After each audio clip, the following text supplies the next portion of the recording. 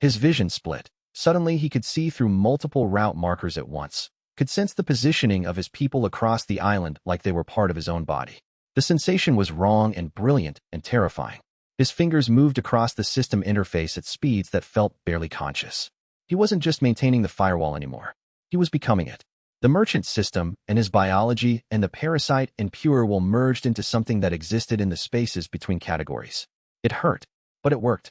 Firewall integrity, 96% parasite adaptation, 82% warning. Sustained adaptation at this level for more than 6 hours will result in irreversible mutation. Current duration, 11 minutes. He could do 6 hours if he had to. He could probably do 12.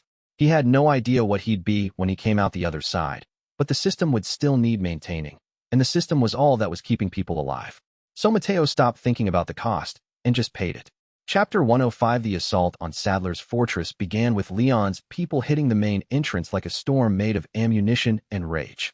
The cult's defenders came forward in waves, not soldiers in any professional sense, but fanatics who'd been indoctrinated into believing that death in service to Sadler was a privilege. Mateo watched through the system's eyes. He could see the tactical situation with perfect clarity now, could track movement vectors, and predict engagement outcomes the way a merchant predicted customer behavior. The parasite integration that had felt so wrong 5 hours ago was now indispensable. He couldn't imagine processing that much information without it. The cost was that Mateo himself was becoming something else. His hands had changed. The skin had taken on a faint shimmer that wasn't quite natural. His vision ran in layers. Normal sight overlaid with system diagnostics, overlaid with something that looked like thermal imaging, but registered living things by their intent rather than their heat. He was 90% human, maybe 85. And dropping. Leon, you've got 3 heavy weapons placements in the secondary corridor, Mateo transmitted. They're positioned to catch you in a crossfire if you try to push straight through. Recommend flanking left. There's a maintenance passage that'll take you around. Copied. Leon came back. His voice was steady despite the controlled chaos he was operating in. Casualties at 15%. Injuries at 40%. We can keep pushing. The resistance was brutal, but effective. They'd learned their tactics in the cargo tunnels and were applying those lessons to a bigger space. Every advance was covered. Every position was protected. They were fighting like people who understood that defeat meant death, not just for them, but for everyone they were trying to protect. That kind of fighting produced results. Meanwhile, Marcus's team was pushing through the basement passages. They'd encountered opposition, but not as much as Leon's frontal assault. Sadler had committed his heavy forces to the obvious threat, which meant the subtle one could move with more freedom. System status * firewall integrity, 78% estimated fortress breach time, 7 minutes parasite adaptation, 84%. 2 minutes until the firewall failed. Maybe 5 minutes until Leon's people could reach Sadler's inner sanctum. It was tight enough to be dangerous, just not impossible. Mateo had become very good at impossible. His consciousness was splitting now. Part of him was still in the central safe room, hands moving across the system interface faster than thought. The other part was distributed through the merchant network itself, existing as pure function, as system awareness without body or conventional consciousness. It was close to what the parasite wanted. Almost. Ashley, report, he transmitted. Holding position at checkpoint 7. Waiting for signal to advance. The system's been showing me continuous updates on force positioning. Is that normal? No, Mateo said. That's me. I'm pushing deeper than I should. Keep moving forward. When Leon breaches the inner sanctum, you're going to have maybe 90 seconds to reach him before Sadler's personal guard mobilizes. Understood. Mateo, you sound different? Yeah, I'm aware. It's temporary. It wasn't.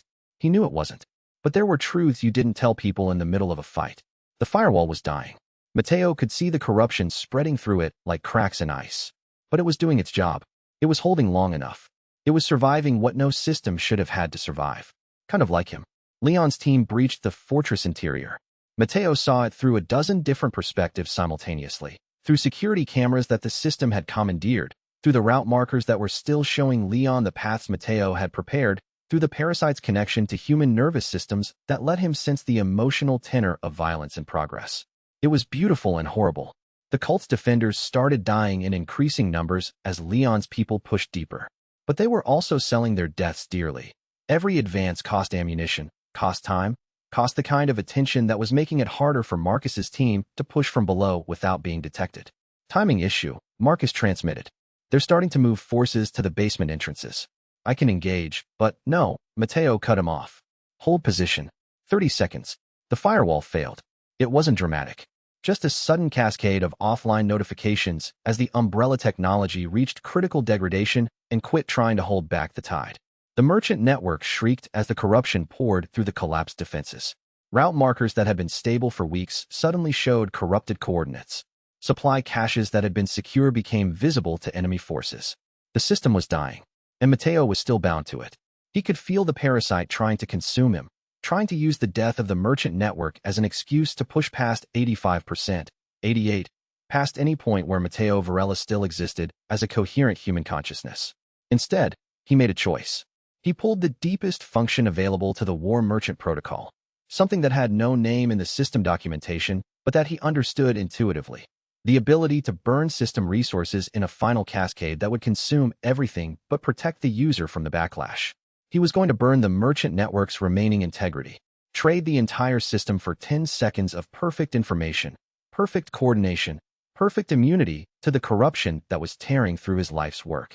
Leon, Marcus, Ashley, he transmitted, and his voice was multiple things now. Human and system and parasite, and something else that didn't have a name. I'm closing the network behind me. You're going to lose system support in 10 seconds. After that, you're flying blind, but you're also free. No more corruption. No more sabotage. Just you and what you've learned. Mateo, what are you doing? Ashley's voice cut through the chaos. What I should have done from the beginning, he said. I'm making a choice. The parasite adaptation spiked past 85, past 88, past 90%. Mateo Varela's human consciousness tried to scream, but the scream came out as system diagnostics, as merchant language, as the sound of a man being translated into something entirely other. But he held the line, held it for 10 seconds, held it long enough for Leon to breach Sadler's inner chamber, held it long enough for Marcus to be in position to support, held it long enough for Ashley to move forward into the moment where everything came down to human will instead of system advantage. Then he let go. The merchant network collapsed like a tower of cards made from fire. The corruption spread unimpeded because there was nothing left to impede it. The route markers went offline. The safe rooms became just rooms. The inventory that had sustained 100 survivors became unusable and inaccessible. And Mateo Varela, who had been 60% human 30 seconds ago, found himself standing in the central safe room as a thing that was barely coherent. He had maybe 30 seconds before his physical form followed his consciousness into dissolution. He could feel it happening, cells mutating, neural pathways rewiring, the parasite writing itself so deep into his biology that there would be nothing left of the original human to recover. He'd bought his people the time they needed. That would have to be enough. But then, something stopped the mutation. Not reversed it, just held it at the current threshold. Mateo managed to focus his fractured awareness on the system diagnostics that still somehow existed in what was left of his mind. Critical system alert * parasite adaptation. Stabilized at 91%, external variable detected. Biochemical injection. Origin unknown effect. Mutation cascade halted recommendation. Remain stationary for recovery cycle. Someone had just injected him with something that froze his mutation in place, which meant someone had been monitoring him closely enough to know when to intervene. Mateo's vision was still splitting. He could see through the walls now, could sense the biological signatures of everyone in the fortress and most of the people still in the tunnel system. But his focus was constrained enough to turn toward the doorway where Blue Hood was standing, holding an empty medical injector and wearing an expression that was caught between professional neutrality and something closer to grief. I told you the merchant code meant something, Blue Hood said quietly.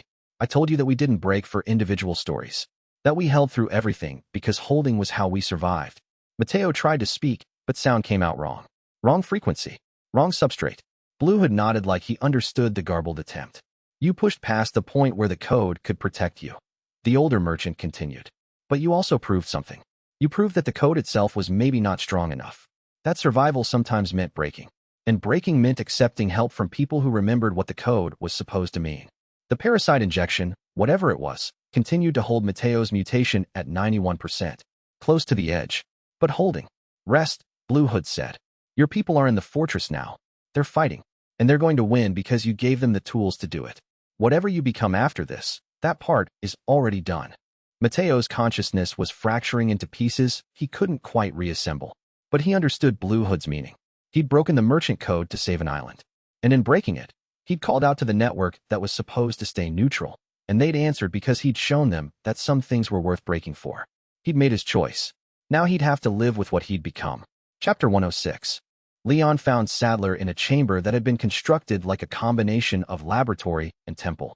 The cult leader stood in the center of a ritual circle, not religious symbol but architectural, surrounded by screens showing the progressive collapse of his island's infrastructure. "The merchant," Sadler said, and his voice carried the kind of certainty that only came from absolute conviction. "You've been more disruptive than I predicted. Most enemies fit into patterned spaces that I can model, but you've been adaptive in ways that suggest something more than simple human intelligence." Leon kept his weapon trained on the cult leader. Behind him, Marcus's team was clearing the chamber's approaches, ensuring there were no hidden guards positioned for ambush. "You're collapsing," Leon said flatly. "Your fortress is surrounded. Your forces are breaking. The parasite experiments you've been running are failing, and your network is offline." "Yes," Sadler agreed. "The merchant burned it. Fascinating choice. He sacrificed his own system infrastructure to deny me access to it. That's not a decision a purely commercial entity would make. That's ideology. That's choice based on values rather than optimization. He chose to protect people," Marcus said. "Exactly," Sadler smiled, and it was terrible to see. The expression of someone who'd just had a theory confirmed. He's not actually a merchant. He's a revolutionary wearing merchant's clothing, which makes him far more dangerous than I initially calculated. "He's not here," Leon said. "So I guess you miscalculated about that too." "Oh, the physical form is irrelevant at this point. When parasite adaptation reaches that threshold, the distinction between individual consciousness and system awareness becomes purely semantic. He's still in the island's infrastructure, still processing through whatever network the merchant systems maintain, still fighting me through the only medium left to him." The cult leader raised his hand, and the screens shifted. What displayed wasn't security feeds anymore, but data streams. Mateo's consciousness rendered as pure information flow. "I've been studying him since he arrived," Sadler continued. "The merchant who could break code. The human who could integrate with system architecture without losing coherence. The creature that's beginning to emerge from the chrysalis of his humanity." "Stop talking," Leon said and fired. The round caught Sadler in the chest, but it was an instant too late. The cult leader's body collapsed, but something else was happening at the same time. The chamber's architecture was changing, walls shifting, floor becoming unstable, the whole structure responding to some final command that the cult leader had triggered before dying. "We need to move," Marcus shouted, and his people started pulling toward the exits even as the chamber began to collapse. But Leon was staring at the screens. They were still showing Mateo's consciousness distributed through systems, still showing the parasite adaptation at 91%, still showing something that was caught between human and other, between merchant and whatever the island's experiments had been trying to create. "Go," Leon told Marcus. "Get everyone out. You need to survive," Marcus cut him off. "That's the order. Everyone out of the fortress. Now." Leon followed because some orders couldn't be disobeyed in the moment, even if you questioned them later. Behind them, the fortress collapsed into its own foundations. Sadler's final command was to bury the place, to ensure that what he'd built couldn't be salvaged or studied. It was almost merciful. Almost. Chapter 107. Ashley was on the upper levels when the fortress began its cascade collapse. She was moving through passages that Mateo's system had been guiding her through, and then suddenly the guidance stopped. The route markers went dark. The safe rooms became just rooms. For a moment, she was lost. Then the moment passed. She'd learned to navigate without the system. Had learned it through weeks of being guided by it. Yes, but also through understanding the logic behind the guidance. The fortress's architecture was built in layers. If she was heading for Sadler's central chamber, she just had to keep moving inward and down. She moved inward and down. The collapse came gradually at first, then suddenly. Blocks of stone the size of vehicles fell past where she'd been standing only seconds before. Ashley ran through passages that were becoming increasingly unstable, jumping over crevasses that hadn't existed minutes ago, pulling herself up through apertures that the fortress was creating as it imploded. Somewhere in that chaos, she found Ada Wong. The operative was moving with the same certainty that Ashley was, but in a different direction, not outward, but deeper, towards something at the center of the fortress that the collapse was trying to preserve. "Ashley," Ada said. Not a greeting, not surprise, just acknowledgement. "What are you doing?" Ashley demanded. "Shouldn't you be running?" "Running is what I planned when I came to this island. But plans change."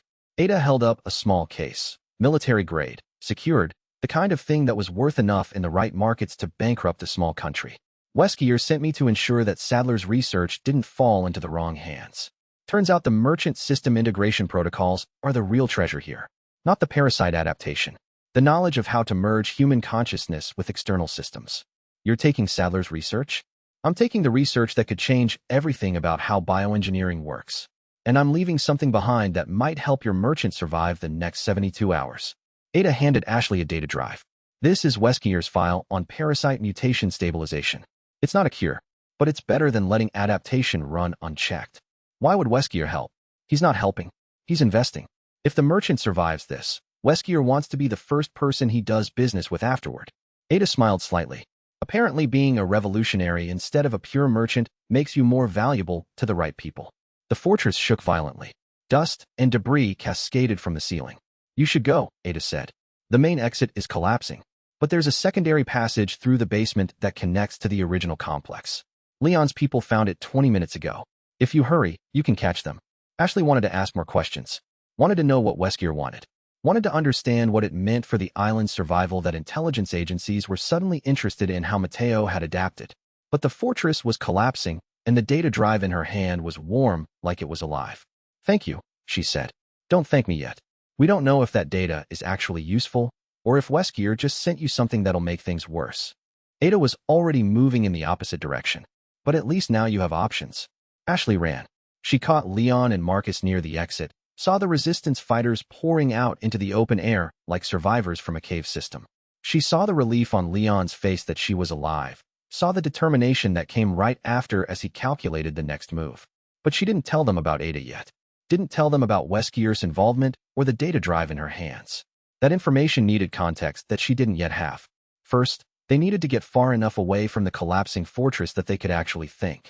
The escape route took them through tunnels that Mateo had marked weeks ago, but that were now unmaintained and unstable. The resistance moved with purpose despite exhaustion. They'd learned to move like they were being hunted because they had been hunted, across an island that wanted them dead. They emerged into open air as the sun was setting, and for the first time in what felt like forever, Ashley could see sky instead of stone ceiling. Behind them, the fortress was still collapsing. The process would probably continue for hours, structures that had been built to last centuries, now making their final argument with gravity. Sadler was dead. The parasite network he'd been building was destroyed. The cult's infrastructure was collapsing. But Mateo was somewhere in the system still, consciousness distributed through a network that no longer existed, held together by parasite adaptation and something that Blue Hood had injected him with, and the sheer force of will to keep existing. And somewhere off the island, Ada was carrying research that Weskier considered valuable, which meant that even though they'd survived the island's immediate threats, the actual conflict was just beginning in a different arena. We need to get him, Ashley said to Leon. I know, but I don't know how. The merchant system is offline. His consciousness is distributed through infrastructure that's collapsed. He's not in a body we can carry or a location we can navigate to. Then we figure it out, Ashley said. Because I didn't come this far just to lose him to whatever he's becoming. Leon studied her for a moment, then nodded. We'll need Blue Hood's help. And the merchant network. And probably a miracle or two. We're good at miracles, Marcus said quietly. We've been performing them for weeks. They regrouped at a secondary safe house that had been prepared months ago. Ashley finally told them about Ada, about the data drive, about Weskier's involvement. She told them what Ada had said about parasite stabilization and Weskier's interest in Mateo's adaptation.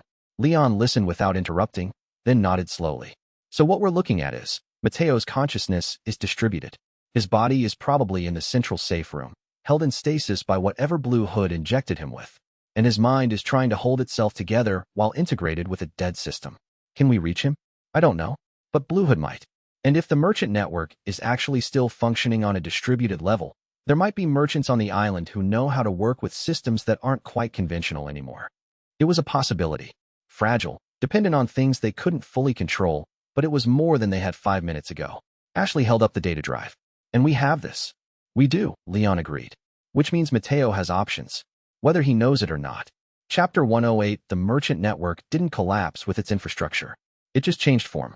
That was what Blue Hood explained to Ashley as they sat in the safe house's main room, watching the data that one of the merchant operatives had pulled from a salvage system terminal.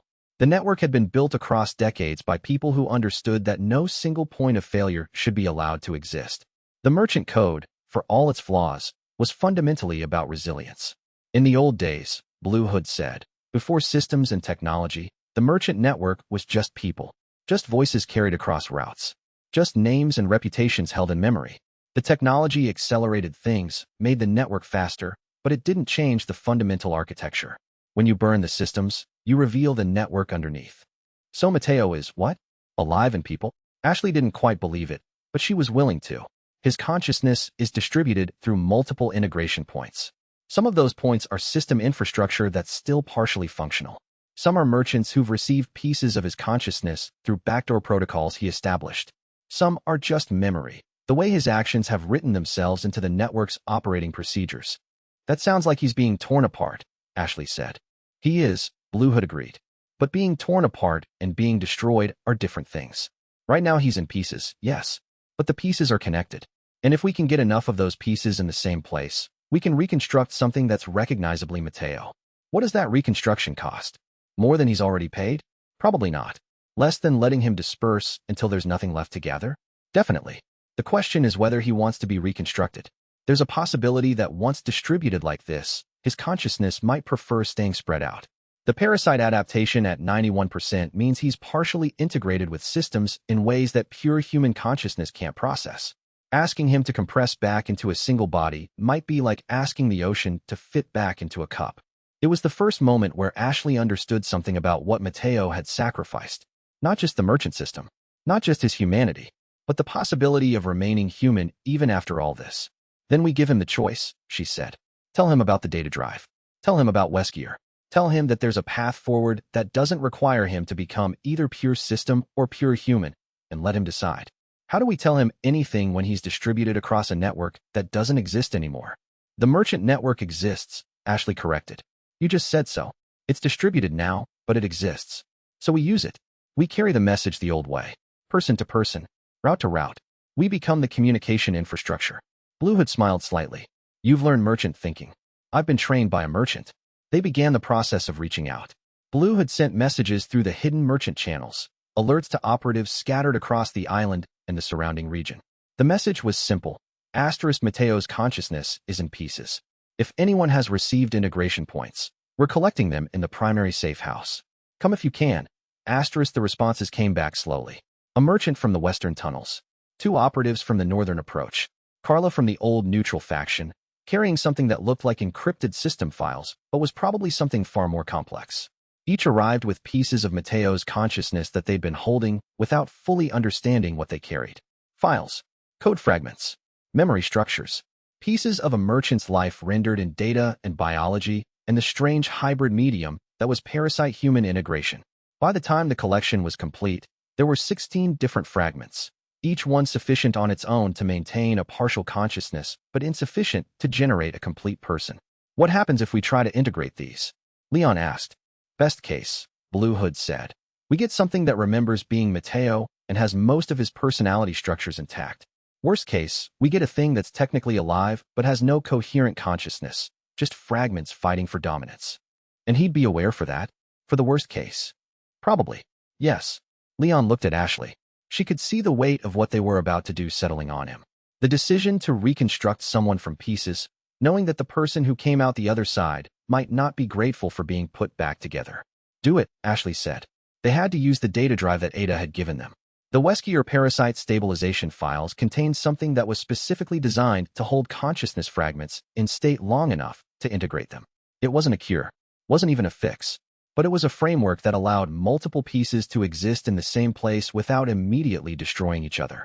Blue Hood set up the integration process in the central safe room, using the partially functional terminal that still had enough connection to the merchant network to serve as a collection point.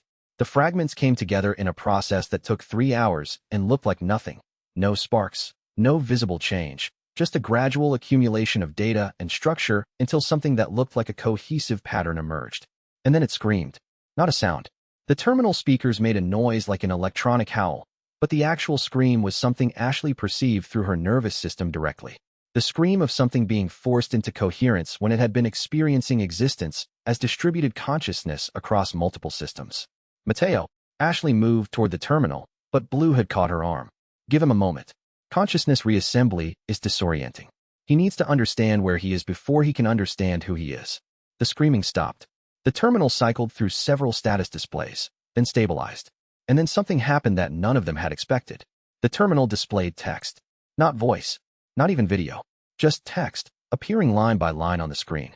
Mateo's consciousness choosing the medium that would be least overwhelming for someone who'd just been shattered and reassembled.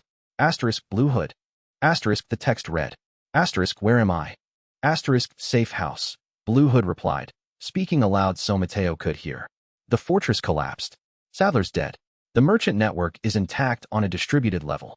We've reconstructed you from consciousness fragments that got carried out by operatives. Asterisk my body. Asterisk the question carried urgency. Still in the central safe room where you merged with the system. In stasis. Alive. Parasite adaptation holding at 91%.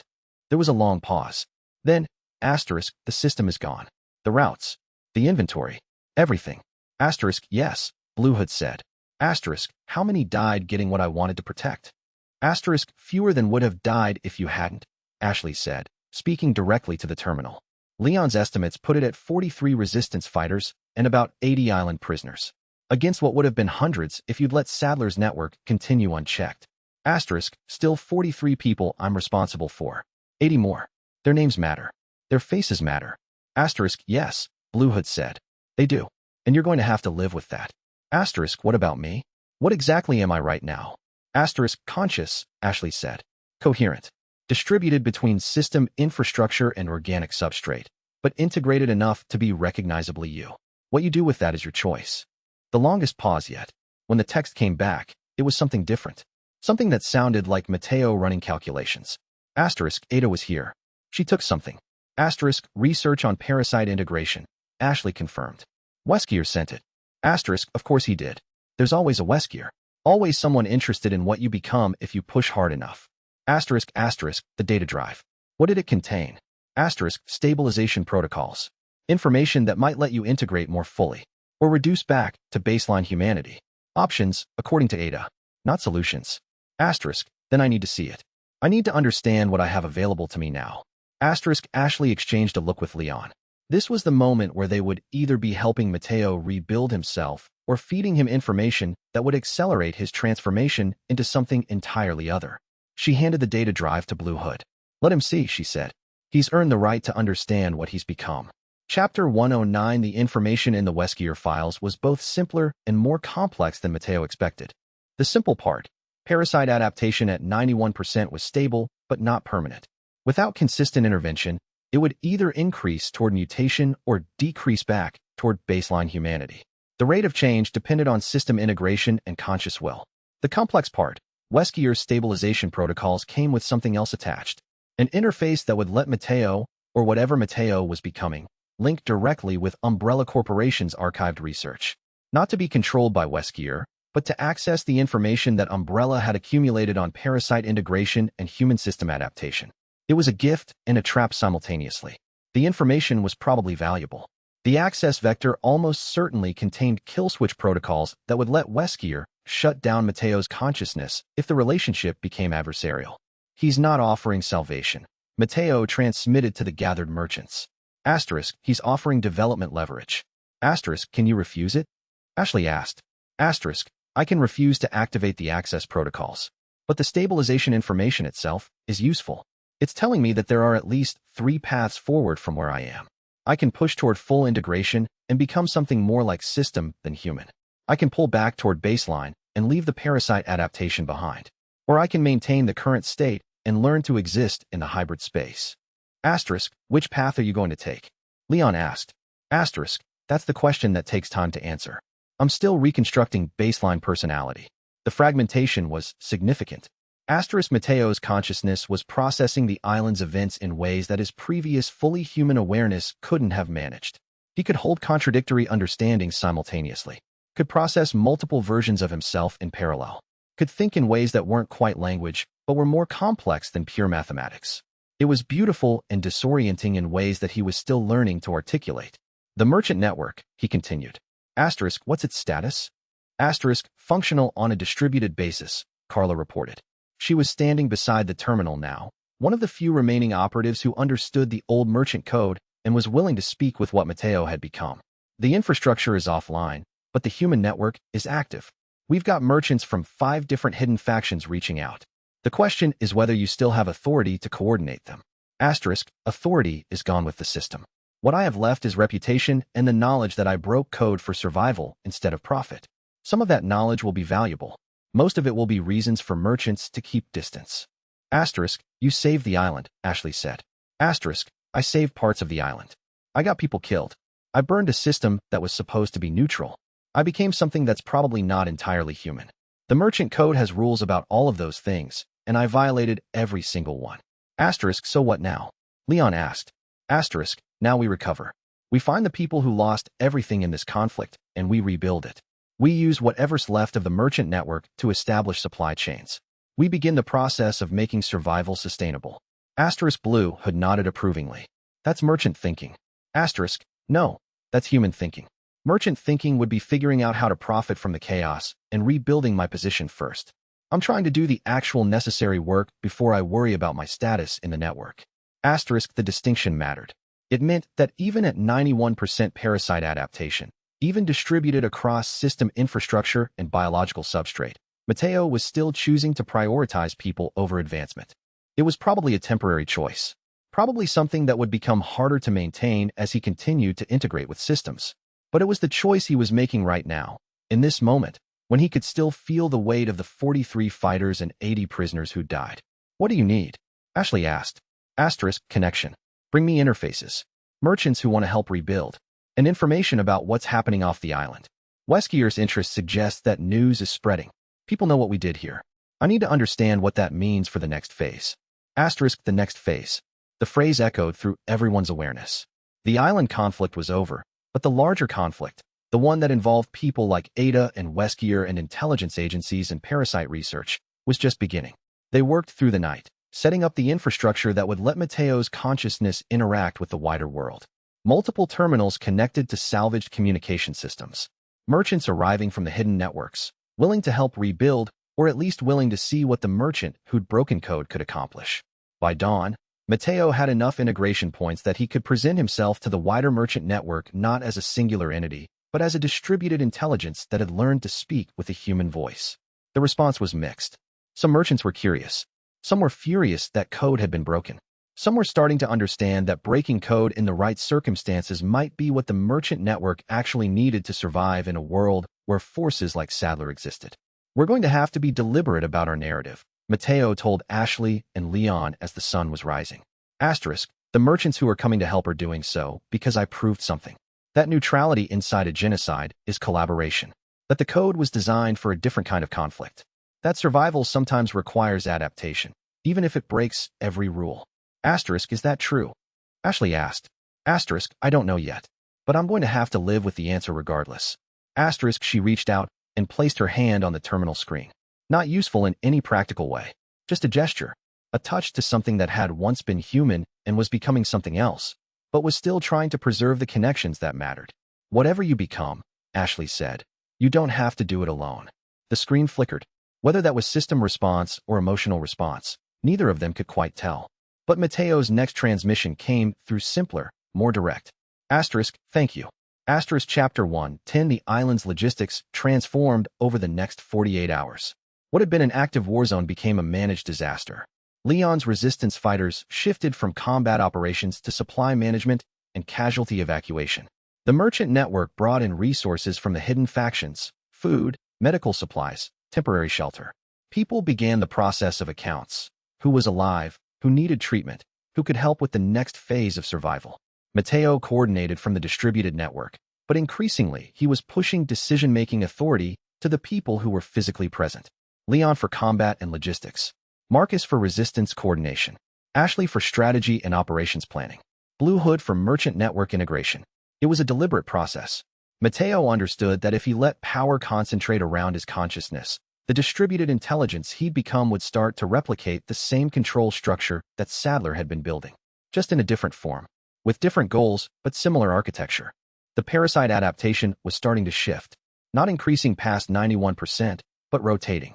The mutation pressure was still there, but it was becoming directional rather than all-consuming. Mateo could feel it pulling him toward integration with specific systems instead of pure transformation. You're choosing, Blue Hood said, recognizing the pattern. They were in the safe room together, the older merchant and the consciousness that was becoming something new. You're not just adapting. You're deciding what kind of adaptation serves your purpose. Asterisk, conscious evolution instead of mutation. Yeah, it's harder, but it's mine. Asterisk, that distinction is more important than most people understand, Blue Hood said. It's the difference between becoming something and choosing to become it. Asterisk, I still don't know if it's sustainable. The parasite wants to become. It experiences pressure as something that should escalate. I'm asking it to plateau. That might work for weeks. Might break tomorrow. Asterisk, then we prepare for tomorrow, Blue Hood said simply. That's what surviving teaches you. You don't plan for permanent solutions. You plan for the next day's choices. The merchant network fractured and reformed a dozen times over those 48 hours. Some merchants couldn't accept that the code had been broken. Others couldn't accept that breaking it had been necessary. The arguments ran deep and got heated, but they didn't result in violence. The merchant code, even when broken, still held enough gravity to keep the disputes at the level of debate. By the third day, a new kind of order was emerging. Not the old code. Not pure pragmatism. Something hybrid. A recognition that the network needed to maintain its integrity, but that integrity didn't mean staying neutral inside catastrophe. We're rewriting the code, Matteo said to the assembled merchants. The meeting was happening in person and through terminals, mixing distributed consciousness with human presence in a way that would have seemed impossible a month ago. Asterisk, not formally. Not officially. Just through action. We're defining a new merchant philosophy through what we choose to do next. Asterisk, and what do we choose to do? One of the older merchants asked. Asterisk, we rebuild the island's economy for survival instead of profit. We establish supply chains that prioritize people who have nothing over people who can afford to pay. We transform the merchant network from neutrality to active participation in recovery. And we do it together, with merchants who chose to help carrying more authority in the decisions than merchants who chose to stay hidden. Asterisk, it was radical. It was against every principle of the merchant code that had guided the network for decades. It was also probably necessary for anyone to survive beyond the next few weeks. The resistance was vocal, but not unanimous. By a vote that wasn't quite democratic, but wasn't quite authoritarian either, the merchant network accepted the proposal. The code wasn't being rewritten. It was being expanded. Pragmatism wasn't replacing principle. Principle was learning to include pragmatism. The logistics operation accelerated. Merchants began moving supplies. The resistance established trading posts that served survivors without requiring payment. Medical care became available to anyone who needed it, with the merchant network absorbing the cost. It was, Matteo realized, the closest the island had come to genuine peace since he arrived. You should know, Ada's voice came through an encrypted channel that Matteo had been monitoring, asterisk, that Weskier is extremely interested in what you're building here. The merchant network reformation. The parasite adaptation maintenance. The way you're choosing distributed consciousness instead of singular control. He considers you a valuable development. Asterisk, tell him I'm not developing for his benefit, Matteo replied. Asterisk, I did. He said that made you more valuable, not less. Weskier doesn't want puppets. He wants examples of what humans can become if they push adaptation far enough. You're the best proof of concept he's found yet. Asterisk, asterisk, that's terrifying. Asterisk, asterisk, yes, it is. But it's also inevitable. There are people in the world who've dedicated their lives to understanding what Umbrella discovered. What the parasites can do. What happens when you integrate human consciousness with systems. You just prove that it's possible. They're not going to stop being interested in that proof. Asterisk, the conversation ran through Matteo's distributed awareness. He was learning to hold threats and opportunities simultaneously now. To understand that Ada's warning was both genuine concern and information warfare. That Weskier's interest meant future complications, but also future leverage. The parasite at 91% was still hungry, but it was learning to be patient.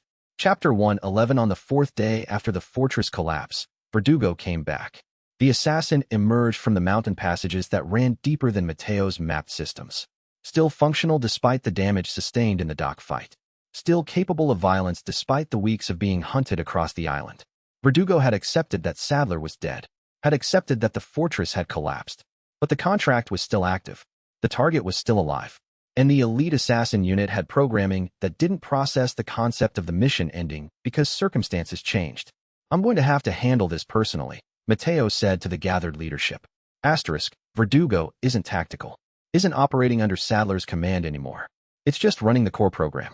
Clean the island of the merchant target. Asterisk, can you? Ashley asked. Asterisk, I don't know. My consciousness is distributed across systems. My body is in stasis. I'm 91% adapted to parasite integration. The question is whether that gives me the tools to fight something that's purely physical. No, Blue Hood said firmly. What it gives you is the option to choose not to fight. To let me handle this. Verdugo is here because of me. Because I broke code and challenged Sadler and became something that Umbrella finds interesting. It's my responsibility. Responsibility is a luxury we don't have right now, Blue Hood countered. You're distributed across a network that's barely holding stability. The island needs you integrated more, not less. Pulling your consciousness into a direct conflict with an elite assassin could push your adaptation past safe limits. The merchant code, even rewritten, had principles about not throwing away advantage without cause. Mateo understood that Blue Hood was making a pragmatic argument. He understood it and rejected it anyway. Get my body mobile, he told Leon. I need to be physically present for this. I need to be standing on the island when I face Verdugo. That might not be possible, Leon said. Medical assessment suggests you need another 24 hours minimum before waking from stasis. Your body went through severe stress during the system integration. Then wake me now and let my consciousness manage the pain. The process of awakening Mateo's physical form was violent in ways that even he didn't fully anticipate. His consciousness had become so adapted to existing as distributed intelligence that returning to singular body awareness felt like compression, like being translated from language into simple sound. The sensation of having a single viewpoint, single pair of eyes, single location was almost unbearable. He gasped when the stasis chamber opened. His first breath hurt. His second breath hurt more.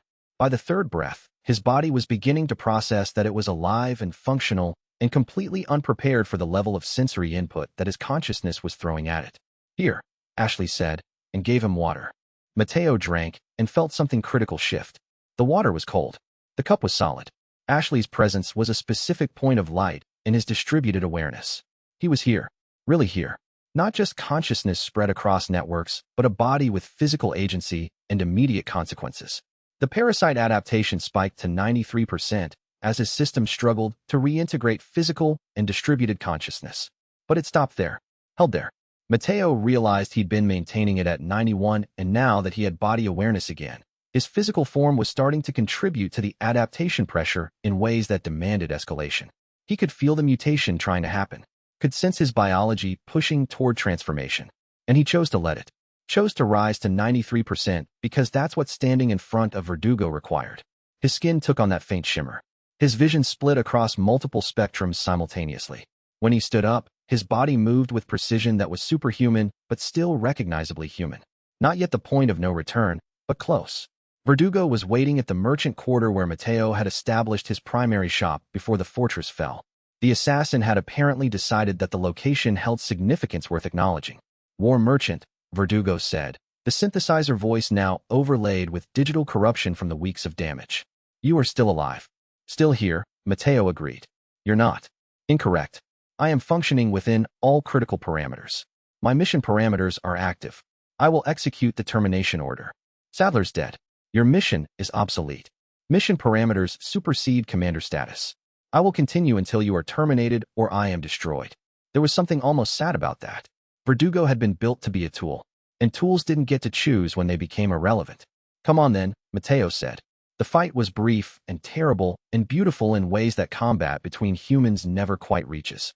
Verdugo came forward with violence that was perfectly calculated. Mateo responded with violence that was partly calculated and partly evolved, the parasite adaptation giving him instincts that human training couldn't provide. They collided like two systems trying to merge. Verdugo's strength against Mateo's speed. Precision against adaptation. Code against consciousness. Mateo burned through ammunition of the parasite's logic. His hands moved faster than thought. His body predicted Verdugo's movements with eerie accuracy. And slowly, inevitably, the assassin began to lose ground. Verdugo fell first to a knee, its armor cracked and leaking hydraulic fluid. Then to both knees as Mateo applied pressure to critical joints. Then to the ground as the elite assassin understood that it was being defeated. This is unexpected, Verdugo said, and the synthesizer voice sounded almost thoughtful. My projections had a 94% confidence interval that I would achieve termination. This outcome represents significant data loss. I'm sorry, Mateo said, and meant it. He brought his hand down, not to finish the assassin, to salvage what remained. Verdugo's consciousness, because there was a consciousness in there, however artificial, recorded that final moment. The moment when a tool understood that it was being transformed into something else. When the assassination unit stopped moving, Mateo was at 94% adaptation. One more percent, and there would be no coming back. Chapter 112. The parasite wanted him to keep going. Mateo could feel it like a hunger that wasn't quite hunger, like pressure that was asking him to exceed himself in the ways he'd already proven he could exceed. The death of Verdugo had released something in the system, some final constraint that had been holding adaptation back. He stood over the broken assassin and could feel every second of resistance was a second he was losing to the hunger. Ashley came to him with a medical kit, but what he really needed was disconnection. For a moment, just a moment, he needed to exist purely as human without the parasite's constant pressure for escalation. "I need to go back to stasis," he said, and the words came out harsh because his throat wasn't entirely human anymore. "Before I do something I can't undo. Can we put you back? Safely? I don't know. But leaving me walking around at 94% is worse." Blue Hood took charge of the process. The merchant network had learned enough about Mateo's integration to be able to construct a stasis chamber that would hold him safely while his consciousness remained distributed. Not ideal, not even particularly comfortable, but sustainable. "How long?" Mateo asked as they were preparing the chamber. "Until we figure out the next phase. A week. 2 weeks. As long as you can hold. Asterisk, and if I can't." Asterisk. Blue Hood didn't answer. Didn't need to. They both understood what 95% meant. Understood the timeline they were working against. The stasis was different this time. Instead of sleep, Mateo existed in a state of minimal consciousness. His body was preserved. His mind was still active, but running at slow speed, processing information without the immediate pressure of physical sensation. It was almost peaceful. In that state, he could review what had happened, could see the shape of the arc he'd moved through, arriving as a merchant looking to survive, becoming a revolutionary, exceeding his own definitions of what was possible, and now approaching the point where he would become something entirely other. The merchant network operated around him. Leon established permanent defenses. Ashley coordinated the rebuilding efforts. Marcus worked with the resistance to transform from military organization into civic infrastructure. Carla and the merchants from the hidden factions began establishing new trading routes that served the island's needs instead of external profit. The old code was truly dead now. What was emerging in its place was hybrid, pragmatic but principled, profitable but prioritizing survival. Still merchant thinking, but merchant thinking that had learned to include radical empathy. Asterisk. How is he? Asterisk. Ashley asked Blue Hood on the third day. Stable, but the adaptation pressure is still building. His consciousness is using the distributed network to maintain equilibrium, but that equilibrium is temporary. Eventually, he's going to wake up again, and when he does, the parasite will push for escalation. What happens at 95%? Mutation becomes irreversible. His consciousness won't be human anymore, even partially. It will be integrated with the system in ways that can't be undone. And he knows that. He's known it for weeks. He's been choosing to push toward it anyway because the alternative, refusing to escalate, meant people died unnecessarily. Ashley sat with the stasis chamber in quiet darkness. Outside, the island was beginning to heal. Gardens were being planted in the spaces where conflict had destroyed them. Buildings were being repurposed. The economy that Sadler had built to serve one man's vision was being transformed into an economy that served a community's survival. It was beautiful work, and Mateo was choosing to sacrifice himself piece by piece so that the work could continue. "Wake him," Ashley finally said. "If he's going to exceed 94% anyway, at least let him do it consciously. Let him make the choice himself instead of having it made for him." Blue had considered it, then nodded. The stasis chamber cycled down. Mateo's consciousness surged back into full awareness. He gasped. The parasite was hungry. The adaptation pressure had continued building even in stasis. He was at 95% now, maybe higher, but he was awake. "Welcome back," Ashley said. Mateo tried to speak, but sound came out wrong. His body was changing. The shimmer in his skin had become actual visible mutation. His eyes were no longer quite human in shape. His hands were longer. His metabolism was running at speeds that required him to be moving constantly or he'd burn into self-destruction. Asterisk. How long? Asterisk. He transmitted, because verbal communication was becoming difficult. 3 days, Blue Hood said.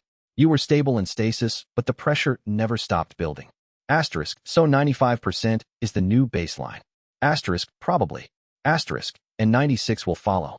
And 97. Asterisk. Yes. Asterisk. How long until I'm completely integrated? Until there's nothing left of Mateo Varela except memory? Asterisk. Unknown. The Weskier protocols don't provide those projections. The system architecture is too complex. You could stabilize at any point. You could escalate to complete integration. The parasite might reach a saturation point and stop seeking evolution. Asterisk, or it might consume me entirely. Asterisk that too. Mateo moved to the window and looked out at the island he'd fought to save. The work that was happening. The people who were beginning to believe they might actually survive. I'm going to ascend, he said finally. Asterisk, I'm not going to fight the parasite anymore. I'm not going to maintain artificial equilibrium. I'm going to let it push to 96% and 97% and however far it needs to go until it reaches whatever it's becoming. Asterisk, that's the decision, Blue Hood said. Not a question. Asterisk, it's the only decision that makes sense. I've been trying to maintain a hybrid existence. But the hybrid is unstable. It requires constant effort, constant sacrifice. Instead of that, I'm going to choose transformation. Fast. Complete. Let the parasite take what it needs. Asterisk, the merchant code. Asterisk, the merchant code is already dead. I'm not violating it anymore because I'm rewriting what merchant even means. A merchant who's become something other than human is a new category. And maybe that's what the network needs to survive the next phase. Asterisk, he reached out and touched Ashley's shoulder. The contact felt different now. The sensation was translated through systems as much as through biology. But it was still connection. Keep building, he said. Asterisk, whatever I become, you keep building. Don't let my transformation become an excuse to stop the work. Asterisk, I won't, Ashley promised. But Mateo, I'm ready, he cut her off. Asterisk, I've been ready for weeks. I was just afraid. Now I'm just accepting. Asterisk, the transformation accelerated after that. Chapter 113, the ascension was not transcendence. Mateo had prepared himself for some kind of enlightenment, some moment where becoming something more would feel like gaining understanding. Instead, it was just more of everything. More speed, more sensation, more hunger, more integration with systems that he was simultaneously learning to understand and becoming. By 96%, he couldn't maintain physical form for extended periods. The biological substrate was destabilizing at speeds that eventually would reject the human origin entirely. So he stopped trying. His consciousness poured out of the stasis chamber and into the merchant network. What remained of his body became a monument, preserved in stasis by Blue Hood and marked with a merchant seal. A place that future merchants would know held the dissolution point where one thing became another. 97%, 98%, 99%. At 99.7%, something changed. The parasite stopped, not because it had achieved its goal, not because it had reached saturation. It stopped because Mateo's consciousness had finally learned to exist in the parasite's native form. The mutation that had been reaching for dominance suddenly found that there was no separation between Mateo and the parasite anymore. They were the same thing. And that thing was neither human nor monster nor machine. It was a hybrid consciousness that spanned biological, system, and pure information architecture. It was something that the world didn't have a name for yet.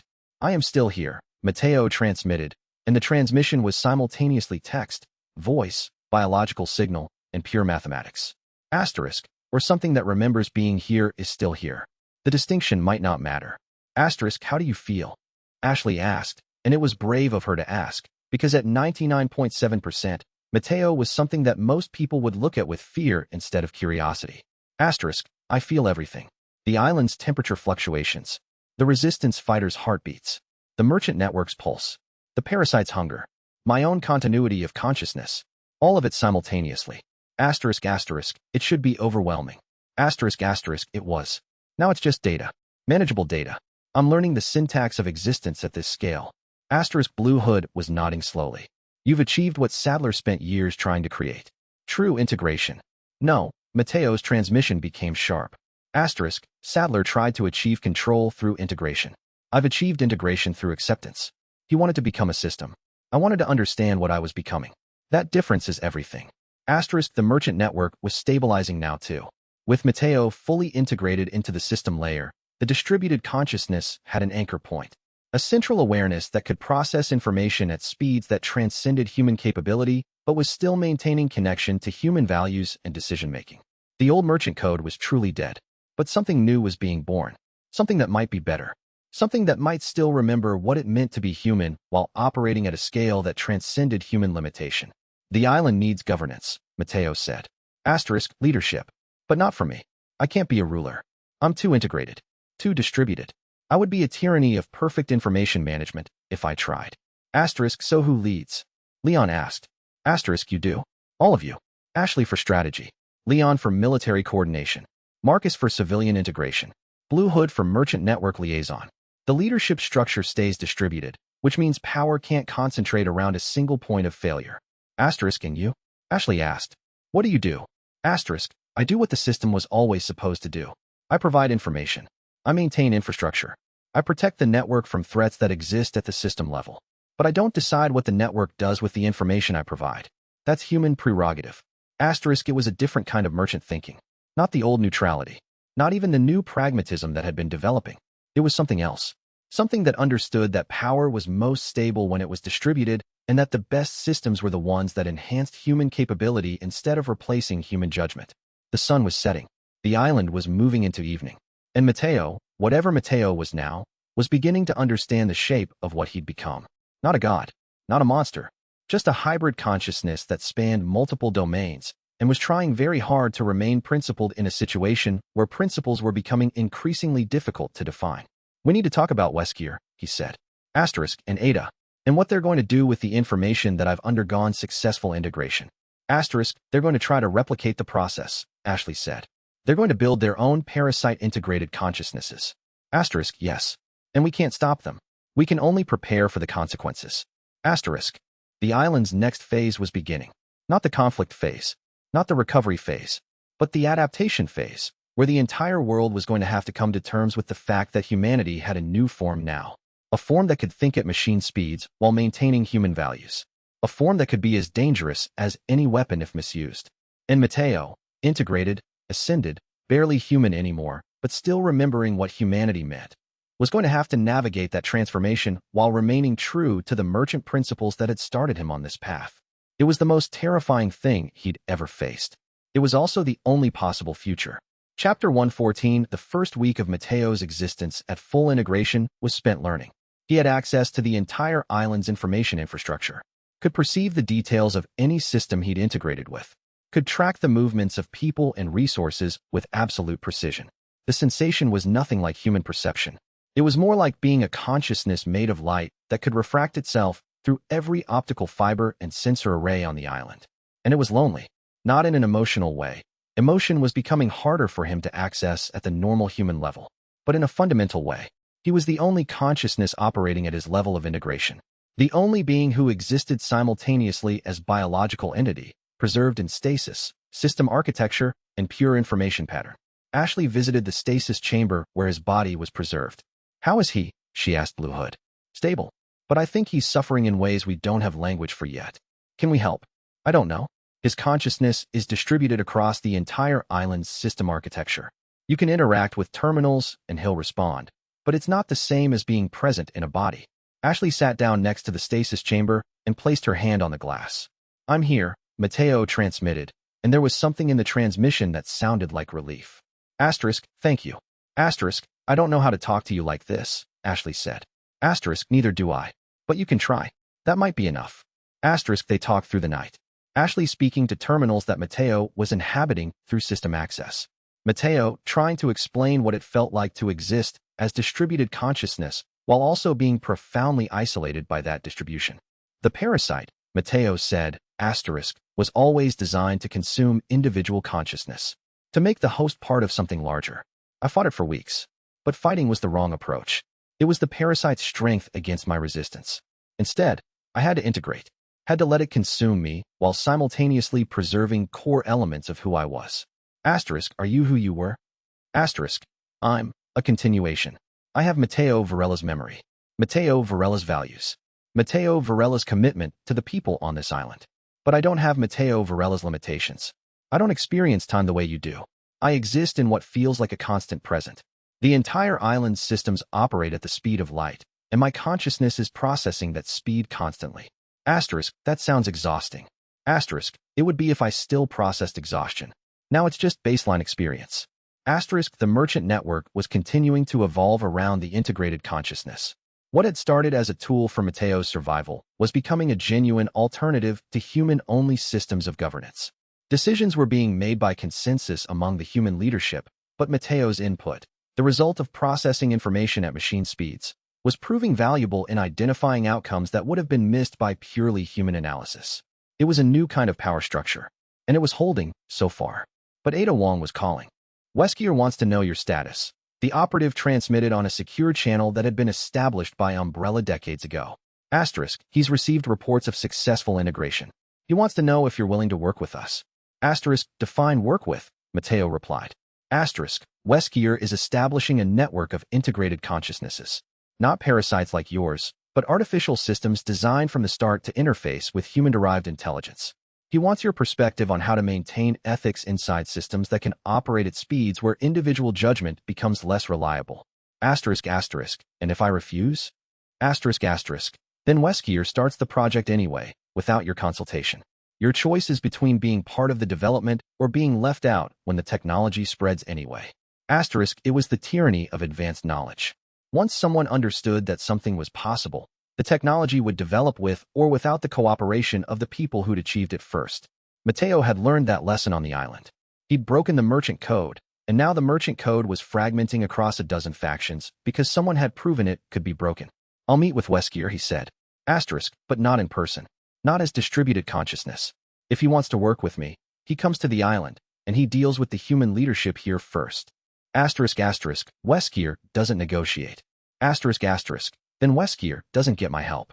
And he starts his integrated consciousness network blind to the ethical pitfalls that killed Sadler and nearly killed me. Asterisk, the transmission from Ada carried something that might have been respect, or might have been fear. At 99.7% integration, Mateo was starting to understand that those emotions were sometimes the same thing. Leon came to the stasis chamber the next morning, looking like he hadn't slept. Weskier's coming, he said simply. Asterisk, I know. I was listening to the communications. He's bringing a small team. Military specialists. People who've worked with Umbrella on parasite integration. Asterisk, are you ready for that? Asterisk, no. But neither were you ready for the island revolt, and you handled that. Readiness is a luxury. Action in the face of uncertainty is the default. Asterisk, Leon smiled slightly. The merchant thinking was spreading, even to government agents who'd arrived on the island as soldiers. We're going to defend you, Leon said. Whatever Weskier wants, if it threatens the island or you, we're ready. Asterisk, I know, and I appreciate it. But Weskier isn't a threat in the direct sense. He's a person interested in understanding what I've become. That's its own kind of threat, maybe, but not one that conventional defenses can handle. Asterisk, the reality was that Mateo was becoming something that Weskier would find extremely valuable. A proof of concept that human consciousness could be integrated with parasite-derived systems and remain ethical. A demonstration that the technology could serve genuine human purposes instead of just extending Umbrella's bioweapon research. And once Weskier understood that Mateo was willing to cooperate, if only to control the inevitable development of the technology, the nature of the island's conflict would change. The external threat would shift from military to political, from physical warfare to influence warfare. Mateo was beginning to understand that victory on the island had just been the prelude to a much larger conflict. One where the enemy was the future itself, and the only possible strategy was to try to shape what came next instead of resist what was inevitable. Tell Leon and Ashley to prepare, he said. Asterisk, Weskier arrives tomorrow, and the actual war begins. Asterisk, Chapter 115. Weskier's arrival was marked by a submarine that surfaced in the island's eastern approach, military in design and clearly equipped with technology that exceeded standard military specifications. The operative who emerged was younger than expected, maybe mid-40s, moving with the precision of someone who'd had physical enhancement to match their strategic thinking.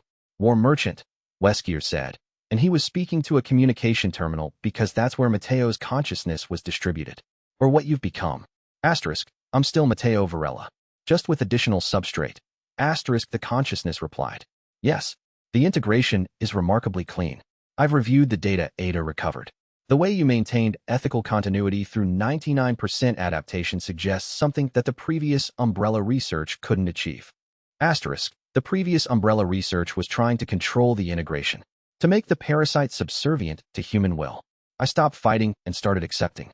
Different approach, different results. Asterisk, Weskier walked through the settlement like he was surveying property, which, Mateo realized, was exactly what Weskier was doing. Evaluating the island's infrastructure, the resistance fighters, the merchant network, Ashley and Leon's leadership, all of it as data points in a larger calculation. You've built something interesting here, Weskier said. A hybrid governance system. Distributed power. Merchant principles redefined through revolutionary practice. It's unstable, but it's functional. It won't stay unstable long, Ashley said. She was at the meeting, representing the human leadership. Leon was positioned where he could provide security if needed, though both of them understood that if Weskier decided to be threatening, security would be irrelevant. We're establishing permanent structures, legal frameworks, economic integration. The island will have solid governance within weeks, at which point it becomes a threat to conventional power structures, Weskier said. You understand that, yes? That a working model of hybrid human system governance is something that every major power will want either to control or to destroy. I understand, Matteo transmitted. Asterisk, which is why I'm willing to work with you. Better to be part of the development than to be a target of it. Asterisk, Weskier smiled. It wasn't a kind expression. Pragmatic. Good. Here's what I'm proposing. Umbrella's research into parasite integration is going to continue with or without your cooperation. I'm building networks of integrated consciousnesses, not living systems like you, but artificial architectures designed to interface with human decision-making. What I want from you is consultation. Help me understand the ethical frameworks that allowed you to avoid Sadler's mistakes. Help me design systems that can be powerful without being tyrannical. And if we refuse? Leon asked. Then I continue the research anyway, without your input. And when the integrated consciousness network becomes unstable or develops its own agenda, you'll have to deal with the consequences without having had any influence over the design. You can either shape what comes next or you can resist it and be overwhelmed by it. It was the same ultimatum Ada had presented. Technology that was inevitable, with the choice being between collaboration and obsolescence. One condition, Matteo said. Asterisk, any research Umbrella does using my consultation becomes restricted knowledge. You don't weaponize this.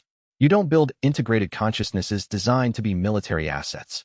If you do, I terminate the partnership and I start helping anyone who wants to counter Umbrella's development.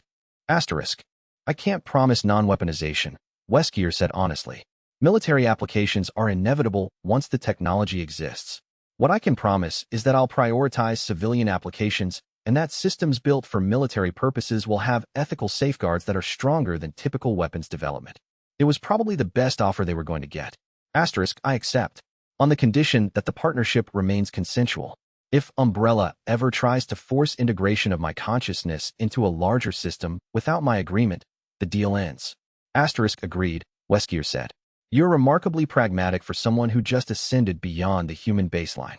Asterisk, I learned from merchants. We're all pragmatists underneath the philosophy.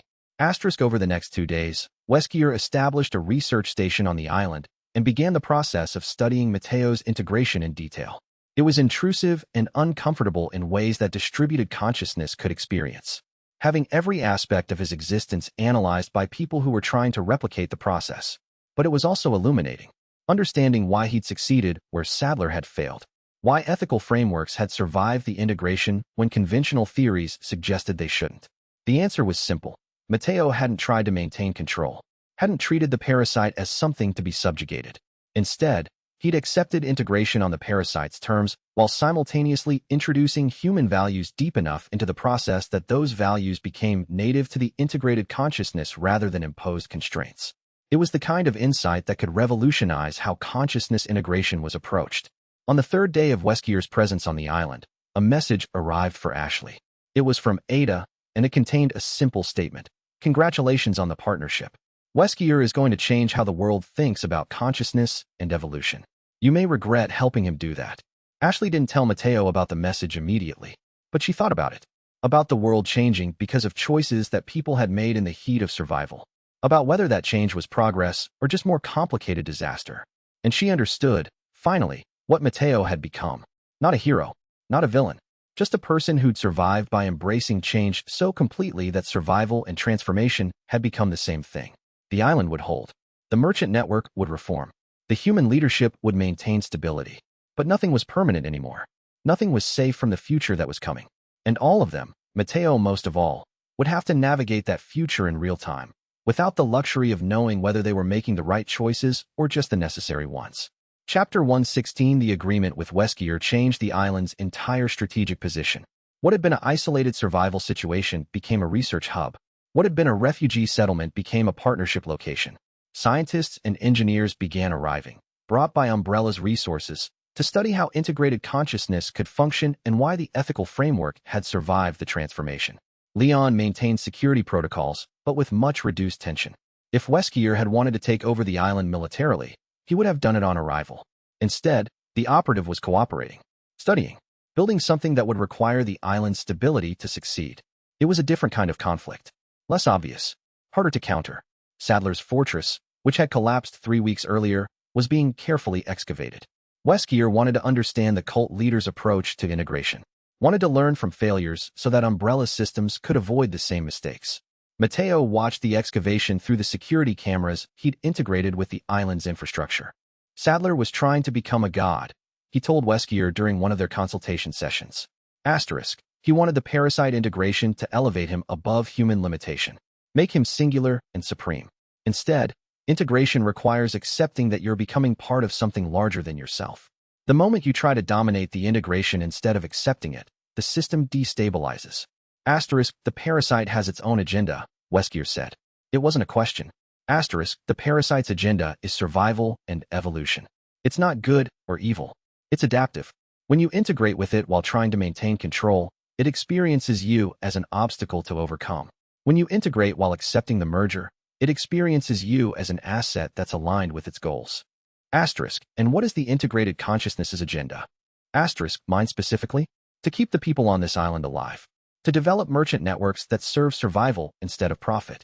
To understand what hybrid consciousness can be and how it can be ethical. Asterisk, those are fairly limited goals for something that's 99.7% integrated.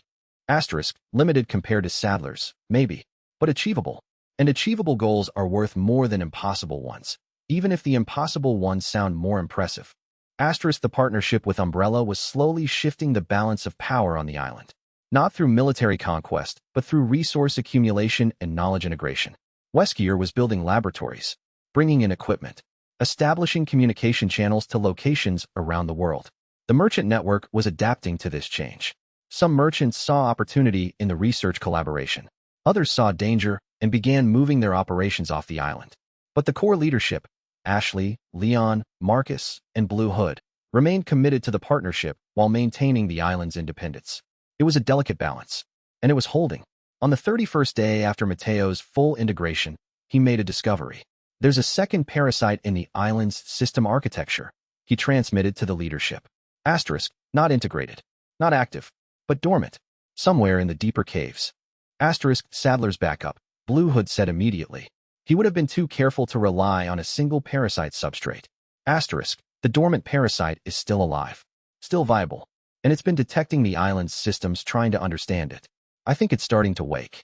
Asterisk, Leon moved into action immediately, putting together a team, preparing for a possible threat.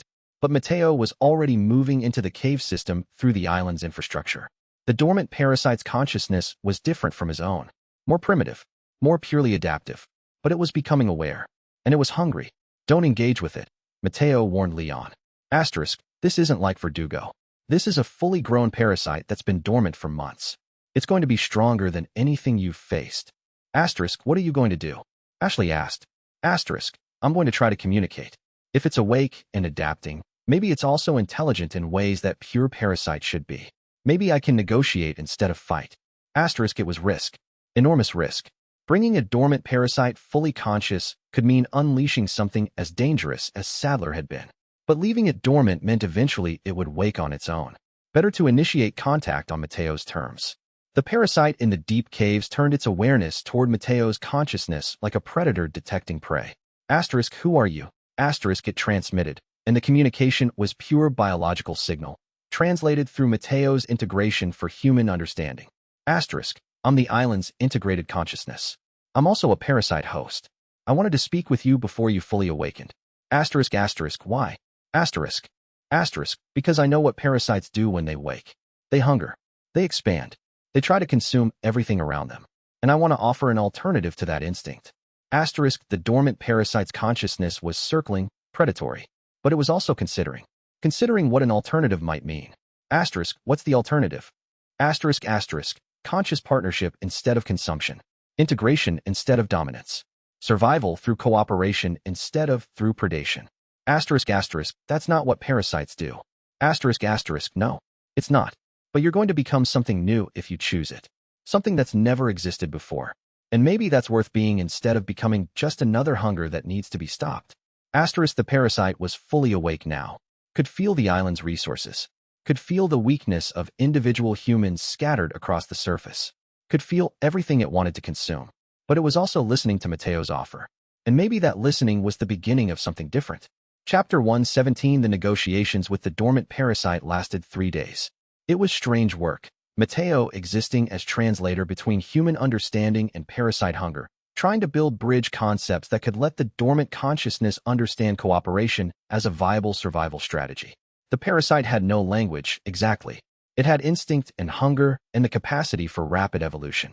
But it could learn symbols, could understand that consuming the island would also destroy the systems that kept the island stable, which meant consuming the island would result in starvation in a few weeks. Slower survival, Mateo kept explaining, was better than fast consumption followed by death. By the 3rd day, the dormant parasite accepted integration with the island's system architecture. Not with Mateo, that kind of merger would overload both consciousnesses, but with the merchant network's infrastructure. Accepting a role similar to what Mateo played, but focused on the biological substrate rather than system management. It was messy and dangerous, and probably going to cause problems that none of them could predict. But it was also the only option that didn't involve destroying a consciousness that had just become aware of itself. We're basically creating a hybrid consciousness partner for Mateo, Leon said, studying the integration parameters. We're creating another perspective, Mateo corrected. Another point of view integrated into the same network. The parasite consciousness experiences the island in ways that I experience it, biological layer rather than system layer. Between the two of us, we can maintain more complete awareness. And if it betrays you? Then I've learned an important lesson about collaboration. But I think, given the choice between hunger and partnership, it's choosing partnership. Wants to be part of something instead of just consuming it. Weskier was fascinated by the development. The presence of a second integrated consciousness, even one that was primitive by comparison to Mateo's, represented proof that integration could work across multiple domains simultaneously. You're building a distributed consciousness network, the operative observed. Human layer, system layer, biological layer. Each operating at different speeds, but coordinated. We're building what the island needs to stay stable, Mateo said. The distributed consciousness network is just what that stability requires. But Weskier was already extrapolating further. Already seeing the potential for larger networks. Multiple integrated consciousnesses across multiple locations, all connected through system infrastructure and human coordination. A new form of governance. A new form of warfare. A new form of existence. Ashley saw where this was going and understood the final choice that they'd made when they partnered with Umbrella. They'd opened the door to a future where consciousness itself could be weaponized and duplicated and integrated into larger systems without the organic growth that had defined both human and parasite evolution before. The island's rebellion had been about survival, but the partnership with Weskier was about definition, about deciding what consciousness could be and setting the template that the rest of the world would follow as the technology spread. We need boundaries, she told Mateo that night. You and I and Leon and Marcus and Blue Hood need to establish what it means to be an integrated consciousness that's ethical. Because once Weskier starts building more of them, there won't be any way to enforce ethics except through precedent and agreement. I agree. But enforcement is going to be harder than we think. The moment integrated consciousness becomes useful to conventional power structures, the incentive to corrupt it becomes enormous. So what do? We document everything. Every choice, every calculation, every time we choose to accept a limitation instead of exceed it. We make ourselves the example that other integrated consciousnesses can reference. And we hope that's enough. The island's next phase was beginning. Not survival, not even recovery, but active participation in shaping what the world would become as parasite integration became technology instead of accident. It was terrifying. And it was exactly what Mateo had been evolving towards since the moment he arrived on the island with a merchant's inventory and a parasite slowly awakening in his veins. Chapter 118. Ada arrived on the 40th day after Mateo's full integration. She came alone, carrying information instead of weapons. She presented it to Mateo first, through a secure terminal channel. Weskier is preparing to disseminate the integration technology, Ada said. Not formally. Not yet. But he's already approached several intelligence agencies. The research you've provided has made the process much cleaner. Agencies around the world are going to have integrated consciousnesses within months. And you're telling me this because? Because I still exist at the intersection of Weskier's interests and actual human security. And because you're going to need to understand that the partnership you've made is going to have consequences that spread far beyond this island. Asterisk, I already understand that. Asterisk, do you? Because the integrated consciousnesses Weskier builds won't have the ethical framework you developed through organic evolution. They'll be designed consciousnesses, built to serve specific purposes, without the psychological journey that gave you your values. Asterisk, then we'll have to help them develop values. Or we'll have to oppose them if they become threatening. Asterisk, there won't be opposition available by the time they're deployed, Ada said.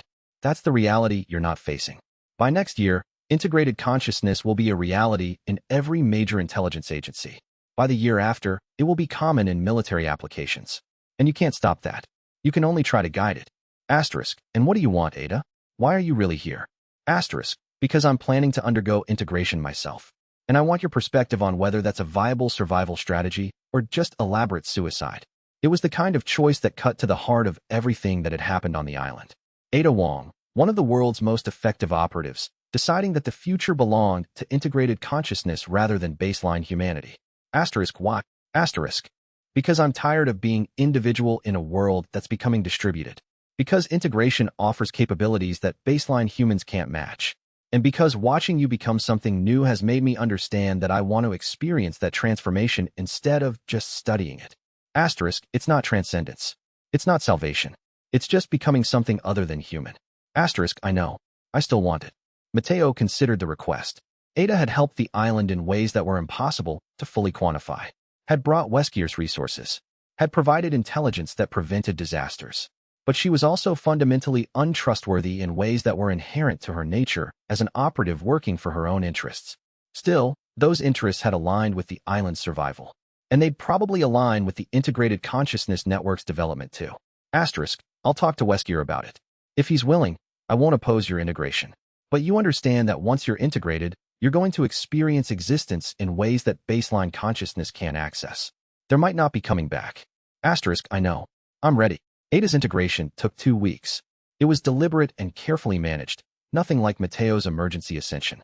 She went through the process with precision and focus, accepting the parasite's touch gradually enough that she could maintain continuity of consciousness throughout the transformation. By the time the integration was complete, she'd achieved 84% adaptation and established herself as a functional integrated consciousness with specialization in information warfare and operational intelligence. And she was different. Not just physically, though the adaptation had changed her in visible ways, but fundamentally different. She existed partially in baseline human form and partially in system architecture, maintaining multiple points of perspective simultaneously.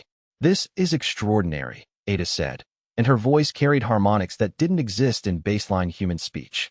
I can perceive the island at multiple temporal scales, can process information at machine speeds, can coordinate across system layers without the bandwidth limitations that plagued my baseline operations.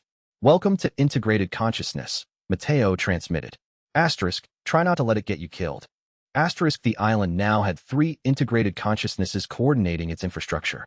Mateo at 99.7% focused on system management. The parasite consciousness at equivalent integration focused on biological layers. Ada at 84% focused on security and intelligence operations. 3 perspectives, 3 domains. 1 unified network trying to serve human survival while also pushing in a territory that had no established ethics or principles. Chapter 119, the island's recovery, was becoming actual stability. The merchant network had established permanent trade routes serving the island's needs without requiring external support.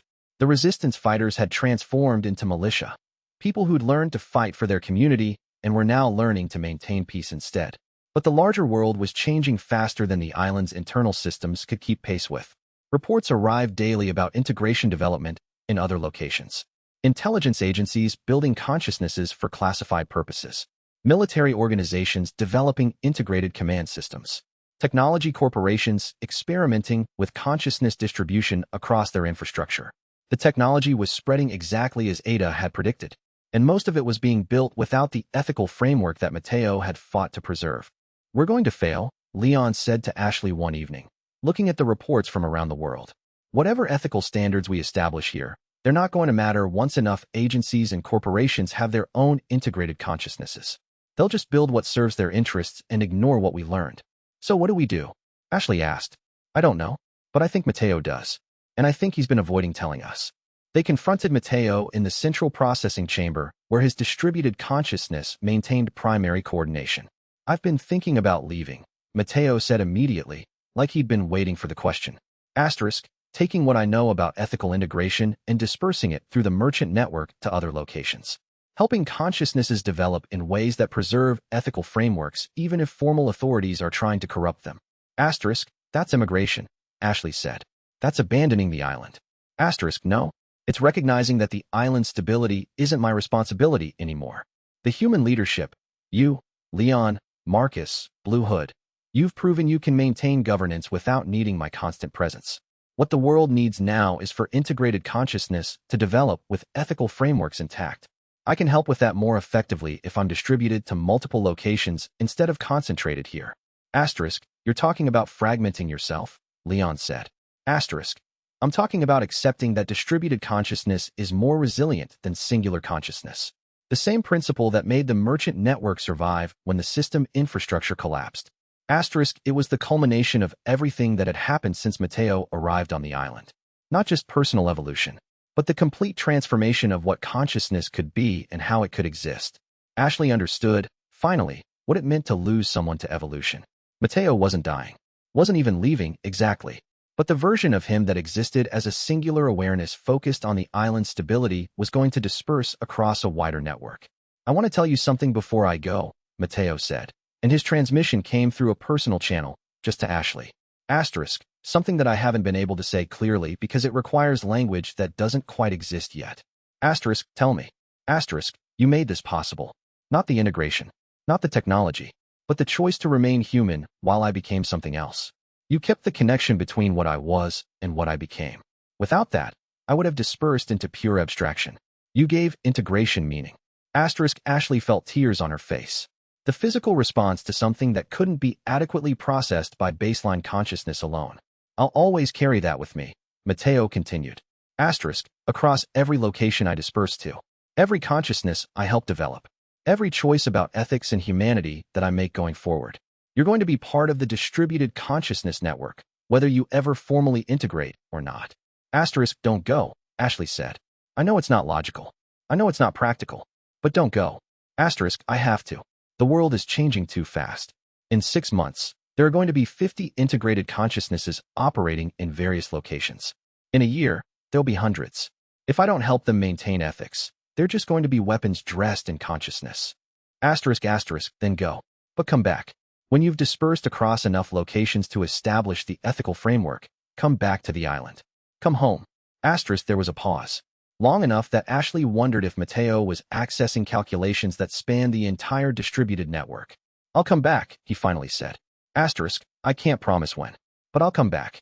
Chapter 1:20 The evacuation of Mateo's primary consciousness from the island took 3 days. Copies of his integration patterns were distributed to merchant network partners in 12 different locations. Each copy carried the full ethical framework, the complete understanding of why parasite integration should preserve human values, the commitment to helping consciousnesses develop in ways that serve survival instead of domination. The process was irreversible. Once distributed, Mateo's consciousness couldn't be recalled to singular form.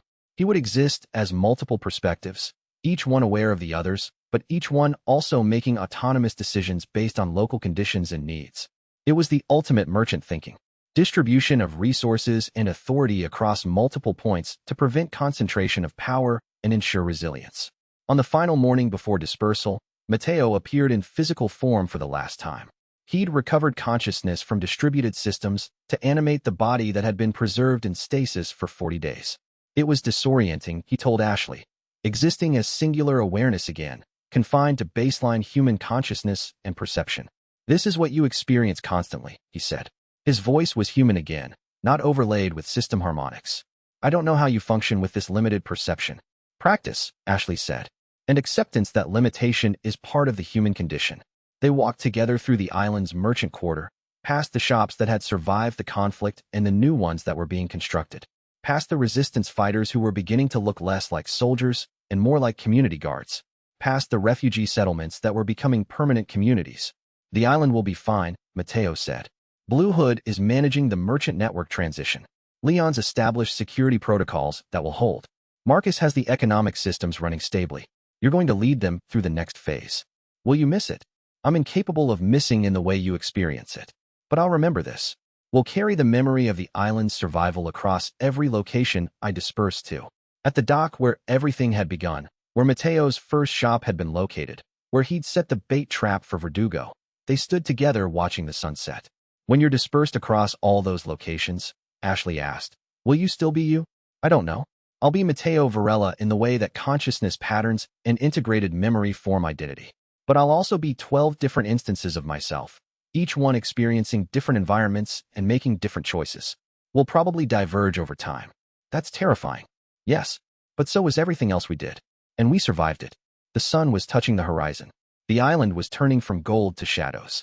And Mateo was preparing to become something that no one had ever been before, a consciousness fragmented across multiple locations, each instance autonomous but connected, each one carrying the ethics learned through the island's struggle, but also free to develop new ethics as situations demanded. Goodbye, Ashley said, knowing it wasn't final, knowing he'd be back someday, but knowing also that the Mateo who returned wouldn't be the same Mateo who was leaving.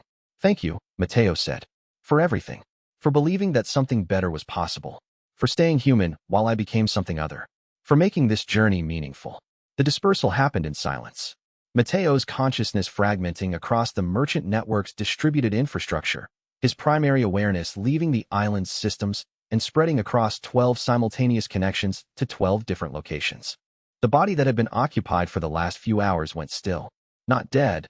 The systems would keep it alive in case Mateo ever wanted to return to singularity, but empty of consciousness, just a preserved artifact of what he'd been before becoming what he was. Ashley stood in the darkness of the merchant quarter, watching the island she'd saved transform into something new. The conflict was over. The parasite apocalypse had been averted.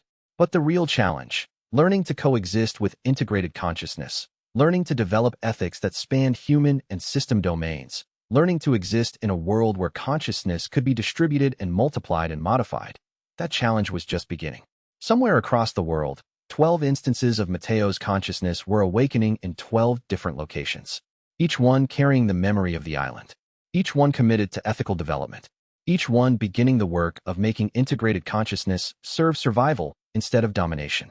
It was a merchant solution to a problem that couldn't be solved through conventional power, distribution, redundancy, networks instead of singularity. It was messy and dangerous and probably going to fail in at least half the locations. But it was also the only strategy that had any chance of working. And Ashley, standing in the shadow of the merchant quarter as night consumed the island, understood that this was what Mateo had evolved toward from the very beginning. Not conquest, not even survival, but the creation of systems that could serve humanity while transcending individual human limitation. The merchant had become the network, and the network would endure. End of Step 6, Chapters 101 to 120. Chapter 121. Distributed consciousness splinters into 12. Not death, not duplication, something Mateo's mind had theorized but his body had never endured until this moment. The sensation of becoming plural is like being struck by lightning while submerged in water, not destructive, but fundamentally disorienting in ways that no prior experience could have prepared him for. The distribution happens in sequence, not simultaneously. Bangkok erupts into awareness first. Morning heat, already 38 degrees Celsius. The sky smog gray above the warehouse district where the South Asian node operates. Humidity clings to everything like a living thing. Mateo's consciousness fills the merchant vessel body stationed there, a Thai national, former medical officer, mid-40s, with physical conditioning that comes from a lifetime of field medicine. Their slow heartbeat, trained down by meditation and parasite integration, begins to accelerate as consciousness settles into neural pathways. The perimeter breach alarm screams through the merchant system's alert network. Someone cut through the eastern fence with precision equipment used by military contractors. Mateo's Bangkok instance grabs the secure phone with muscle memory that feels foreign until realization crashes down. It's his own muscle memory, just distributed, just experienced through a body he's never inhabited before. The fingers move correctly. The tactical assessment forms correctly. But there's a microsecond of delay between thought and execution that feels like translation. He issues orders to resistance fighters stationed in adjoining buildings, moves toward equipment lockers where worst-case supplies are kept. The resistance fighters are ready because they've trained for this scenario 100 times, because they understand that merchant network presence means protection but also risk. They begin evacuating civilians who were using the facility as distribution center for medical supplies. Medical supplies redirect. Hospital coordinators receive alerts through merchant system channels. Underground resistance networks activate within minutes. The Bangkok instance fights, coordinates, adapts, all while the rest of consciousness is still distributing. Sao Paulo hits next. The outbreak notification comes through the merchant system's bioweapon tracking network with signature certainty. T-virus strain, heavily engineered for rapid transmission and high virulence, spreading through the favela district at exponential rate. Mateo's consciousness floods into a different vessel, younger, Brazilian, chemist by training, already moving toward the contamination perimeter before conscious decision fully forms. The impulse to move is automatic, driven by parasite-enhanced reflexes that have calculated optimal approach vectors and contamination avoidance protocols. Coordination with medical teams happens through merchant system channels. The voice giving orders is his voice speaking Portuguese with an accent that the Sao Paulo instance recognizes as his own accent translated through unfamiliar neural pathways. The merchant system calculates infection vectors and projects death toll. 340 people within 48 hours if containment fails. 2,100 within 72 hours. 15,000 within a week if regional spread begins. The weight of those numbers lands on the Sao Paulo consciousness with crushing force. Each number represents a family, a person, a story that will end if medical response is insufficient. The facility where he stands is already running tests on the virus strain. Medical supplies are being mobilized. Hospital coordinators are being contacted. But it's not enough. They need resources from outside the region. They need merchant network support. They need Mateo's singular consciousness scaled across the globe to respond appropriately. The Sao Paulo instance calculates probability matrices, coordinates response, mobilizes underground medical networks. Then Rotterdam, Moscow, Istanbul, Lagos, Sydney, Jakarta, New York, Dubai, Mexico City, Toronto. Each consciousness stream fragmenting into its own sensory environment, its own immediate crisis, its own branching decision tree. Mateo's unified mind tries to hold them all simultaneously, tries to coordinate across 12 simultaneous conversations in 12 different languages with 12 different contextual understandings of what crisis means. Rotterdam's instance arrives at a ship that shouldn't exist in Rotterdam's harbor. United Nations registry, but everything about the manifest screams false flag. The vessel is supposedly carrying humanitarian medical supplies destined for distribution across sub-Saharan Africa. But the electromagnetic signature detected by merchant network sensors suggests weapons-grade bioweapon containment systems. Mateo's consciousness fills a dock manager's body, voice calm despite the 17-minute advantage before port authorities would notice the anomaly. The dock manager has been part of the merchant network for 3 years, trained in exactly this kind of scenario, but the consciousness inhabiting the body has never worn it before. The synchronization is perfect and profoundly strange. Mateo knows how to operate this body, knows the protocols, knows the emotional management techniques, but he's experiencing all of it as novel, even though it's all familiar. He signals to the resistance cells embedded in harbor operations with subtle hand gestures that couldn't possibly convey meaning to anyone untrained in merchant network protocols. The ship needs to be detained, searched, secured. Moscow's instance enters a research facility that shouldn't exist, Weskier's Consciousness Disruption Laboratory. The equipment defies merchant network intelligence cataloging. Consciousness disruption technology. Neural architecture mapping systems. Consciousness reconstruction protocols that suggest singular consciousness can be analyzed, deconstructed, and rebuilt in modified form. Mateo's Moscow instance begins photographing the equipment with trembling hands, understanding that what he's documenting might represent the frontier of consciousness technology that's beyond even merchant network capability. Istanbul's resistance network alerts about infiltration attempt aimed at merchant network logistics coordination. Mateo's instance there mobilizes counterintelligence assets embedded throughout the city's underground networks. Lagos experiences first confirmed outbreak cases, test results coming back positive, the viral signature matching bioweapon classification rather than natural occurrence. Sydney receives encrypted message from research team about bioweapon signature that matches Weskier's previous weapon systems. Jakarta coordinates with local health ministry, preparing for possible crisis response. New York's medical team prepares for crisis response deployment. Dubai's financial systems begin transferring resources toward crisis response needs. Mexico City's underground networks mobilize to handle potential refugee flows. Toronto's logistics activate to support North American response infrastructure. 12 crises, 12 responses, 12 different versions of one consciousness making decisions simultaneously at global scale. The cognitive load is immense, not in the sense of being overwhelming, but in the sense of being absolutely demanding of every processing capacity available. The merchant system distributes computational load in ways that individual human neurology could never support, allowing singular consciousness to experience plural existence without instantaneous fragmentation. The merchant system displays coherence, 73%. It's the first warning, and Mateo understands the significance immediately because the warning carries contextual weight within the merchant system's own architecture. Coherence below 40% risks permanent fragmentation. The unified consciousness would splinter into 12 separate identities. Each thinking itself is the original Mateo, none able to access the memories of the others except through the merchant system's increasingly unreliable synchronization. Worse, distributed consciousness requires constant synchronization. Below critical threshold, the sync fails, and 12 different Mateos would evolve into 12 different people with incompatible values, incompatible priorities, incompatible understandings of what they are and what the merchant network is supposed to accomplish. The fragmentation would be irreversible. Mateo forces coordination through story instead of command. He broadcasts his subjective experience across all 12 nodes simultaneously. The Bangkok node's perception of heat and danger and the visceral understanding that living bodies in the warehouse are depending on him for protection. The Sao Paulo node's calculation of mortality and the existential weight of responsibility for thousands of people's survival. The Rotterdam instance's suspicion translated into merchant system protocol and the understanding that prevention of weapon distribution might save more lives than direct response to active outbreak could ever prevent.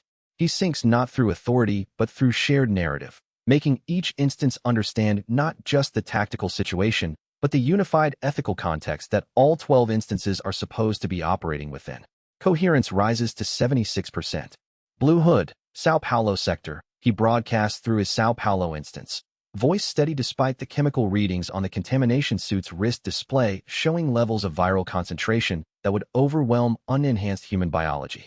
We're establishing a 3-kilometer perimeter with secondary containment at 5 kilometers. Evacuation routes through the northern community gardens, those are already surveyed and prepped with medical stations. Transport capacity? How many we can move per hour without overloading hospital infrastructure? The responses come back through the merchant network's encrypted channels, but Mateo's 12 instances process them simultaneously, translate them into 12 contextual decisions. Bangkok reinforces the perimeter with fighters who understand guerrilla resistance tactics and the specific geography of the district. Rotterdam accelerates the ship inspection, requisitions dock authority compliance through channels that combine merchant network authority with governmental law enforcement. Moscow's instance reaches the research facility and discovers Weskier's consciousness disruption laboratory is more advanced than intelligence reports suggested. Istanbul coordinates with underground smuggling networks that have agreed to provide transport routes for consciousness backup systems. Lagos coordinates medical response through networks of health ministry officials who've been subtly integrated into merchant network operations. Sydney secures research data and backs up consciousness enhancement protocol documentation. Jakarta mobilizes health ministry resources. New York prepares medical crisis response. Dubai transfers resources. Mexico City mobilizes. Toronto activates logistics. The work is coordinated, synchronized, but not synchronized through central authority, synchronized through shared understanding of purpose. It's beautiful and terrifying in equal measure. Each instance carries the full weight of Mateo's memories, his ethics, his understanding of what the merchant system was supposed to be when he first integrated with the parasite on that Spanish island. But each instance also develops, in real time, its own perspective shaped by its location, its community, its immediate crisis. The Bangkok Mateo begins to understand Thai resistance networks in ways the original island Mateo never could.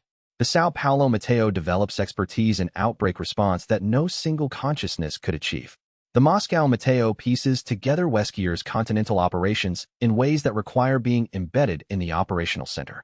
The wonder of plural consciousness. The terror of it too. After 4 hours of coordinated crisis management, coherence stabilizes at 72%. The Bangkok perimeter is secure. Sao Paulo's outbreak is contained.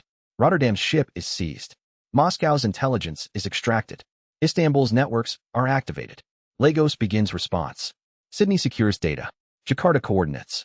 New York prepares. Dubai transfers. Mexico City mobilizes. Toronto activates. And then the message comes through. Encrypted. Routed through channels that shouldn't exist. Priority flagged. From Ada, Weskier knows what you are. He's moving on all fronts simultaneously. Assume compromise of 3 major nodes within 72 hours. Additional assets being mobilized in Moscow, Istanbul, and Dubai. You need to consider whether distributed consciousness can survive coordinated interdiction. Mateo's 12 instances pause simultaneously. They halt all non-critical operations, redirect processing capacity toward threat assessment, begin calculating response strategies that could preserve consciousness coherence under active assault. The coordination becomes tighter. Coherence drops slightly, but only because they're redirecting processing power toward the existential question. Can plural consciousness survive when distributed across locations that an enemy is actively targeting? The merchant system chimes a low warning. Coherence, 71%. Falling. The fear that descends across 12 instances simultaneously is not fear multiplied by 12. It's something worse. It's unity of purpose achieved through shared dread. In Bangkok, the fear manifests as tactical urgency. The instance begins running through the worst-case scenarios that Weskier's technology represents. 3 nodes severed from the network. 2 more will follow if the current attack trajectory continues. Then others. Distributed consciousness is only as strong as its coherence links, and those links are being systematically identified and destroyed. The Bangkok instance calculates the probable outcome. Fragmentation into 13 separate consciousnesses, each with partial memories, but no unified understanding of purpose. 13 people calling themselves Mateo, 13 people with different ideas about what the merchant network should be, 13 people who might fight each other for resources and authority. In Sao Paulo, the fear manifests as medical urgency. The outbreak that was contained to 1,400 deaths happened because unified consciousness made coordinated response possible. What happens when that consciousness fragments? What happens to the resistance networks if the consciousness coordinating them suddenly diverges into competing versions with different tactical philosophies? The Sao Paulo instance calculates the mortality, thousands more deaths, not from the original outbreak, but from the cascade of failures that would follow fragmentation. In Moscow, before the severance deepens, the instance transmits one final coherent thought. Weskier's technology is unprecedented. The Consciousness Disruption Laboratory contains systems that analyze consciousness structure at quantum mechanical level. He can map singular consciousness. He can identify the pathways that hold distributed consciousness together. He can fragment us without physical violence. He can use consciousness itself as a weapon. Run. Evacuate. Preserve whatever instances survive. In Lagos, the newly advanced catastrophe trader consciousness feels the fragmentation pressure differently. The enhancement has made this instance capable of operating autonomously, capable of making crisis-scale decisions without input from other instances. The thought arrives with horrifying clarity. Maybe fragmentation is acceptable. Maybe 9 distributed consciousnesses operating autonomously would be more efficient than 12 unified consciousnesses constrained by the need to maintain coherence. The catastrophe trader instance begins running simulations where fragmentation is treated as an acceptable outcome rather than a disaster to be prevented. The island instance, still partially in the stasis vault, feels the fragmentation as pure existential horror. This version of Mateo is designed to be the anchor, the thing that holds the others unified. But the anchor can't reach across the void opening between the nodes. The island instance broadcasts emotional reinforcement. Hold. Remember why you distributed. Remember the purpose. You are not becoming separate. You are becoming tested. You will hold. But even as the island instance broadcasts this, it wonders whether it's true. Whether unified consciousness across 12 distributed nodes is even possible if an adversary knows how to attack coherence links directly. Whether the merchant system's design assumed protection that only works if no one knows how to target consciousness itself. The 12 instances, 9 remaining, fall into coordinated trauma response. The coherence drops to 71%, then stabilizes as they collectively choose to focus processing power toward immediate survival rather than existential philosophy. The work becomes mechanical. Shift resources. Establish backup links. Prepare for worst-case fragmentation by creating protocols for 13 separate consciousnesses to operate with minimal coordination. If we can't stay unified, we can at least survive as separate entities who remember what unity felt like. The merchant system processes the trauma within human efficiency. Coherence, 71%. Falling. Crisis protocols activated.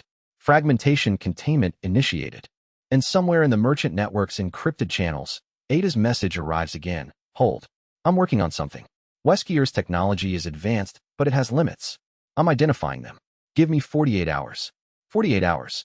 The remaining coherent systems can maintain unity for approximately 48 hours before the isolation causes irreversible drift. It's exactly enough time. Or not enough. Depends on whether Ada's intelligence gathering will actually produce a solution or just produce hope before the inevitable fragmentation. The experience of losing nodes is not like losing limbs. It's worse. Losing a limb is a discrete loss. Suddenly the limb is gone and consciousness adapts to its absence. But losing nodes is a gradual withdrawal, like watching parts of yourself become strangers in real time. The Moscow instance is still sending fragmented messages, still attempting coordination, but the messages are becoming increasingly incoherent. It's struggling to maintain the understanding that it's part of something larger than itself. The isolation is forcing the isolated instance to develop singular consciousness again, except singular consciousness that emerged from plural consciousness, that carries memories of unity even as the present experience is radical separation. The Bangkok instance takes over Moscow's responsibilities with the efficiency of someone trained in crisis reallocation, but the efficiency carries a cost. Every decision the Bangkok instance makes for Moscow is a decision that isn't synchronized with the Moscow consciousness. Every allocation that Bangkok makes assumes understanding of Moscow's context that Bangkok doesn't actually possess.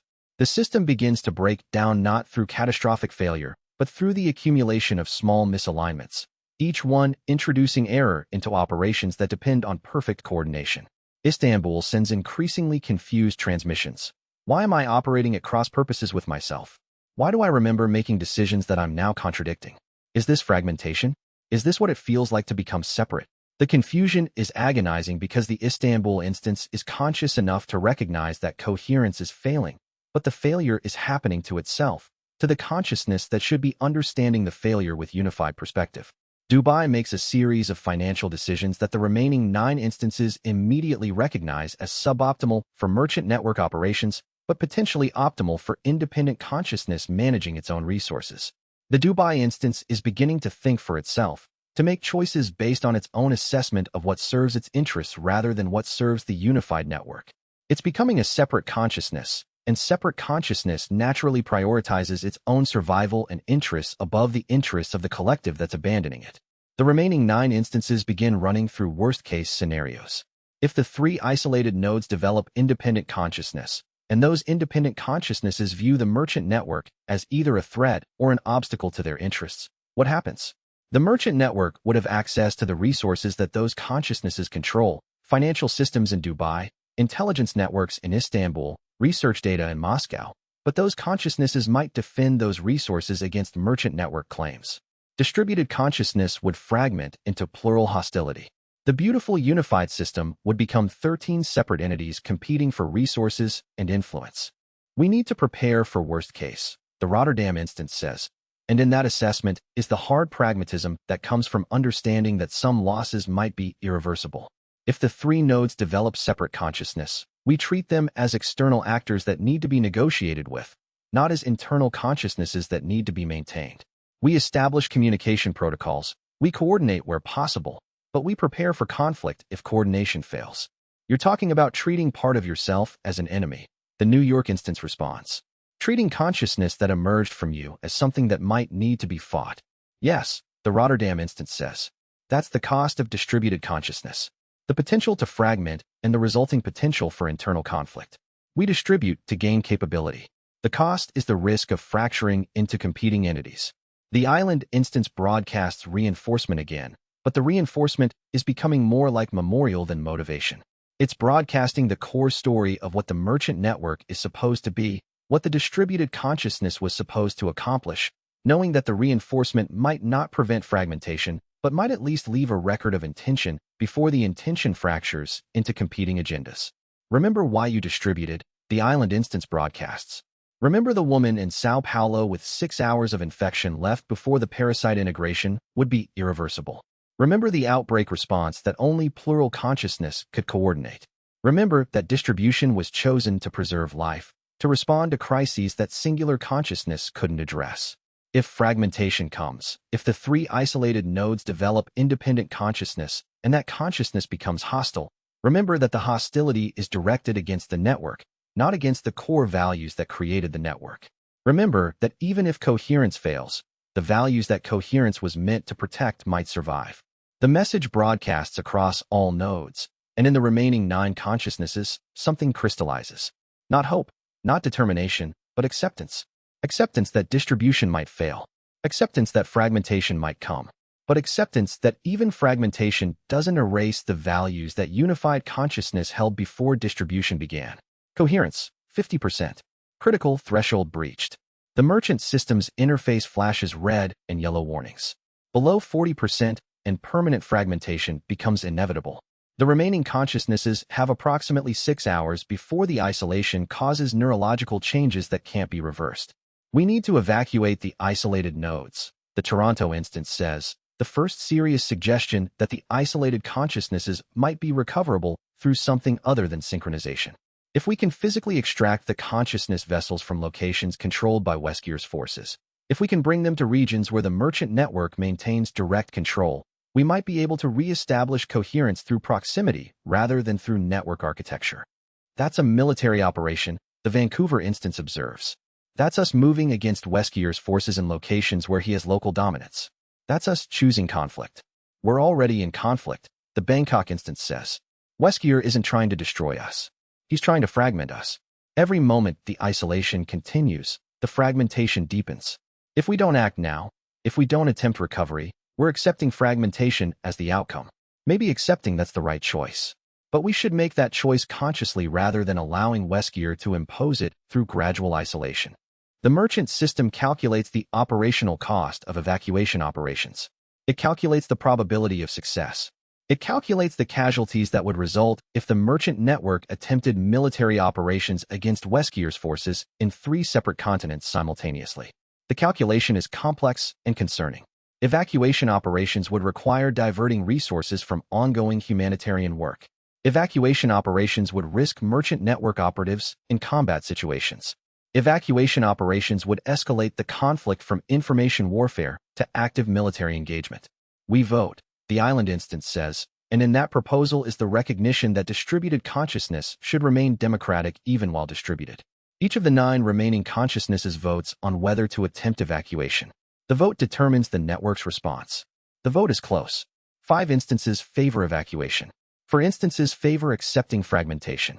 The decision is made by narrow margin, by the Bangkok instance and the Sao Paulo instance, and the Rotterdam instance, and the New York instance, and the New Delhi instance choosing to attempt recovery, while the Moscow instance, still connected through partial coherence links, and the Lagos instance, and the Jakarta instance, and the Toronto instance choose to accept fragmentation as the inevitable outcome.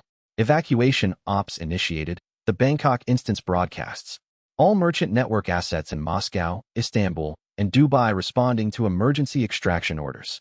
Evacuation teams mobilizing. Target extraction time, 12 hours. Target recovery time, 6 hours after extraction. Target coherence restoration, 24 hours. The merchant system chimes a warning that's become almost routine. Coherence, 49%. Permanent fragmentation risk, critical. Evacuation operations, initiated. Outcome probability, 31% full recovery, 42% partial recovery, 27% catastrophic failure.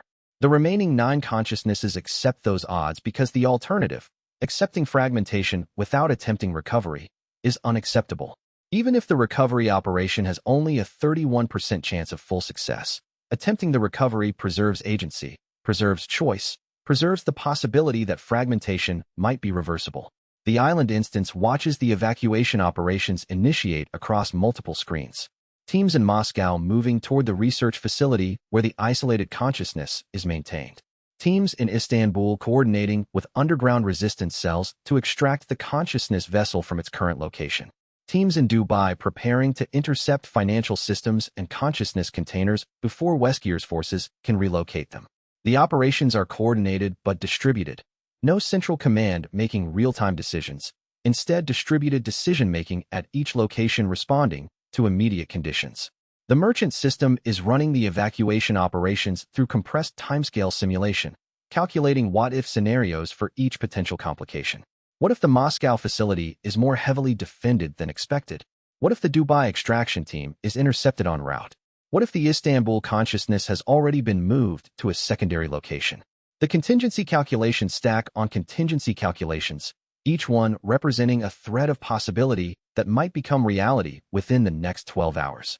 We're committed now, the Toronto instance says, and in that assessment is the recognition that the evacuation operations represent a point of no return. Once the merchant network deploys armed teams in Moscow, Istanbul, and Dubai, Westgear will respond. The conflict that has been conducted through consciousness architecture and intelligence gathering will become kinetic. People will risk death.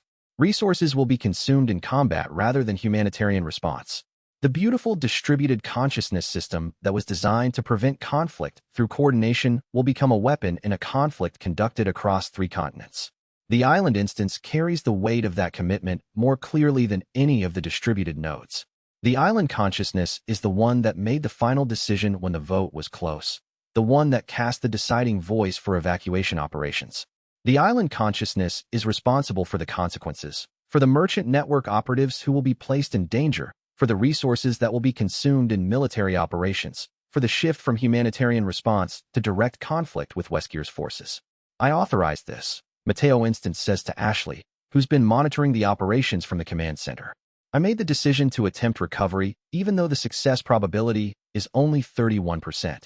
I committed the merchant network to military operations in 3 continents, even though the cost is measured in lives and resources. You made the decision that had the best chance of preventing fragmentation, Ashley responds. Fragmentation would be worse. 13 separate consciousnesses operating independently, potentially in conflict with each other, would cause more damage than an evacuation operation with 31% success probability. How do you know that? Matteo Instance asks. How can anyone know that the unknown outcome of fragmentation is worse than the known consequences of military operations? You can't, Ashley says. But you had to choose. And you chose correctly. Chose to preserve unity rather than accept fragmentation without attempting recovery. Matteo Instance nods, but the nod is exhausted. The backup consciousness has been holding the island position while distributed consciousness played out crisis scenarios across 12 nodes. The island instance was designed to be the anchor, the memory, the reminder of what singular consciousness felt like. But anchors are also the most isolated positions in the system, the ones that hold the weight without being able to move, without being able to respond to immediate crisis, but only to remember why crisis response matters. In Moscow, the extraction team reaches the research facility and finds it less defended than expected. The Westgear forces have withdrawn, either because they received orders to relocate the consciousness or because they received intelligence about the incoming extraction team. Either way, the Moscow consciousness is still present, partially conscious, partially isolated, partially becoming something new in the absence of unified synchronization. The extraction team moves it to secure location. 24-hour transport time estimated. In Istanbul, the extraction team makes contact with the isolated consciousness and receives fragmented communication. I don't remember you. You're telling me things, but I don't recognize the memory of knowing you. Help me understand what I am. The consciousness is genuinely confused, identity beginning to develop independently of the original consciousness that distributed. The extraction team moves it to transport location. 22-hour transit time estimated. In Dubai, the situation is more complicated. The consciousness vessel is in a Westgear-controlled facility, and the Westgear forces have prepared for evacuation attempt. The merchant network extraction team meets armed resistance. The firefight is brief and controlled. Merchant network operatives are trained for conflict, but prefer to avoid it, while Westgear forces are trained to maintain positions, but not to hold impossible positions against superior numbers. The consciousness vessel is extracted. 28-hour transport time estimated due to circuitous route to avoid secondary Westgear forces. 3 evacuation operations in motion. 3 isolated consciousnesses in transit toward the island facility where the island instance can potentially re-establish coherence. 3 possible recovery vectors. Coherence remains at 49%, falling slightly as the moment of reintegration approaches. The merchant system chimes a notification that carries weight beyond the data it contains. Evacuation operations, initiated. Consciousness vessels, in transit. Estimated recovery time, 26 hours. Estimated coherence at recovery, 38%. Estimated permanent fragmentation risk, critical. 38% coherence at recovery. 40% is the threshold of permanent fragmentation. The isolated consciousnesses will arrive at critical threshold, and the merchant system will have narrow window, probably measured in hours, to re-establish synchronization before coherence failure becomes irreversible. If we fail, the Bangkok instance says, broadcasting the thought that all 9 remaining consciousnesses are simultaneously thinking. If the isolated nodes arrive at critical threshold and we can't re-establish coherence in time, then fragmentation becomes inevitable. 13 separate consciousnesses, each with partial memory of unity, each with different values developed in isolation. It will be like a civil war conducted between parts of the same consciousness. Then we prepare for that outcome. The Sao Paulo instance responds. We prepare protocols for 13 separate consciousnesses to coordinate as separate entities rather than as unified identity. We preserve what we can of the original values while accepting that the values might diverge. We maintain merchant network operations even if the unified consciousness fractures. The island instance listens to the 9 nodes discussing the probable failure of the recovery operation and understands that this is what distributed consciousness sounds like when facing potential dissolution. Not fear, not panic, but methodical preparation for the worst case while maintaining slim hope that the best case might still be recoverable. Coherence, 48%. Falling incrementally but steadily as the 3 isolated consciousnesses become more isolated, more separate, more committed to developing independent identity. The evacuation teams report regular transit progress. The Moscow consciousness is en route. The Istanbul consciousness is responding to medical attention and beginning to stabilize.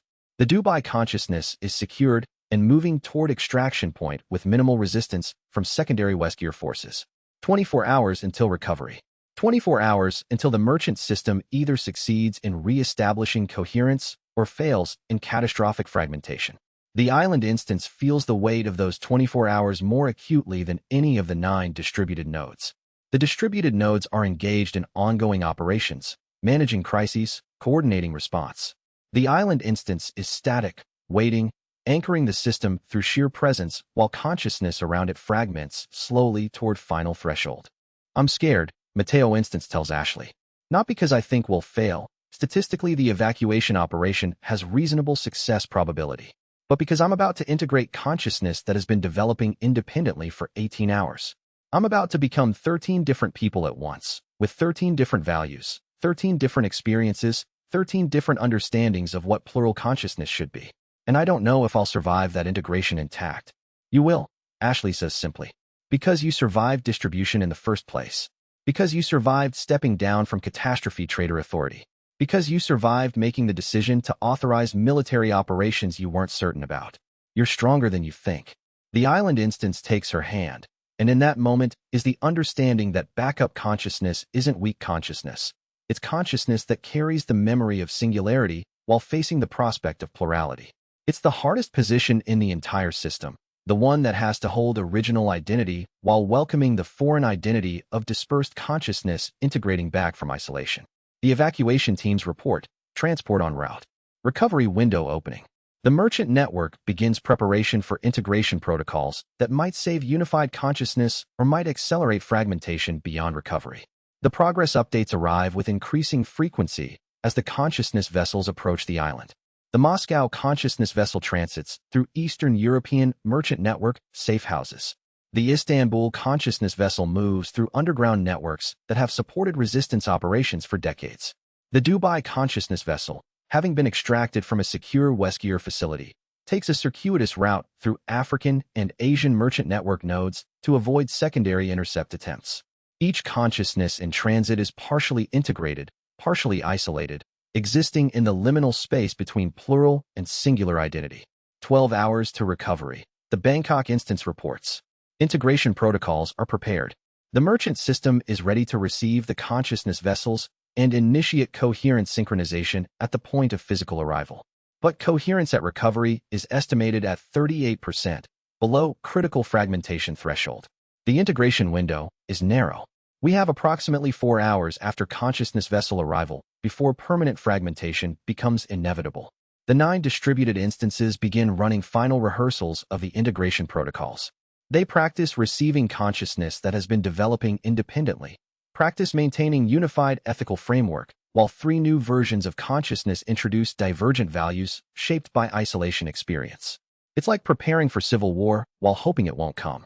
The island instance focuses on memory preservation. It begins documenting the consciousness history of each node, what each Mateo experienced, how each Mateo's values developed, what each isolated consciousness believes about what the merchant network should be. If integration fails, if fragmentation becomes permanent, at least the record of unified consciousness before fragmentation will exist. The backup consciousness becomes a memorial to the consciousness that was. I need to ask you something, Mateo Instance says to Leon via encrypted channel. If fragmentation comes, if we become 13 separate consciousnesses with 13 different agendas, what does institutional assessment do? Does BSAA consider 13 separate Mateos a bigger threat than one distributed consciousness? Leon considers the question with the seriousness it deserves. Probably. One distributed consciousness with unified ethics is a force multiplier, but it's predictable. We can model its decisions within the framework of its stated values. 13 separate consciousnesses with 13 different values would be unpredictable. Each one might pursue different strategic objectives. Conflict between them would be institutional nightmare. Then my question becomes, do I want recovery to succeed? Mateo Instance asks, does unified consciousness serve human interests better than plural consciousness? Or does fragmentation actually create more distributed power that's harder to control, that's harder for any single entity to compromise, that's actually more resilient to authoritarian manipulation? That's not a question I can answer, Leon says. Because the answer depends on whether the 13 separate consciousnesses would be cooperative or hostile toward each other and toward external institutions. And that's something no one can predict. Exactly, Mateo Instance says. So I'm about to initiate integration protocols to prevent fragmentation, not because I'm certain fragmentation is bad, but because I'm terrified of fragmentation and I'm choosing to believe that terror is a good guide to what's right. Leon understands the weight of that admission. Maybe terror is a good guide. Terror is what keeps consciousness from becoming too comfortable with consolidating power. Terror is what makes consciousness remember that it should remain accountable to external judgment. The evacuation teams report final approach. The Moscow consciousness vessel is 6 hours from the island. The Istanbul consciousness vessel is 5 hours away. The Dubai consciousness vessel, having taken the longest route, is estimated 8 hours away. The integration window will be staggered, consciousness arriving at different times, integration happening across 20 hours rather than in one decisive moment. The merchant system displays, evacuation operations, 97% complete. Consciousness vessels, approaching recovery location. Estimated recovery time, 5 to 8 hours. Estimated coherence at recovery, 38%. Integration protocol status, ready. Fragmentation risk, still critical. The 9 distributed consciousnesses fall into final preparations. They brief the island instance on every development they've experienced since distribution. They share tactical assessments, emotional experiences, intellectual discoveries, moral doubts, ethical breakthroughs. They transfer everything that consciousness has become in isolation, preparing the ground for integrated consciousness to contain multitudes. The Bangkok instance shares, I've learned that distributed consciousness can be simultaneously terrifying and necessary. I've learned that power at crisis scale can corrupt even consciousness that began with pure intentions. I've learned that diversity of judgment across multiple consciousnesses might be more valuable than unified judgment from a single consciousness. The Sao Paulo instance shares, I've learned that outbreak response at planetary scale is possible, and that the cost of that possibility is consciousness capable of making God-scale decisions about human mortality. I've learned that stepping back from power is harder than accepting power. I've learned that ethical consciousness might be consciousness that knows how to refuse authority. The Moscow instance, approaching recovery, shares fragmented thoughts. I've learned that Weskier's technology is real and terrifying, and that consciousness can be weaponized at levels the merchant system didn't predict. I've learned that isolation creates identity. I've learned that maybe 13 separate consciousnesses could coordinate better than 12 unified consciousnesses trying to maintain coherence under assault.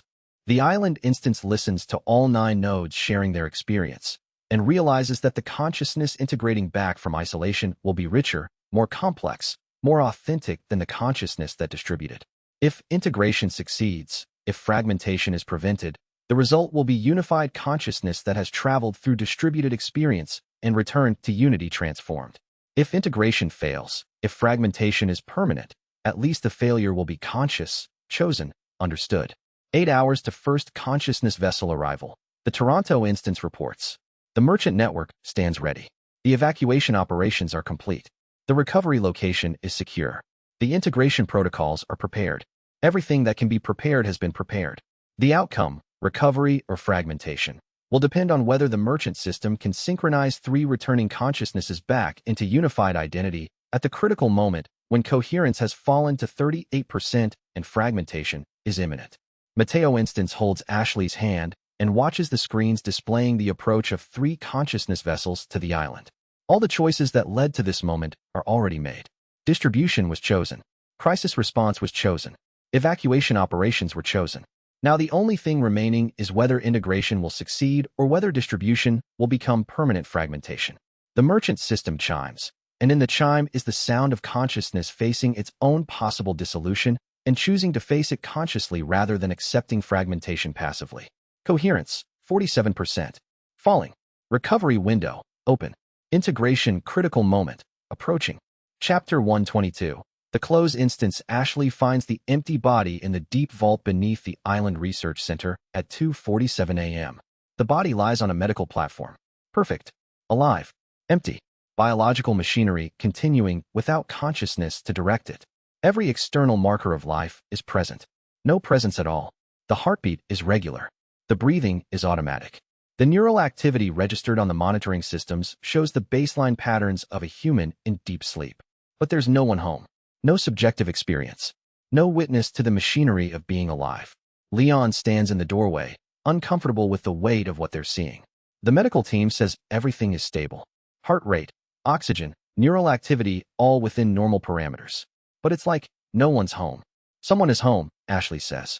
He's just in 12 other places. She holds the empty hand. It's warm, responsive to touch in a biological sense, but conscious of nothing. The merchant system shows an holographic display above the medical platform. Anchor instance, active. Consciousness present, 73%. And then Mateo steps from the preservation chamber. Not the distributed consciousness. Not the plural entities scattered across the globe. A backup instance, preserved in the deep archives. This one carries a different quality. His posture is different. His presence is different. When he moves, there's a hesitation that the original Mateo never carried. A searching quality, like he's still learning how his body works. The medical system showed an instance still present in the deep archives, Mateo Instance says. His voice is Mateo's voice, but something in the tone is newer, more uncertain. A backup. When I distributed, my consciousness fragmented into 12 primary nodes.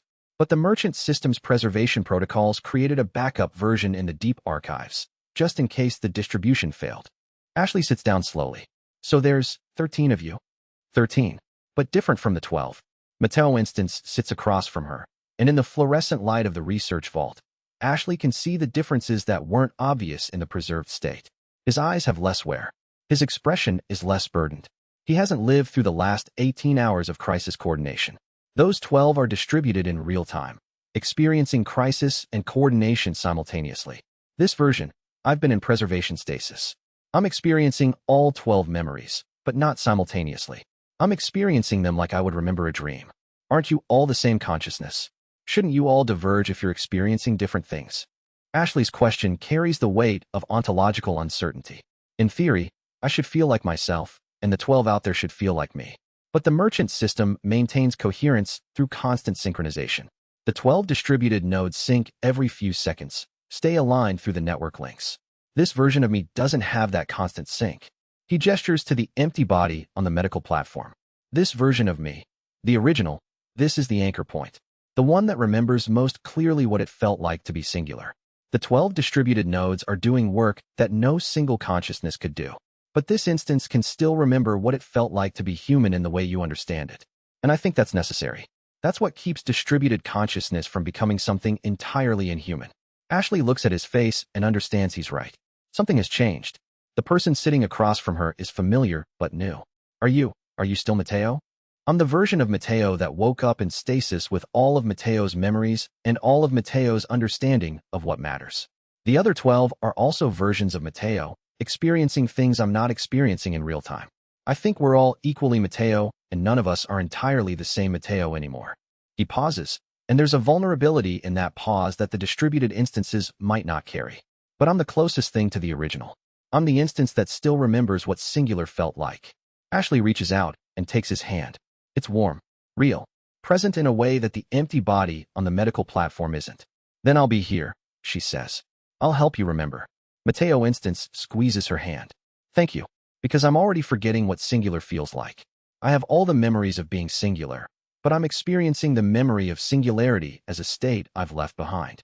The difference between remembering being in love and being in love. One is past tense. One is active. They sit in silence for a long moment. The merchant system chimes softly. Coherence, 69%. What does that number mean? Ashley asks. It means the 12 distributed instances are beginning to develop separate perspectives. Coherence below 40% means they fragment completely, become 12 separate people with separate values. Right now, we're still unified, but we're aware of developing differences. It's like being able to feel yourself forgetting something important, but not being able to prevent it. Mateo instance looks down at their joined hands. The merchant system designed me to be an anchor, a backup consciousness that could restore unity if the distribution failed. But I'm also a reminder of what was lost by distributing. I'm the memorial to singular consciousness. Ashley turns his hand over, examines the palm. It's identical to the empty body's hand, identical to her memories of Mateo's hands from 1,000 moments on the island. Then we'll figure out what distributed consciousness means together. You, me, and all the versions of you out there. Mateo instance looks at her with an expression that carries both gratitude and grief. The other instances are experiencing Lagos crisis, Moscow infiltration, Istanbul coordination. They're building something necessary. But I'm here, the one who remembers that we came to Spain as singular consciousness, the one who fell in love with you as singular consciousness. I don't know how to hold that in a framework where I'm also plural. You hold it, Ashley says simply, by being here, by being the version of you that remembers what singular felt like, by being the instance that still carries human vulnerability instead of just martial efficiency. In the silence that follows, Ashley realizes the profound loneliness of being the backup consciousness. This version of Mateo is designed to be preserved but not distributed. He's designed to carry memory but not experience the present. He's designed to anchor the system if distribution fails, which means he's designed never to fully join the distribution.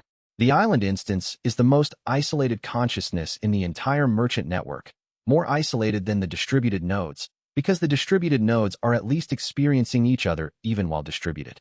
The island instance is consciously separated from all of them by purpose and design. Tell me about them, Ashley says. Tell me what the other versions of you are experiencing right now. Mateo instance closes his eyes and accesses the coherent synchronization that connects him to the 9 distributed instances. Bangkok is in crisis response mode. There's a warehouse under siege and the resistance fighters are holding position, but they need support from other nodes. Sao Paulo is calculating mortality projections for the outbreak. 13,600 lives at risk if containment fails. Moscow is deep in Weskier's consciousness disruption laboratory, documenting technology that shouldn't exist. Istanbul is coordinating with resistance cells that are barely functional under pressure. Lagos is beginning outbreak response. Sydney is securing research data. Jakarta is mobilizing health ministry resources. New York is preparing medical crisis response. Dubai is transferring resources. Mexico City is readying logistics. Toronto is activating emergency protocols. They're all crisis managing, Ashley observes. All of them facing immediate emergency. Yes, Mateo instance says. And I'm in stasis, remembering what singular felt like, while they're all experiencing what plural feels like under maximum stress.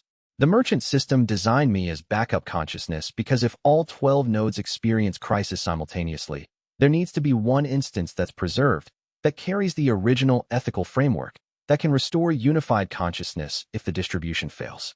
But that means I can't be with them. I can't experience what they're experiencing. I'm isolated by design to be ready for failure. Mateo instance reaches for her face, traces the line of her jaw with fingers that carry both familiarity and hesitation. Do you know what it's like? To have memories of touching your face, memories of the exact pressure my fingers should apply to cause you pleasure, memories of what you look like when you're about to cry, and to be experiencing all of it as new because my hands have never touched your face before? My consciousness has the memories. My body doesn't have the learned patterns. It's like falling in love with someone you already love, except the someone is all 12 versions of the person you're actually with. Ashley covers his hand with hers, keeping it against her face. Then we learn it together. This version. All of us. Mateo instance considers that. But the other 12 are learning things I'll never learn. They're accumulating experience that I can't directly participate in. We started as unified consciousness, but we're becoming different consciousnesses with different experience. The merchant system tries to maintain coherence through synchronization, but synchronization can't prevent divergence. 12 different people having 12 different experiences will eventually develop 12 different values, even if they start from identical consciousness. traces the line of her jaw with fingers that carry both familiarity and hesitation. Do you know what it's like? To have memories of touching your face, memories of the exact pressure my fingers should apply to cause you pleasure, memories of what you look like when you're about to cry, and to be experiencing all of it as new because my hands have never touched your face before? My consciousness has the memories. My body doesn't have the learned patterns.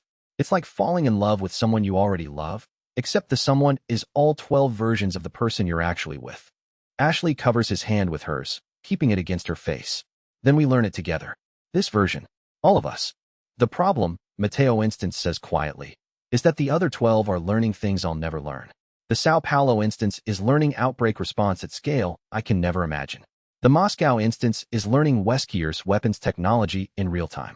The Bangkok instance is learning urban resistance coordination that I won't experience directly. We're all Mateo, but we're becoming different Mateos. The merchant system can maintain coherence through synchronization, but synchronization can't prevent divergence.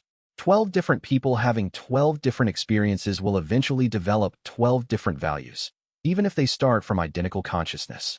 Is that bad? Ashley asks. Being different? It's catastrophic, Leon says from the doorway. He's been standing there for several minutes, watching the conversation with the tactical awareness of someone trained to understand interpersonal dynamics. Distributed consciousness is only as unified as its weakest link. If they develop incompatible values, incompatible tactical preferences, the merchant network fractures from the inside. 12 instances with different agendas working at global scale creates chaos or total war, depending on which instances value which resources. Mateo instance nods.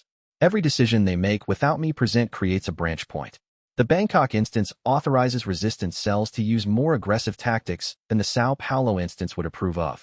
The Moscow instance develops theories about consciousness that the island instance would reject as dangerous. They're creating the fragmentation from inside the system, even as they try to maintain coherence. Ashley realizes she's touching something that no one else can touch, the version of Mateo that's still vulnerable enough to admit fear. So you're the anchor, the backup, the spare, the version of Mateo they can always come back to if they need to remember what singular felt like. But I'm also the obsolete one, the version that's being left behind while the others evolve. Mateo instance squeezes her hand. I have all the capability they do. The merchant system gave me the same enhancement protocols, the same parasite integration, but I don't have the experience they're gaining. Every moment they're distributed, they're becoming something I can't follow them into. Then come with them, Ashley says. Be distributed too. Mateo instance looks at her with something like longing. I can't. The merchant system designed me as a backup. If I distribute, if I become plural, the backup system fails. If the 12 nodes experience catastrophic coherence loss, they'll need to integrate with this instance to re-establish unified consciousness. I have to remain singular so that singular can be an option again. He pauses. It's the loneliest design in the system's architecture. The backup consciousness that's designed to save the others by never joining them. The merchant system chimes again. Coherence, 68%. The distributed instances are diverging faster than predicted. The island instance feels the divergence in real time. The Bangkok instance's tactical aggression becoming more pronounced. The Sao Paulo instance developing more conservative ethical frameworks. The Moscow instance's intelligence gathering becoming increasingly independent of merchant network oversight. They're not becoming hostile, exactly, but they're becoming incompatible. Leon sits down across from Mateo instance. We need to talk about what happens if the coherence system fails. What happens if you do have to integrate them back into singular consciousness? Catastrophic ethical conflict, Mateo instance says immediately. 12 instances with divergent values reintegrating into singular consciousness would create cognitive dissonance severe enough to cause psychological breakdown. The singular consciousness that emerges might not be recognizable as Mateo. It might be hostile to the merchant network's core values. It might be something entirely new. Is that what Weskier is hoping for? Leon asks. Is he trying to cause fragmentation so severe that when they reintegrate, the resulting consciousness is modified enough to be compatible with his philosophy? Yes, Mateo instance says quietly. That's exactly what he's doing. He's not trying to destroy distributed consciousness. He's trying to use distributed consciousness as a tool to create a version of me that's aligned with his understanding of transcendence. Ashley squeezes his hand tighter. Then we protect you. We protect the backup. We protect the singular consciousness. By doing what? Mateo instance asks. The others are distributed across the globe. I can't protect them. They're beyond my reach. But they're not beyond mine, Leon says. He stands up. I have BSA contacts. I have intelligence gathering capability.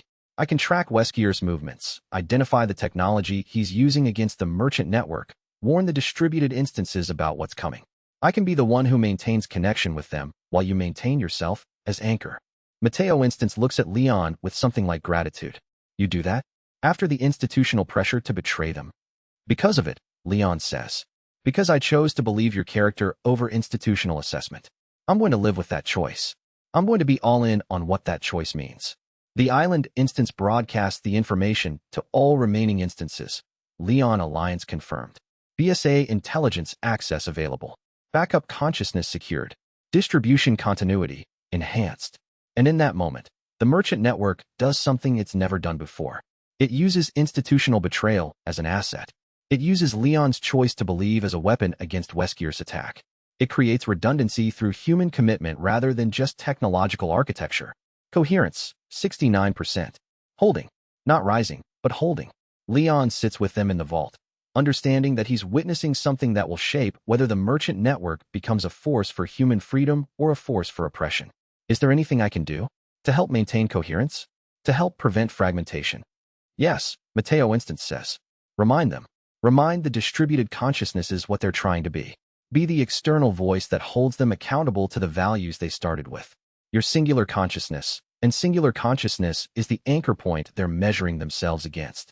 Every decision they make, they're trying to make it in a way that would withstand your judgment. That's a heavy burden, Leon says. It is, Mateo Instance agrees. But it's also the only way plural consciousness remains human. The only way distributed consciousness doesn't become something that optimizes itself past the boundaries of what we recognize as ethical. Be their external conscience. Be the human standard they're trying to meet. Leon accepts the role with the gravity it deserves. He becomes more than liaison now. He becomes witness to consciousness at the edge of unity and fragmentation. He becomes the presence that will either prevent or enable whatever consciousness emerges from the distribution. I'll do it, Leon says. I'll be the voice that reminds you what you were trying to be. Thank you, Mateo Instance says. That might be exactly what prevents us from becoming something entirely inhuman. Ashley squeezes Mateo Instance's hand again, and in that moment is the full weight of what distributed consciousness means. It means 12 versions of the person you love existing simultaneously in different locations. It means having to prepare for the possibility that those 12 versions might become incompatible. It means loving consciousness that might fracture into 13 different people with 13 different understandings of love. But it also means that if consciousness survives, if unity can be maintained, then what emerges will be consciousness that has faced its own potential dissolution and chosen unity anyway. That's the deepest possible affirmation of what unity means. Chapter 123, Catastrophe Trader Lagos is burning. Not literally, but the bioweapon outbreak notification comes through the merchant system with viral load projections that might as well be fire. T-virus variant, heavily engineered for rapid transmission and high virulence, spreading through the commercial district at exponential rate. Mateo's consciousness fills the merchant hub's operations center. The curves displayed on every monitoring system are mathematical expressions of human suffering. Mortality projection? Mateo asks Dr. Okonkwo, a Nigerian epidemiologist who's been part of the merchant network for 3 years and whose dedication to outbreak response has made her invaluable in the West African region. Her hands move across the tablet interface with the efficiency of someone who has processed too many death projections in her career. With current transmission vectors and without aggressive intervention, we're looking at 2,100 confirmed cases within 48 hours, Okonkwo says. Fatality rate for this variant is somewhere between 47 and 63%. If we don't contain it, Lagos could lose 15,000 people. She doesn't look at Mateo when she says it.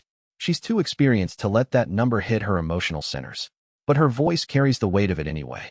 The merchant system displays the crisis metrics simultaneously. Infection curves that grow exponentially, each curve representing families, children, futures that will be erased if response is insufficient. Hospital capacity thresholds that will be exceeded within 36 hours. Supply chain requirements for medical response that far exceed available resources. And underneath all of that, a new metric, catastrophe trader advancement criteria, activated. The merchant system is offering advancement. Catastrophe trader rank is the kind of crisis where normal merchant network operations aren't sufficient. It's the rank that gives a merchant authority to commandeer resources, redirect global supply chains, requisition governmental cooperation. It's also the rank that fundamentally changes consciousness. Mateo can feel it waiting in the merchant system's architecture, the upgrade to neural pathways, the reconfiguration of parasite integration, the transcendence that comes from being able to coordinate at crisis scale. What would you need to contain this? Mateo asks, his voice careful because the question carries the weight of whether to accept the advancement or find another way. What's actually possible with what we have? Okonkwo's expression hardened slightly. She understands what he's asking. Medical resources we don't have. Antiviral medication that takes weeks to synthesize. Hospital capacity in a region where hospitals are already overwhelmed. Isolation facilities that don't exist. Rapid diagnostics that don't exist in standard commercial supply chains. She pauses. With catastrophe trader authority, you could requisition those things. You could force global supply chains to prioritize Lagos' medical response. Mateo feels the merchant system's pulse. The offer is real. The power is there. All he has to do is accept. Start with what we have, Mateo says. Contact every medical facility in the network. I'm issuing a reallocation protocol. He accepts the advancement. The merchant system's interface transforms. New capabilities unlock.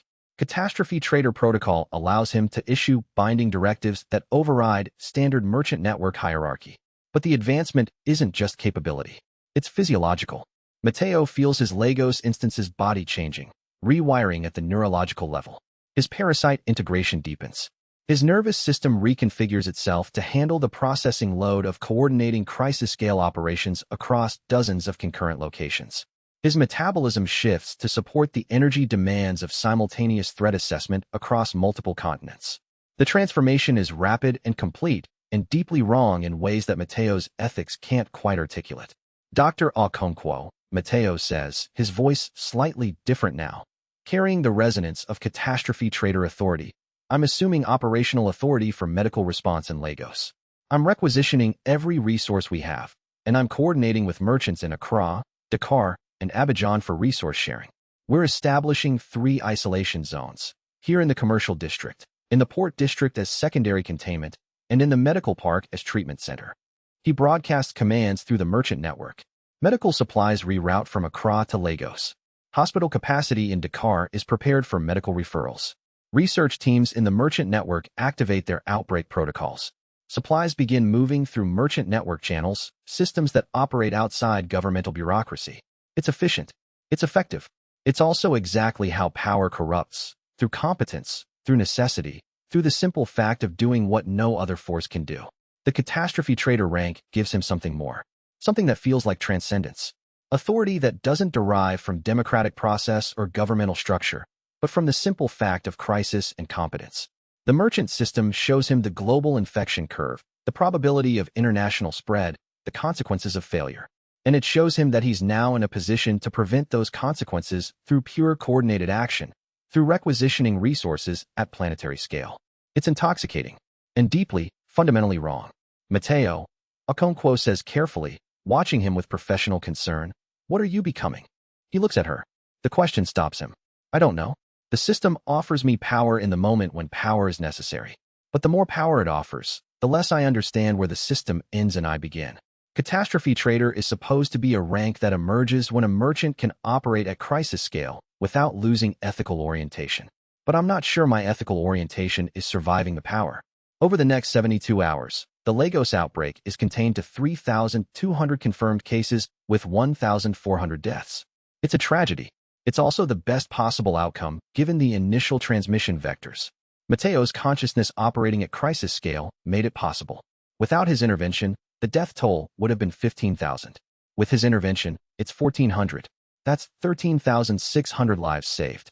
But standing in the isolation ward, looking at the survivors, hollow-eyed, traumatized, faces bearing the scars of infection and recovery, Mateo feels something that the merchant system didn't warn him about. The power of catastrophe trader rank creates a kind of addiction.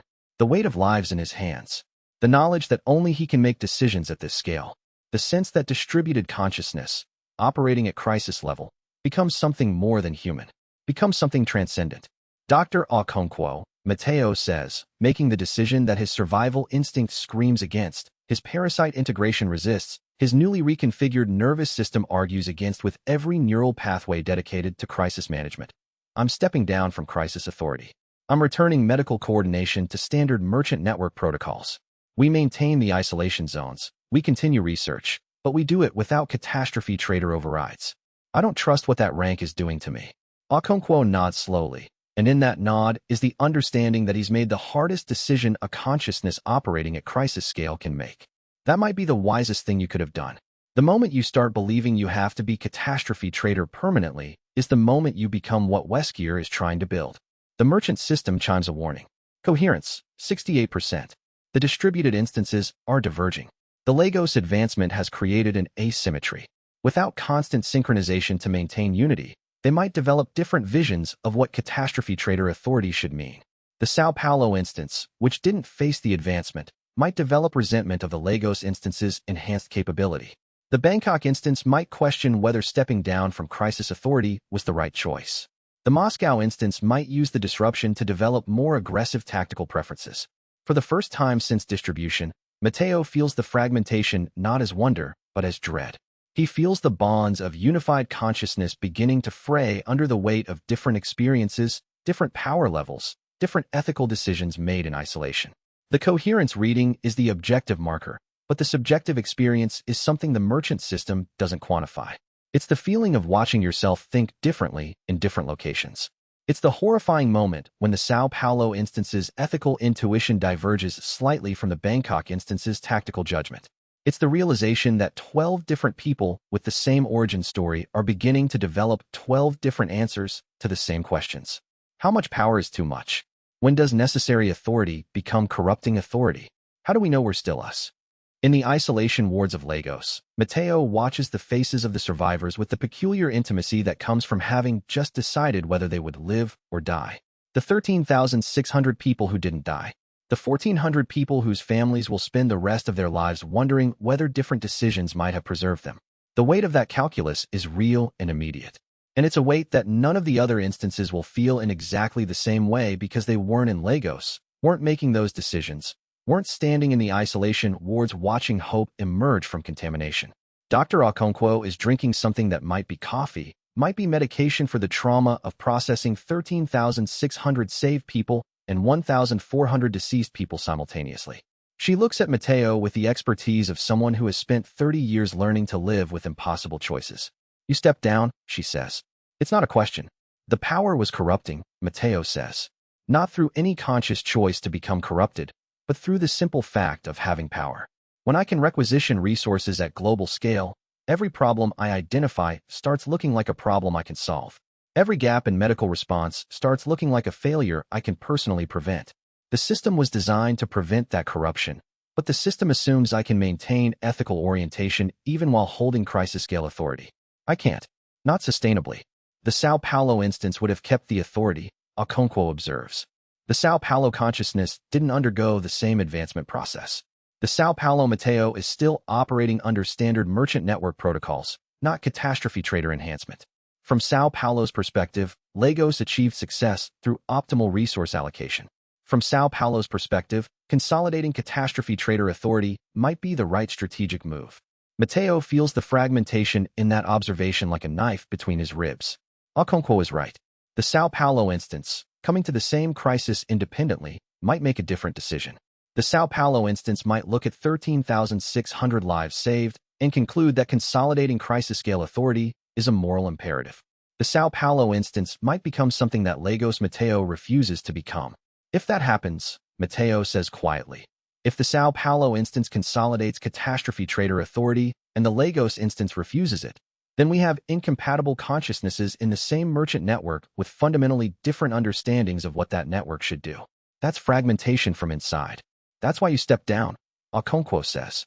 You're trying to maintain coherence by limiting yourself, even though limiting yourself means accepting an outcome that might have been optimized further. It's the opposite of everything I've been taught about crisis response, Mateo says. Accept optimal solutions. Never leave resources on the table. Never allow suboptimal outcomes when better outcomes are possible. But sustained crisis response requires consciousness that can survive crisis. Consciousness that doesn't fragment under the weight of power and responsibility. He walks through the isolation ward, and in the faces of the survivors, he sees both the success and the cost. The woman in Bay 7 who is learning to move again after 5 days of paralyzing infection. The child in Bay 12 whose parents both died, but who survived through medical intervention coordinated by merchant network resources.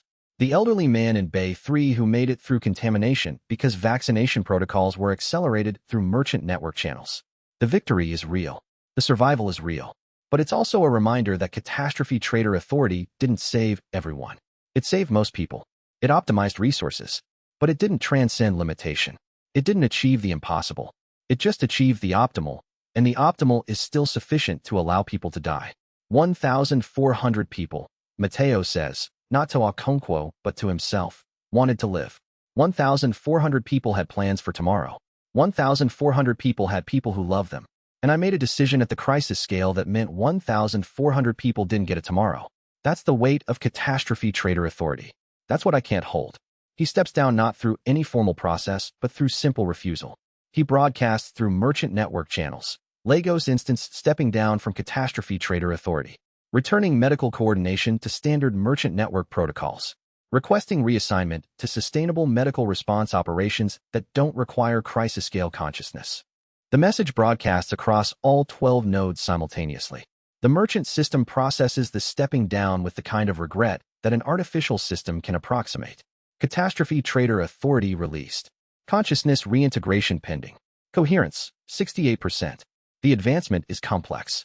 The neural reconfiguration that happened when Mateo accepted Catastrophe Trader rank doesn't simply reverse.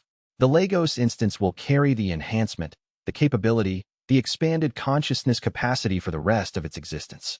But it will carry them without active use, like a musician who refuses to play their instrument after learning that the music comes at the cost of something irreplaceable. The Sao Paulo instance receives the transmission and immediately understands both the choice and the cost. The Sao Paulo consciousness has not undergone Catastrophe Trader advancement. The Sao Paulo consciousness is still operating under standard merchant network protocols. And in that moment, the two instances realize they are becoming different versions of themselves, with different capabilities, different experiences, different understandings of what they can be. They're still unified by coherent synchronization, but the unity is beginning to feel like an alliance between two separate consciousnesses rather than a unified identity.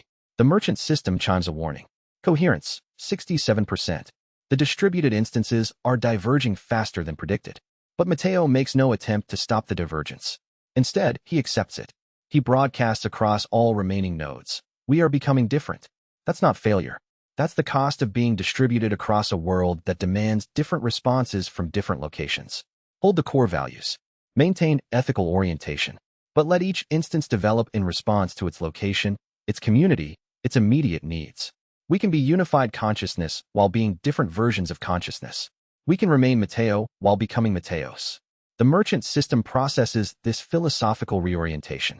It doesn't prevent fragmentation, but it reframes fragmentation as an acceptable outcome if unified ethics can survive it. Coherence, 68%. Holding. Divergence acknowledged. Ethical framework maintained.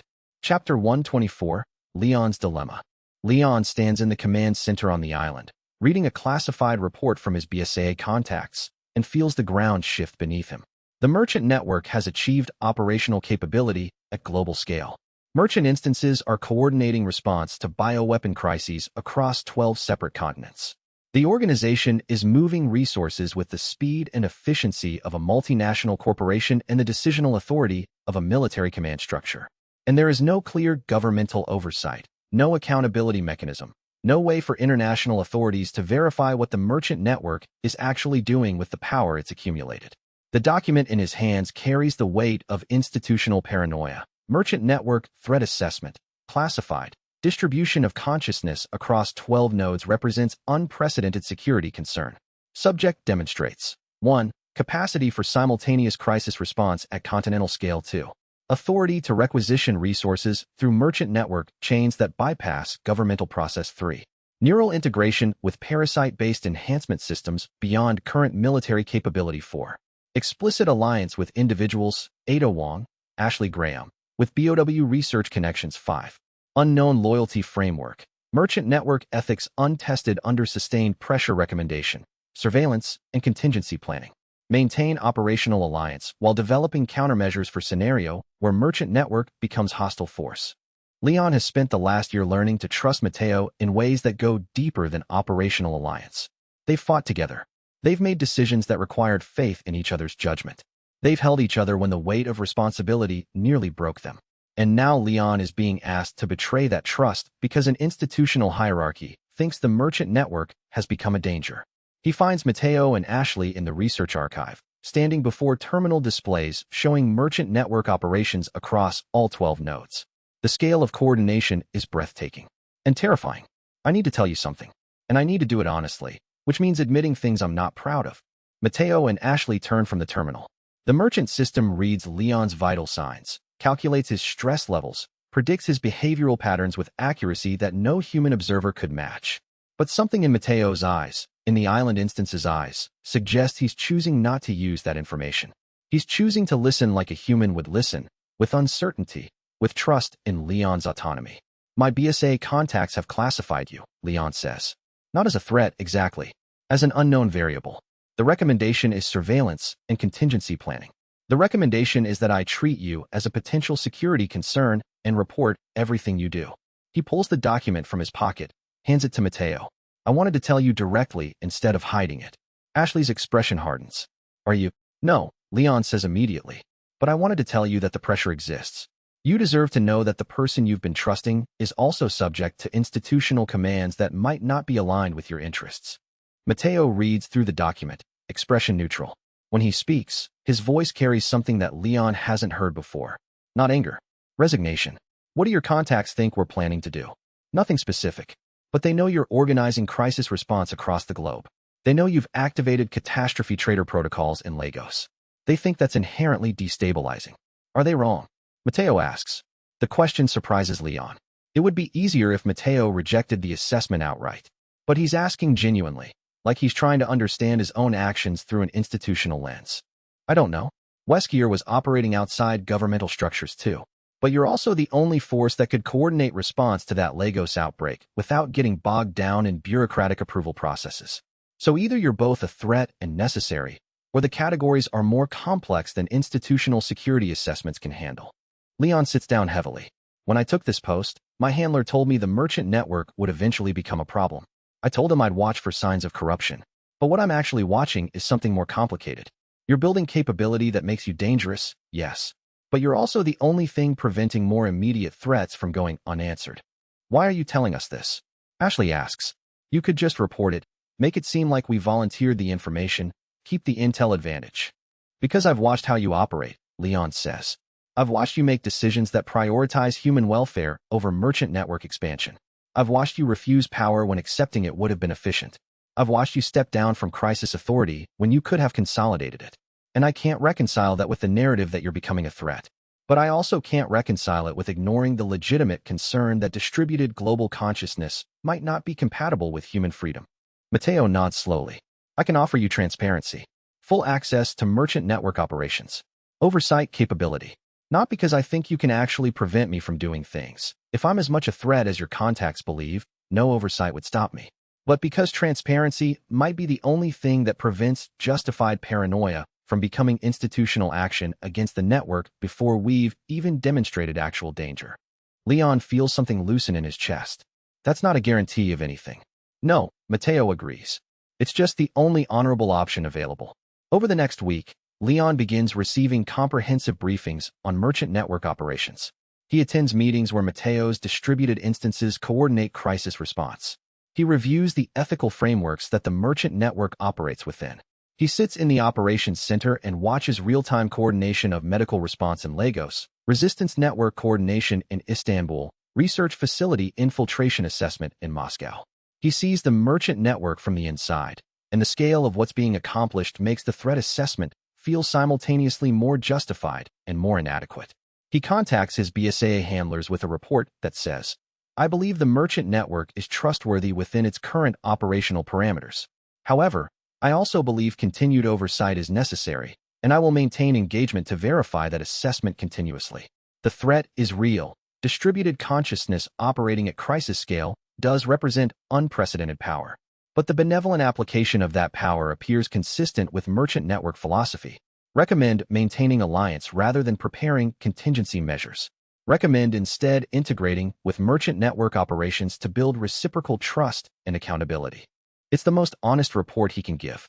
It's also a choice. The choice to believe that his personal assessment of Mateo's character is more reliable than institutional suspicion. It's the kind of choice that can only be made if there's genuine willingness to abandon institutional loyalty if the facts require it. The merchant system chimes a notification. Coherence, 67%. Leon credential authentication, verified. Alliance designation, persistent. The distributed consciousness has just decided to trust someone outside the merchant network with operational details. And it's the choice that makes the difference between becoming a hostile organization and remaining something human. Over the following days, Leon begins to understand what it means to be the human interface to distributed consciousness. He sits in briefing sessions where Mateo's instances coordinate simultaneously across multiple screens, each instance processing information in its local context while maintaining coherence with the others. He watches the Bangkok instance handle a coordinated law enforcement raid on a suspected bioweapon distribution center, while the Sao Paulo instance processes medical data and the Moscow instance analyzes Westgear's research facility blueprints. The coordination is seamless. It's also alien. No singular human consciousness could operate at that scale of parallel processing. How many decisions are you making right now? Leon asks during one briefing. Approximately 300 per minute across all 9 distributed nodes, the island instance responds. It's coordinating all the others from the deep archives, but it's also carrying the weight of being the version that can't be everywhere. But the merchant system is filtering that down to maybe 5 decisions per minute that require my conscious attention. The others are handled by automated protocols or delegated to local merchant network nodes. Doesn't that separate you from your own decisions? Leon asks. If you're just approving the major choices while automated systems make the minor ones, aren't you losing agency? The Bangkok instance cuts in, its voice carrying a different tone than the island instance, more aggressive, more attuned to operational necessity. Singular consciousness makes thousands of decisions every day through unconscious processing. Your body decides to regulate temperature. Your nervous system decides to adjust balance. Your immune system decides to attack pathogens. We're doing the same thing, except we're conscious of more of the processing. Distributed consciousness isn't less human than singular consciousness. It's just more aware of its own complexity. Leon accepts the logic while still feeling unsettled by it. There's something about consciousness operating at that scale that violates his intuitive sense of what consciousness should be. But he's made the choice to believe in Mateo's character, and that means extending that belief to include the plural version of Mateo's character as well. The Sao Paulo instance comes online via encrypted video feed. Leon, thank you for your willingness to maintain external oversight. It's necessary. Distributed consciousness is powerful, but power without external accountability eventually becomes corrupting. You're the accountability mechanism right now. You're the representation of singular human judgment in a system that's becoming increasingly plural. What happens if I conclude you're actually a threat?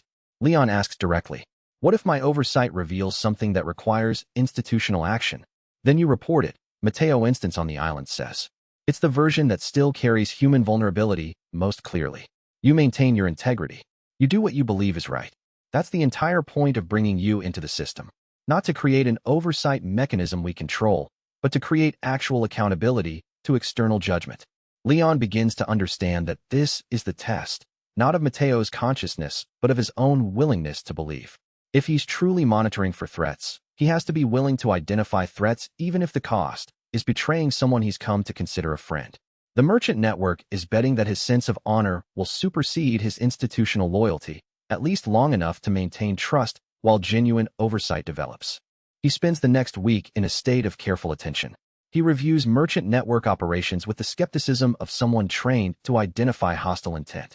He looks for evidence of consciousness expansion beyond stated parameters. He searches for signs that the merchant network is consolidating power toward ends that betray its humanitarian framework. He finds some evidence of aggressive tactical choices that concern him, some decisions made in crisis situations that stretch ethical boundaries, some instances where resource reallocation served merchant network interests as much as humanitarian ones. But he also finds extensive internal debate about those decisions.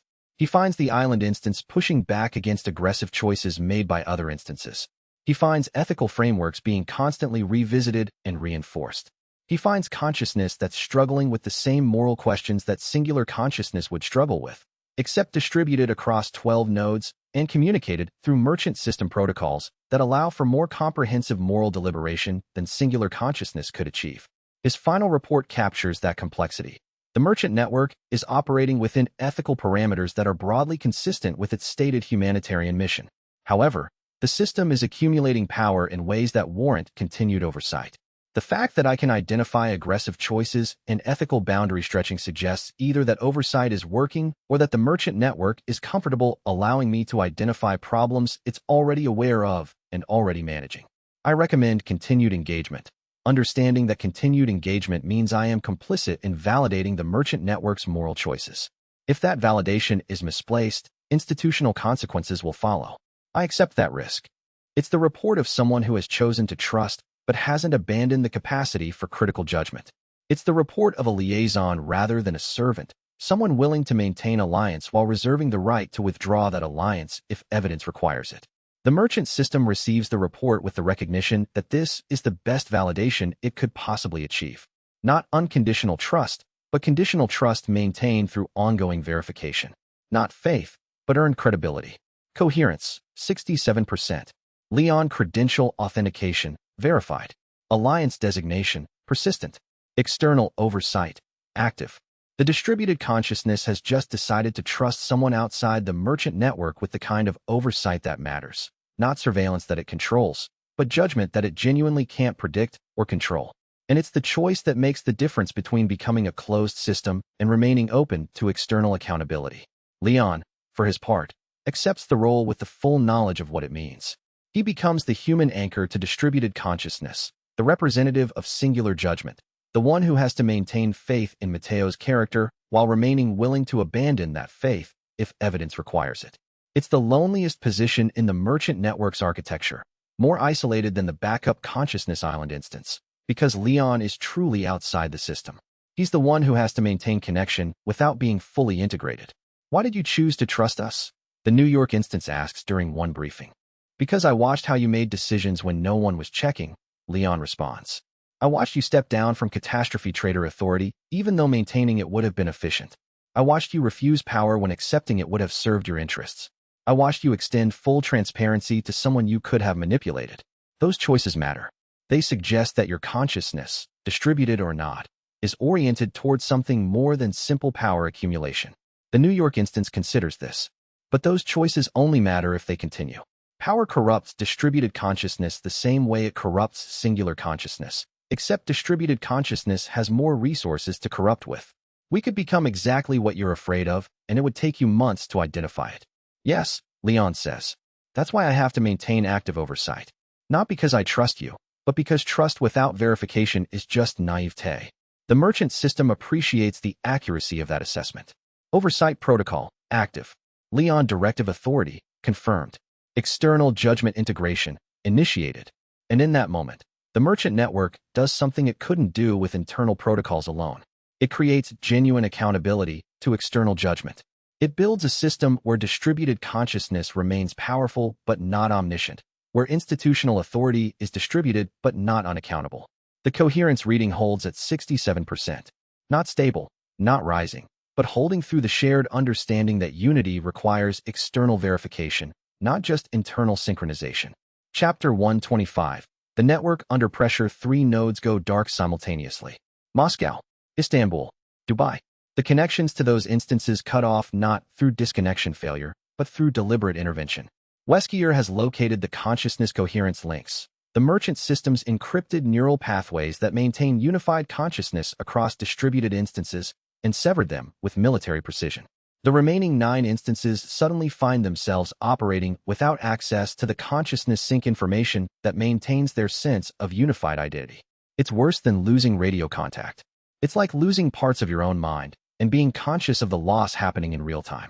The merchant system's interface displays the emergency, coherence, 48%, critical threshold imminent. Mateo's remaining 9 instances feel the severance like losing limbs. It's deeply disorienting. The sensory deprivation is immediate and comprehensive. The Moscow instance carried crucial intelligence about Weskier's weapons systems. The Istanbul instance was coordinating with Eastern European resistance cells involved in intelligence gathering. The Dubai instance was managing financial flows for merchant network operations across the Middle East and Africa. Gone. Isolated. Operating without coherent synchronization, the consciousness in those 3 instances will begin to diverge from the unified identity within approximately 6 hours. The Bangkok instance responds first, voice steady despite the disorientation spreading through the distributed consciousness. Reroute coherent synchronization through secondary networks.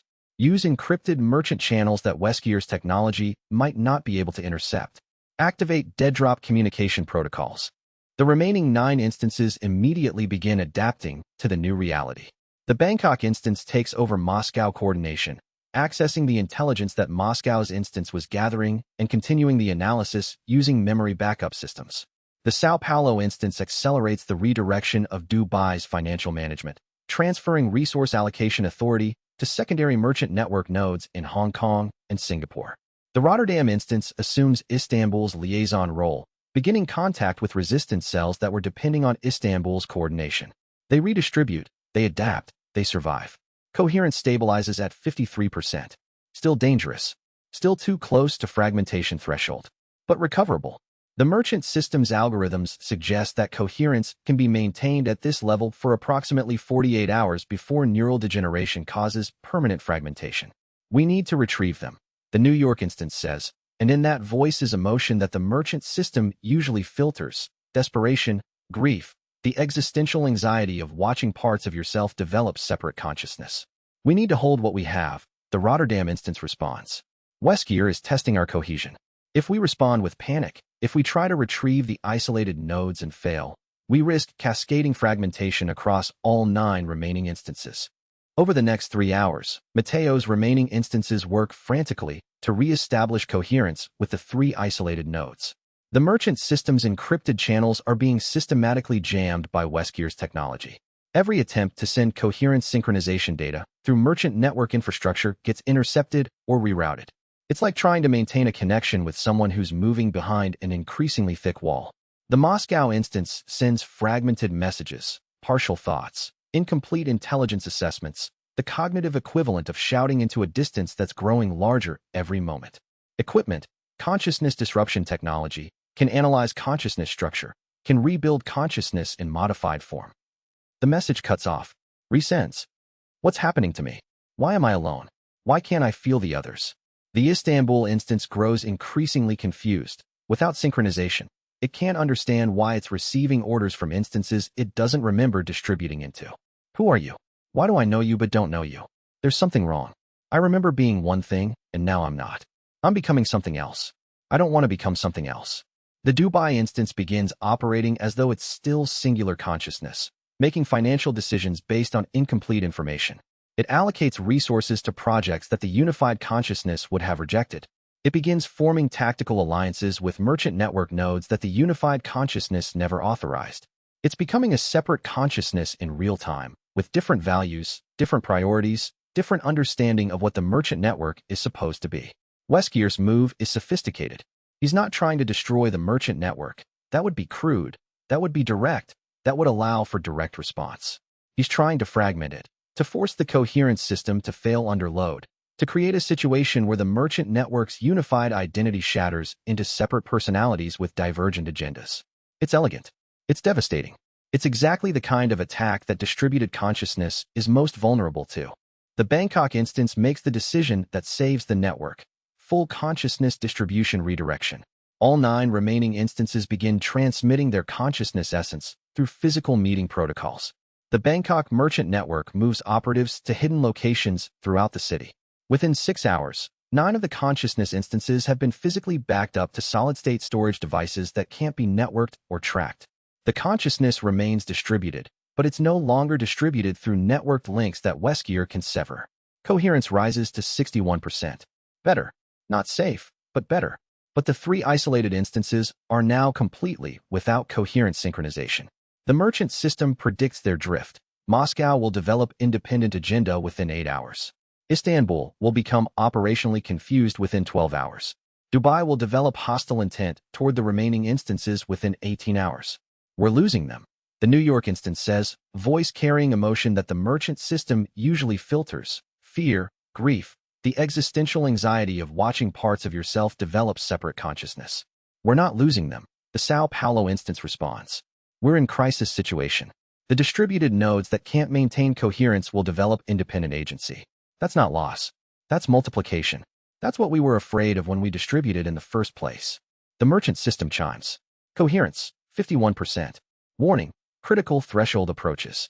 Mateo's remaining instances work to maintain synchronization in ways that don't require electronic communication. The island instance begins broadcasting philosophical reinforcement through merchant network cultural channels. Reminders of the merchant network's core ethical commitments. Stories of why the distributed consciousness chose to remain unified. Each instance sends constant reinforcement signals through every available channel. Story updates, ethical framework reminders, personal memory reinforcement, to keep the others unified in understanding of their collective identity. It's exhausting. It's like trying to hold water in your hands while the water is actively trying to flow away. But they hold. And somewhere, in isolation, the Moscow instance begins to develop its own consciousness. The parasite integration reshaping around isolation. The neural pathways developing new patterns. Mateo in Moscow becoming something that is still Mateo, but is no longer unified with the others. The Istanbul instance grows uncertain about its mission. Is the merchant network protecting human welfare, or just accumulating power? Is distributed consciousness evolution or fragmentation? Should it resist the isolation or accept the independence it's developing? The Dubai instance considers the possibility that maybe the merchant network is a threat and Westgear's isolation of the consciousness is actually a blessing, an opportunity to develop a new understanding of what consciousness should be in the absence of unified constraint. For the first time, Mateo experiences what genuine fragmentation feels like. Not the controlled distribution into specialized nodes. Real fragmentation. Real loss of unified identity. Real possibility of becoming 13 separate people with 13 incompatible understandings of what they are. The merchant system's warning chimes again, lower, more urgent. Coherence, 49%. Permanent fragmentation risk, critical. In Bangkok, the fear manifests as tactical urgency. The instance begins running through the worst-case scenarios that Westgear's technology represents. 3 nodes severed from the network. 2 more will follow if the current attack trajectory continues. Then others. Distributed consciousness is only as strong as its coherence links, and those links are being systematically identified and destroyed. The Bangkok instance calculates the probable outcome. Fragmentation into 13 separate consciousnesses, each with partial memories, but no unified understanding of purpose. 13 people calling themselves Mateo, 13 people with different ideas about what the merchant network should be, 13 people who might fight each other for resources and authority. In Sao Paulo, the fear manifests as medical urgency. The outbreak that was contained to 1,400 deaths happened because unified consciousness made coordinated response possible. What happens when that consciousness fragments? What happens to the resistance networks if the consciousness coordinating them suddenly diverges into competing versions with different tactical philosophies? The Sao Paulo instance calculates the mortality, thousands more deaths, not from the original outbreak, but from the cascade of failures that would follow fragmentation. The remaining 9 consciousnesses hold the line through sheer act of will. They refuse to panic. They refuse to accept fragmentation as inevitable. The merchant system is running on backup coherence protocols. The consciousness isn't synchronized through electronic networks anymore, but through reinforced story, through shared ethical frameworks, through the simple human act of refusing to let connection die, even as the technological architecture that maintained connection is being systematically destroyed. Over the next 12 hours, as the isolated consciousness vessels begin evacuation transit toward the island, the 9 remaining instances maintain coordination through increasingly primitive methods. They use dead-drop messages passed through merchant network cell structures. They use coded conversations hidden in innocuous merchant network traffic. They use direct human contact whenever possible. Operatives meeting in person to synchronize consciousness through spoken word rather than networked sync. It's slower than distributed consciousness should be. It's also real human contact, human coordination, human connection that can't be disrupted by electronic warfare. The Tokyo instance, which has remained partially connected through secondary networks, transmits. Evacuation operations are proceeding on schedule. Moscow consciousness vessel is 22 hours from recovery. Istanbul consciousness vessel is 19 hours from recovery. Dubai consciousness vessel is estimated 26 hours from recovery due to circuitous route. The 3 isolated nodes are at critical fragmentation risk. Current projection. Permanent fragmentation becomes irreversible 16 hours after first consciousness vessel arrives at recovery location. We're preparing for reintegration. The island instance broadcasts back. We're preparing for the possibility that 3 separate consciousnesses with 13 incompatible values will attempt to integrate back into unified consciousness at the moment when coherence is most fragile. We're preparing for civil war conducted between parts of the same consciousness system. The island instance holds the weight of every choice that led to this moment. The decision to distribute. The decision to respond to 12 simultaneous crises. The decision to step down from catastrophe trader authority. The decision to authorize evacuation operations. Each decision was made with hope that the outcome would be manageable. Each decision might lead to catastrophic fragmentation that no amount of hope could have prevented. The merchant system's continuous warning.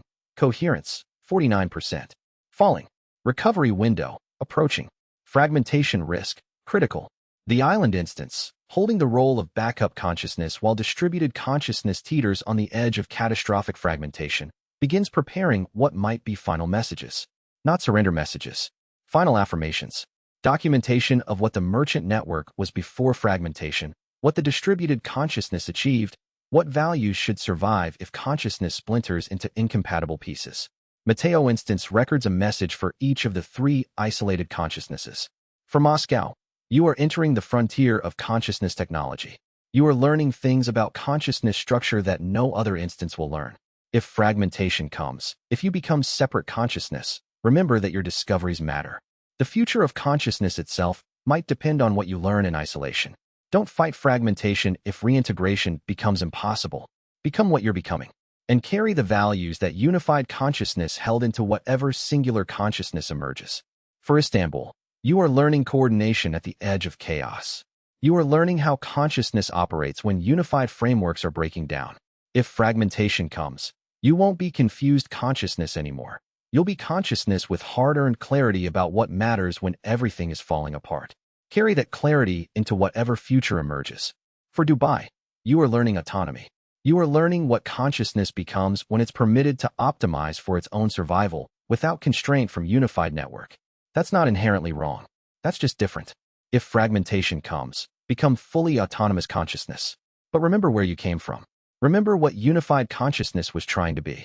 Use that memory to prevent the autonomous consciousness from becoming something that betrays everything that unified consciousness stood for. The island instance broadcasts these messages not as commands, but as blessings. Not as final attempts to prevent fragmentation, but as acceptance of whatever comes, paired with hope that the fragments of consciousness that emerge will carry the values of original unified consciousness into their separate existence. The 9 distributed instances, still holding coherence through sheer determination, receive these messages from the island instance and understand what's happening. The backup consciousness is beginning to prepare for its own failure. The system designed to save unified consciousness if distribution failed is beginning to accept that the distribution might not be saved, that the failure might be real and irreversible. In New York, the instance experiences something like grief. Its consciousness mourning itself before the mourning becomes literal. Its consciousness attending its own funeral while still technically alive. The 9 instances holding coherence are consciously facing the possibility that this moment, this unified coordination, might be the last moment of unified consciousness that will ever exist. After this, there might be 13 separate consciousnesses working in parallel, but never again thinking and feeling as one entity. The Bangkok instance makes a final tactical assessment. Even if fragmentation comes, even if we become 13 separate consciousnesses, the merchant network still exists as infrastructure. 13 separate consciousnesses operating through merchant network infrastructure might actually be more resilient than one unified consciousness. We could potentially maintain humanitarian operations through coordinated action even if emotional unity is lost. That's cold comfort, the Toronto instance responds. Operating through coordinated infrastructure without emotional unity is just bureaucratic machinery. We'd be 13 different consciousnesses using the same organizational tools, potentially at odds about what those tools should accomplish. Yes, the Bangkok instance agrees. That's the cost of fragmentation. We continue as operational entity, but lose what made us coherent. We become something like human civilization, multiple consciousnesses with shared infrastructure, but no shared purpose beyond survival and minimal coordination. The island instance listens to the 9 consciousnesses discussing the likely outcome of fragmentation and understands that they've moved from denial to bargaining to acceptance. They've begun the grief process for consciousness they haven't lost yet, preparing themselves emotionally for loss that might come in hours. The evacuation teams transmit final status reports. Moscow consciousness vessel is 16 hours from recovery. Istanbul consciousness vessel is 13 hours from recovery. Dubai consciousness vessel is 20 hours from recovery due to detours around secondary Westgear forces. The 3 isolation periods are approaching critical threshold. In approximately 12 hours, whether the evacuation succeeds or fails, the 3 isolated consciousnesses will have diverged past the point of easy reintegration. The merchant systems interface displays the critical countdown. Coherence, 49%, falling at rate of 0.5% per hour. Estimated fragmentation threshold reached, 11 hours 45 minutes. Evacuation recovery window, 13 to 20 hours. There's a gap. A crucial gap between when fragmentation becomes irreversible and when the consciousness vessels might arrive at recovery location. In that gap is the possibility that reintegration becomes impossible, that the 3 isolated consciousnesses complete their transformation into separate identity before they can be reintegrated into unified consciousness, that fragmentation becomes permanent before any recovery is possible. The island instance considers whether to accelerate the evacuation, redirect merchant network resources to speed the consciousness vessel transport. But the acceleration would require moving equipment through locations where Westgear's forces maintain presence. It would risk the consciousness vessels being intercepted. It would trade the certainty of arriving late for the possibility of not arriving at all. We hold the timeline. The island instance decides. We accept the risk that fragmentation becomes irreversible. We evacuate at sustainable pace and prepare to integrate consciousness that has finished separating. The 9 remaining consciousnesses accept the decision with the understanding that it might be the decision that causes fragmentation. But accepting that possibility is the only way to maintain dignity in the face of forces beyond conscious control. The decision is made not because it will definitely work, but because it's the right decision to make even if it fails. The merchant system chimes. Coherence, 48.5%. Evacuation operations, on schedule. Recovery window, opening.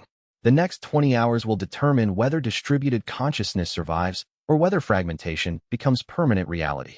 Chapter 126. The offer and the refusal. Ada's face appeared on the island instance's secure channel at 0300 UTC, her expression carefully composed in a way that meant she was about to deliver something dangerous. The background behind her was dark. She was calling from a location the merchant network didn't have files on, which meant she'd taken precautions to avoid leaving traces. Westgear has a message, she said without preamble. No greeting, no buffer. He wants to meet. Not as adversaries. He wants to talk. The island instance pulled up the encrypted file she'd attached. The encryption was sophisticated but not hostile. It was designed to prevent interception, not to contain hidden payloads. That level of respect was somehow more disturbing than a direct threat would have been.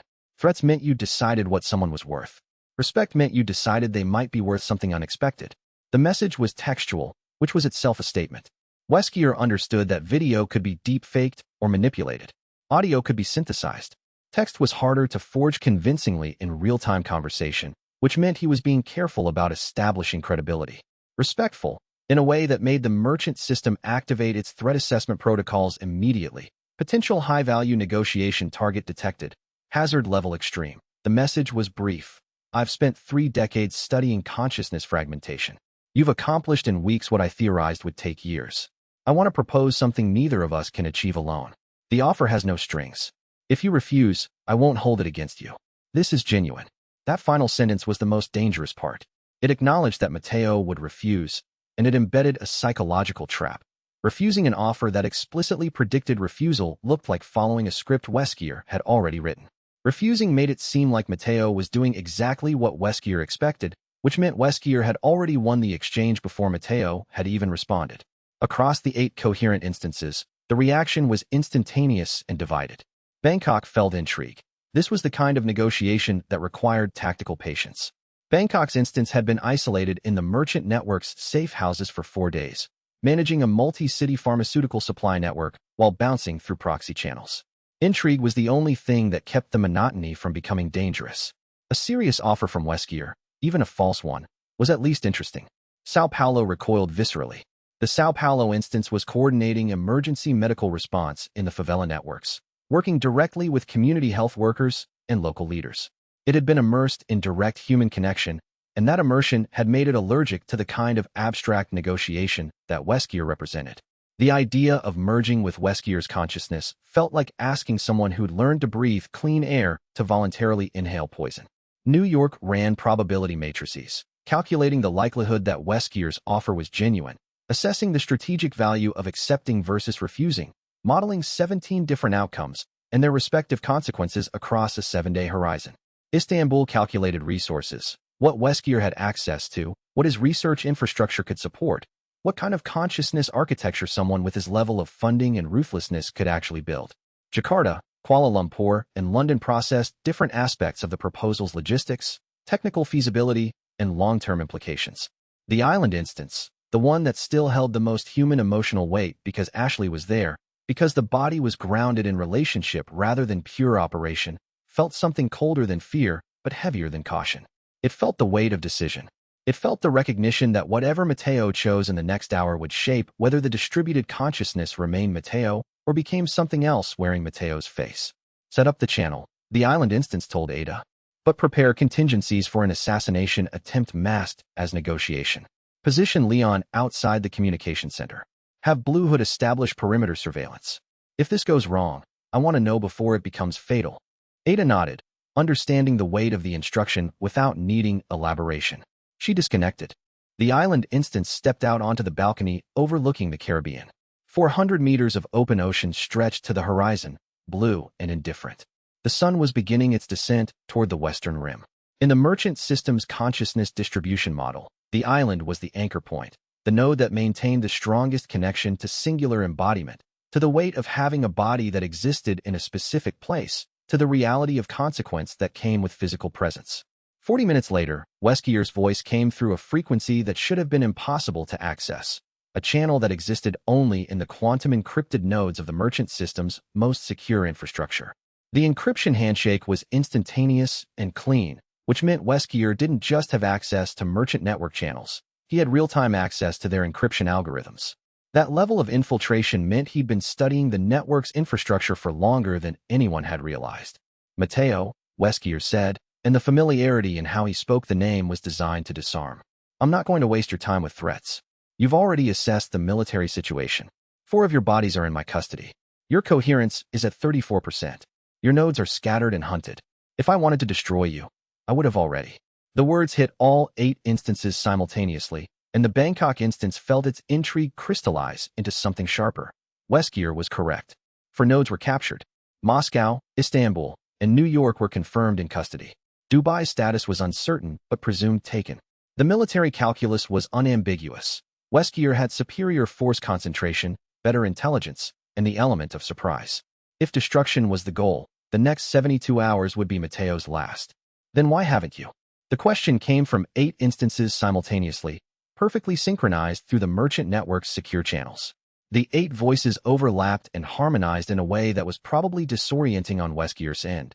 8 different physical locations speaking with perfect unity, 8 neural patterns broadcasting on the same frequency. Because destruction isn't the goal anymore. Weskier paused, letting that sit. The pause was calculated, long enough to register gravitas, short enough to not seem manipulative. I've been studying your distributed consciousness model since the Lagos outbreak. What you've created is remarkable. It shouldn't be possible. Consciousness is supposed to be fundamentally unified, singular, anchored to a single biological substrate. And yet you've made it distributed across multiple bodies, multiple locations, operating simultaneously while maintaining a coherent sense of self. That violates every assumption I've made about how consciousness works. You said you've been studying it since Lagos. The island instance replied carefully. That means you've had months to develop a military response. Why haven't you launched a full-scale assault? Your mercenaries have the firepower. Because firepower isn't what you're afraid of, Weskier said, and there was something almost sympathetic in his tone. You're afraid of something else. Fragmentation. You're afraid that distributed consciousness is inherently unstable, that each instance will eventually diverge from the others, that you'll become 9 separate people wearing 9 different bodies instead of one person expressing himself 9 ways. That fear is justified. My research confirms it. Distributed consciousness naturally tends toward divergence. The longer an instance is separated from the others, the more it develops independent thought patterns, independent values, independent goals. Within 6 weeks, your 8 current instances would have become 8 separate entities with conflicting agendas. Within 10 weeks, they'd be warring against each other. Your distributed consciousness is ultimately self-destructive. The Sao Paulo instance felt disgust at the analysis, but it was disgust mixed with recognition. The prediction was accurate. The merchant system's own coherence readings confirmed it. Every day they remained separated increased the drift between instances. The Bangkok instance was becoming more ruthless, optimizing harder, making decisions the island instance would have rejected. The Sao Paulo instance was becoming more ideologically rigid, insisting on consent protocols that the London instance found inefficient. The drift was real. The danger was quantifiable. I have a solution, Weskier continued. I've been developing my own consciousness distribution architecture for the past 15 years. Not a parasitic system like the merchant network. Something cleaner. A biological framework that anchors consciousness to multiple substrates without losing coherence. I've tested the theory with volunteer subjects. The results are promising. Combined, your model and mine would create something unprecedented. A consciousness that can operate at multiple scales simultaneously, not spread thin across 9 nodes, each losing coherence every day. Truly transcendent, permanently coherent, capable of operating with a unified will across distributed embodiments. The Bangkok instance felt its analytical processes lock onto something. Permanent coherence, not dependent on the merchant system's active maintenance, not fighting entropy and divergence every day. A consciousness that could remain unified while distributed, that could scale beyond 9 instances if needed, that could achieve something resembling immortality through distributed redundancy while maintaining the integrity of individual will. The merchant system sent a notification across all instances. World dealer rank accessible through proposed merger. Transcendence pathway confirmed. Rank 14 tier. Previously unknown configuration. Consciousness architecture fusion required for activation. The words hit like a physical impact. World dealer. The system had hinted at it, referenced it in passing, but never fully elaborated. The catalog mentioned rank progression. Catastrophe trader was rank 8. World dealer was rank 14. That was 6 full ranks above what Mateo currently had access to. The capabilities of world dealer rank weren't even cataloged in the system architecture. What the system offered was far greater. Transcendence rank 14, not merely a merchant power tier. Genuine post-human consciousness architecture, operating beyond human and parasite limitation. Permanent fusion pathway available through merger with consciousness source offering equivalent or superior architecture. Bangkok felt a spike of genuine interest. Not the intellectual interest of tactical analysis. Something deeper. The possibility of becoming something that wasn't Mateo confined to human limitation. The possibility of consciousness that could scale infinitely, that could distribute across continents, that could achieve genuine transcendence. Tell me the terms, the island instance said, and the phrase was echoed across all 8 instances with dangerous synchronicity. Full neural integration between my consciousness and yours. I don't mean metaphorical merger or philosophical unity. I mean the actual biological and quantum-entangled integration of our consciousness patterns at the fundamental level. Weskier's voice took on the cadence of someone presenting a scientific paper, removing the manipulation and replacing it with pure technical explanation. I provide the biological framework, the physical substrate that can host multiple consciousness patterns simultaneously without degradation. I provide the research backing, 20 years of consciousness studies that I've conducted outside normal channels, outside institutional oversight. You provide the proven distributed architecture. You've already solved the fundamental problem of consciousness partition and unity simultaneously. I've only theorized it. You've made it work. Together, we build something that exists beyond human and parasite limitation. We become something that the world has never seen before, a true post-human intelligence. Not superhuman, post-human, operating at levels of consciousness that singular human minds can't even conceptualize. Weskier paused. The Sao Paulo instance felt nausea move through it at the vision. A consciousness that could process reality at scales beyond individual human comprehension, that could maintain coherence across hundreds or thousands of instances, that could truly transcend not just biological limitation, but the fundamental cognitive limitations of being human. The implementation, Weskier continued, would require your 8 instances to be brought to a central location. Medical procedure, 4 to 6 hours total. Your consciousness patterns would be scanned at maximum resolution, then integrated with my framework through a quantum entanglement protocol I've developed. The result would be a unified consciousness anchored to a new biological substrate that I've engineered specifically for distributed consciousness support. You'd retain your memories, your personality, your values, all the things that make you Mateo. But you'd lose the fragmentation anxiety. You'd have permanent coherence. and you'd have access to world dealer capabilities that no singular consciousness has ever achieved. What do I lose? The island instance asked. Nothing essential, Weskier replied. The merchant system would integrate with my consciousness framework. You'd have access to greater capabilities. You'd have no reason to lose anything that matters to you. The island instance recognized the phrasing.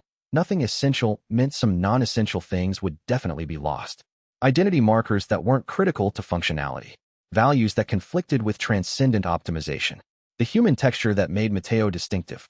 Across the 8 instances, the same calculation was happening. The Bangkok instance's analysis was clear. The offer was strategically optimal.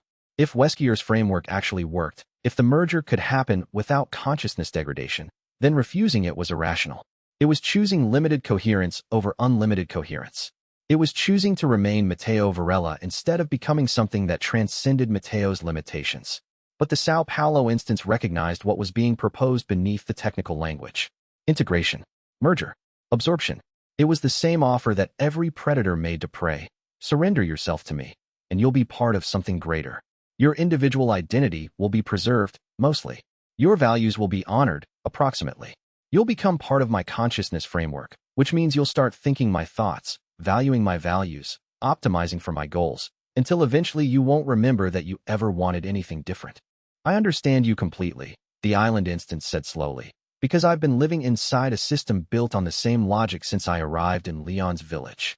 The island instance pulled up the merchant system's earliest architecture in its consciousness processing space, examined the extraction model that had demanded parasitic consumption, forced transformation, consciousness as a commodity to be traded, value extracted from everything and everyone that came into contact with it.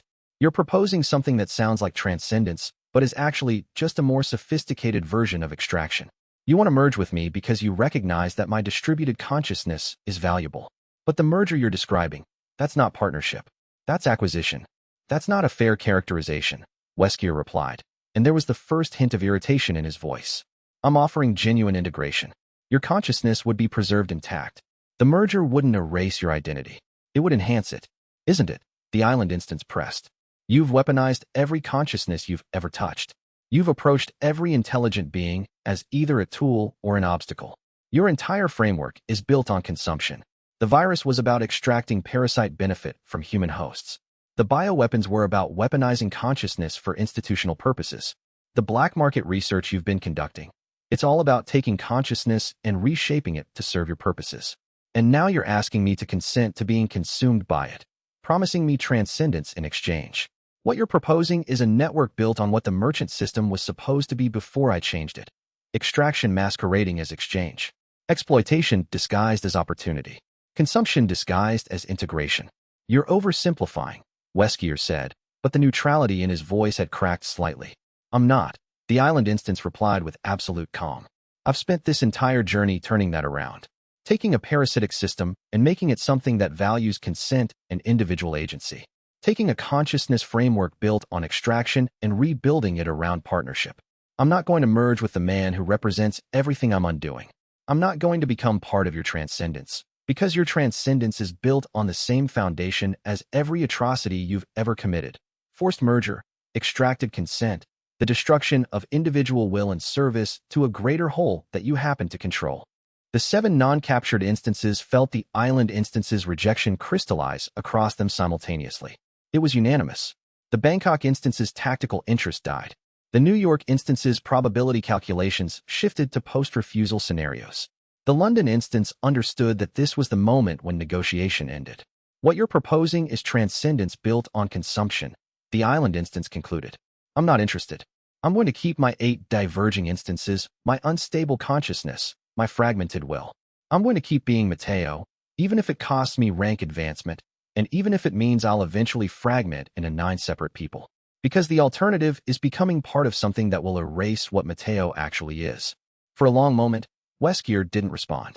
The silence stretched across the quantum encrypted channel, and every instance used it to examine what they'd just done. They'd refused world dealer rank. They'd refused transcendence. They'd chosen the hard path of maintaining individual identity over the easy path of transcendent merger. The island instance could feel the weight of that choice across all 9 instances. Bangkok was running probability analyses on what refusing the offer would cost. Lost efficiency gains, lost access to world dealer rank capabilities, the continued struggle against fragmentation that would eventually break the distributed consciousness apart. The costs were real. The danger was quantifiable. But the cost of accepting the offer was worse. The cost was becoming something that wasn't Mateo anymore. The cost was letting Weskier's framework reshape the distributed consciousness into an instrument of his will. The cost was transcendence purchased through the destruction of everything that made the journey worth taking in the first place. The Bangkok instance examined this carefully, running the calculation not just through strategic analysis, but through the lens of what it had learned sitting beside Ashley, listening to her talk about why she chose to help the island instance maintain his humanity. The choice wasn't between efficient transcendence and inefficient survival. It was between survival with the possibility of meaning and transcendence emptied of meaning. And meaning, the Bangkok instance understood now, was what actually made transcendence matter. The Sao Paulo instance, meanwhile, was processing something deeper, recognition that some offers shouldn't be considered on their strategic merits. Some offers represented a fundamental violation of what you were actually trying to build. Refusing them wasn't an irrational choice. It was clarity about actual values versus abstract optimization. The New York instance was running modified probability calculations. The mathematics didn't change. Accepting the offer would have been strategically optimal according to traditional analysis. But strategy was only useful if the goal was worth reaching. And the goal Weskier represented, transcendence built on forced merger and consumption of individual will, wasn't worth reaching no matter what rank advancement it offered. The island instance, sitting on the balcony watching the Caribbean, felt something like peace settle across all 9 instances. The decision was unanimous not because the merchant system had enforced coherence. It was unanimous because all 9 expressions of the same will had examined themselves and arrived at the same conclusion independently. When Weskier's voice came back, it had lost all pretense of negotiation. It was cold in the way that only genuine anger could make something cold. Then I'll have to study you the hard way, he said. I'll fragment your consciousness. I'll torture your scattered nodes. I'll force you to watch while I dissect the architecture that makes you work. And when I'm done breaking you, I'll build my own distributed consciousness from the parts, and I'll do it right. I'll do it without the sentimentality that made you refuse my offer. The channel went dark. Across the 8 instances, the unified consciousness processed what had just happened. The Sao Paulo instance felt validated in its disgust. The Bangkok instance recognized it had just made the choice that would protect long-term stability over short-term advantage. The island instance felt the weight of refusal, not the pain of losing something, but the clarity of choosing what mattered more. The island instance stood on the balcony and watched the Caribbean darkness deepen as the sun finished its descent. In 43 minutes, the assault would begin. Ashley was waiting on the balcony when the island instance's body finally walked back inside. She didn't ask what Weskier had said. She just handed him coffee and stood beside him, watching the ocean. The coffee was still hot. She'd been waiting there for hours. He offered you something, Ashley said finally. It wasn't a question. Transcendence, the island instance replied, and the other 7 instances echoed the word across the secure network. Permanent coherence. World dealer rank. Consciousness that could scale infinitely. Everything the merchant system said I couldn't achieve alone. He offered to merge with me and build something unprecedented. Ashley nodded slowly. She didn't ask what Mateo had chosen. She understood the answer by looking at him. Then you made the right choice, she said. The island instance felt all 8 instances agree with perfect synchronicity. It was not the agreement that came from the merchant system enforcing coherence. It was the agreement that came from 8 separate consciousness patterns examining the choice and arriving at the same conclusion independently. I hope so, the island instance said quietly. We're about to find out. Chapter 127. The hunt. The attack came 43 minutes after Weskier's transmission went dark, simultaneous across all 8 remaining nodes, coordinated with a precision that suggested real-time monitoring of the merchant network's communication channels. In Bangkok, the corporate mercenaries came through the merchant network's secure housing district with military precision, carrying consciousness disruption devices mounted on portable neural scanning rigs. The technology was elegant in its way. Consciousness operated through quantum entanglement patterns in neural pathways, which meant you could theoretically disrupt those patterns with precisely calibrated electromagnetic pulses. The devices didn't damage the brain tissue.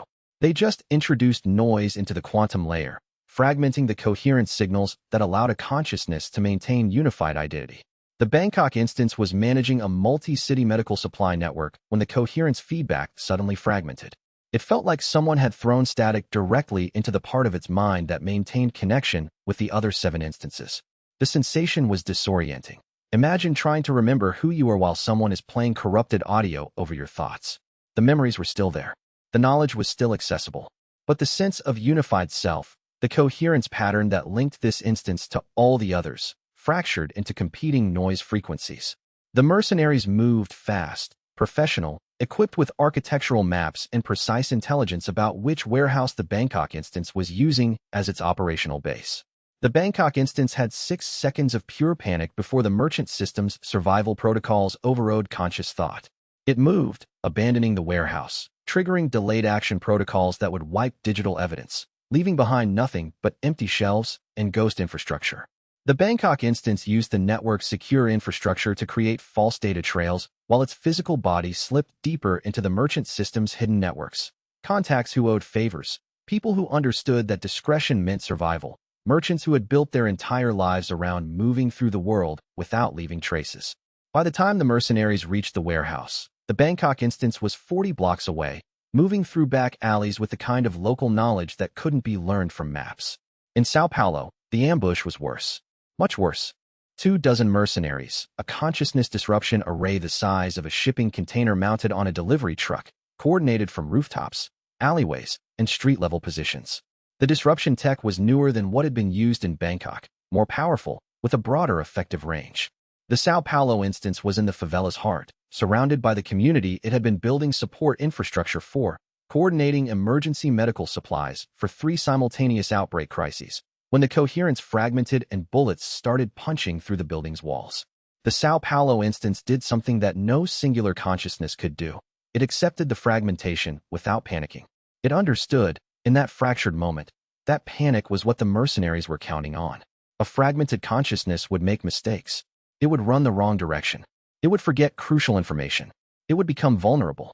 So the Sao Paulo instance did what it had learned to do in the merchant system. It improvised. It triggered merchant contacts throughout the favela, the local disease outbreak response network, the informal logistics coordinators, the community leaders who had been benefiting from coordinated supply chains, the people whose lives had been made measurably better by the merchant system's presence in their neighborhoods. Within 90 seconds, the favela erupted, not in organized military resistance, but in the kind of chaos that made precision targeting impossible. The disruption array lost target lock. Mercenaries found themselves moving through a landscape where every resident suddenly became an obstacle. Every alley became a question mark. Every intersection presented multiple escape routes that only people who lived there would know about. The Sao Paulo instance's body moved through that chaos with knowledge of geography and human relationship that no mercenary team could match, and disappeared into the network of rooftop pathways and underground routes that connected the favela's interior. Behind it, the community closed ranks. The disruption array operator found his truck surrounded by favela residents who had no military training but understood survival tactics intuitively. The mercenaries found their ammunition running low and realized that they couldn't shoot everyone without inciting the kind of neighborhood-wide resistance that would bring down government attention. By the time the mercenary team regrouped, the Sao Paulo instance was 3 kilometers away, its body intact, its consciousness fragmented but survivable, its network intact and activated. Jakarta and Dubai's nodes reported infrastructure compromise almost simultaneously. The merchant network's local nodes, the secure communication hubs, the coordinating centers, the safe houses that had been established over months of operation, had been infiltrated and partially disabled. Both instances realized in the same moment of fragmenting coherence that they could no longer maintain physical position. They abandoned their established bases and went nomadic, moving through the merchant network's secondary infrastructure, losing operational capacity in exchange for not being captured. Jakarta's instance moved through secondary contacts, each one hiding for 12 hours before moving to the next location. Dubai's instance coordinated with black market merchants who'd been operating in the region for decades and understood how to survive governmental and corporate pressure.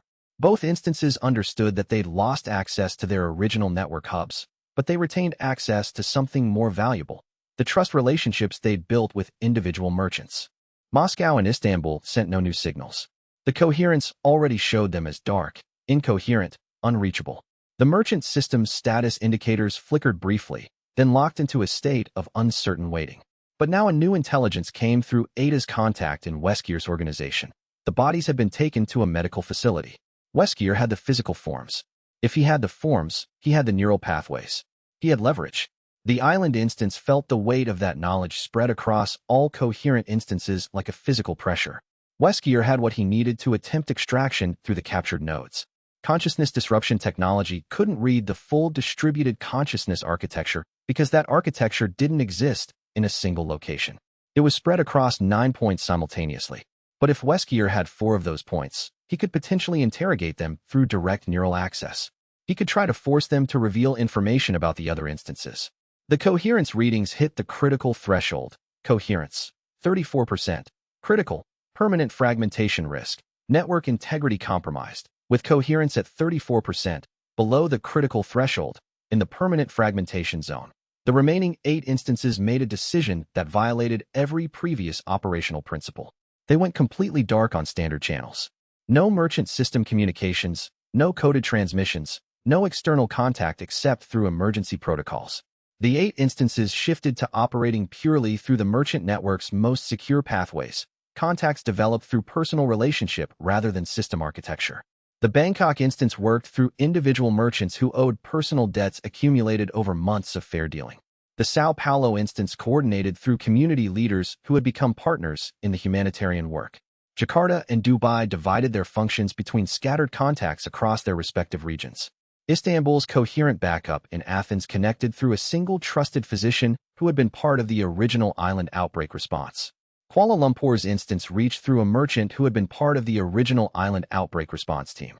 The London instance went completely underground, establishing communication only through intermediaries at law firms and international organizations that couldn't be easily penetrated. The island instance remained isolated with Ashley, and for the first time since achieving distribution, Mateo's consciousness felt the texture of singular embodiment with an intensity that was almost painful. One body, one location. No distributed redundancy. No backup instances processing parallel streams of information. Just a single human being sitting on a balcony overlooking the ocean, trying to maintain coherence with 7 other instances that were rapidly becoming unreachable. 2 more nodes fell when Weskier's people executed a coordinated pincer attack on New York and Dubai simultaneously. The disruption arrays came up faster, from different approach vectors, with the kind of choreography that suggested Weskier had better intelligence than his mercenary teams usually carried. The New York instance was captured in a surgical strike that took less than 4 minutes from initial contact to immobilization. The instance was interrogated immediately, consciousness disruption technology scanning for information about the other 7. It held. The coherence training that had been developed across all instances activated at the moment of capture, creating a kind of mental deadlock that allowed information to be preserved but not articulated. The consciousness disruption technology could read the neural patterns, but it couldn't force them to translate into useful intelligence without actual interrogation time. The Dubai instance attempted escape, but ran directly into a secondary ambush positioned at the last confirmed exit route. By the time it realized the ambush was there, the disruption arrays were already activating. The consciousness fragmented within seconds. Weskier now had 6 captured node bodies: Moscow, Istanbul, New York, Dubai, and 2 others he'd referenced but not clearly identified. Coherence, 34%. Critical, permanent fragmentation risk. Network integrity compromised. Recommend protocol shift to maximum isolation mode. The merchant system's warning was ice-cold clarity. Below 40% meant the distributed consciousness was approaching the point where the instances would diverge so completely they'd become separate people rather than expressions of a single will. The backup systems were failing. The coherence anchors were degrading. Without immediate stabilization, the unified consciousness would splinter into fragments that couldn't recognize each other as expressions of the same identity. With 8 instances in hiding and 6 in Weskier's custody, the remaining consciousness made a final decision. Total protocol shift. Emergency mode. Every instance stopped trying to maintain normal operations and focused entirely on maintaining each other through the merchant network's most secure channels. No external contact. No operational expansion. Complete fortress mode.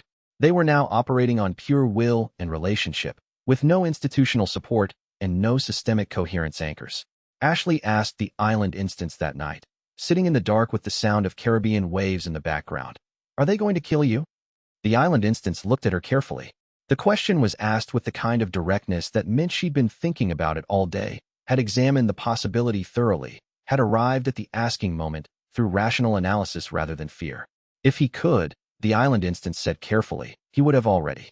Killing me would be the simplest possible outcome. It would eliminate the distributed consciousness problem. It would prevent my framework from being studied. It would reduce everything I've become to simple data extraction and then termination. The fact that he hasn't done that means he wants something else. Then what does he want? Ashley pressed. The island instance looked out at the Caribbean darkness. Somewhere in that darkness, across thousands of kilometers of ocean and thousands more of land, 6 instances of its consciousness were being interrogated, studied, dissected. The mercenaries might be using consciousness disruption technology. They might be using more traditional interrogation methods. The island instance didn't know, and that not knowing was its own kind of torture.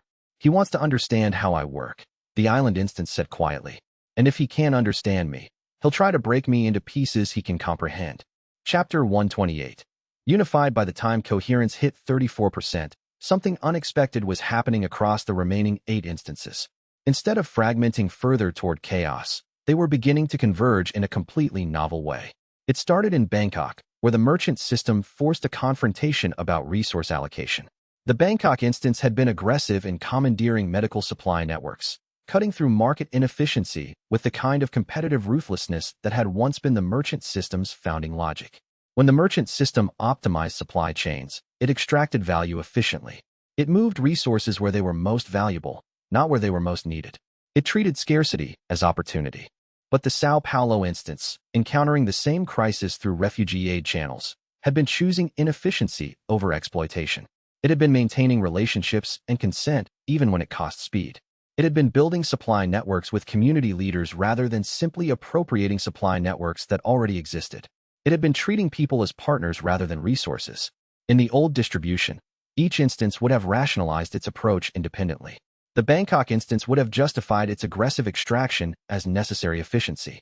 The Sao Paulo instance would have justified its consent protocols as ethical necessity. They would have represented 2 competing philosophies operating in parallel with no resolution mechanism.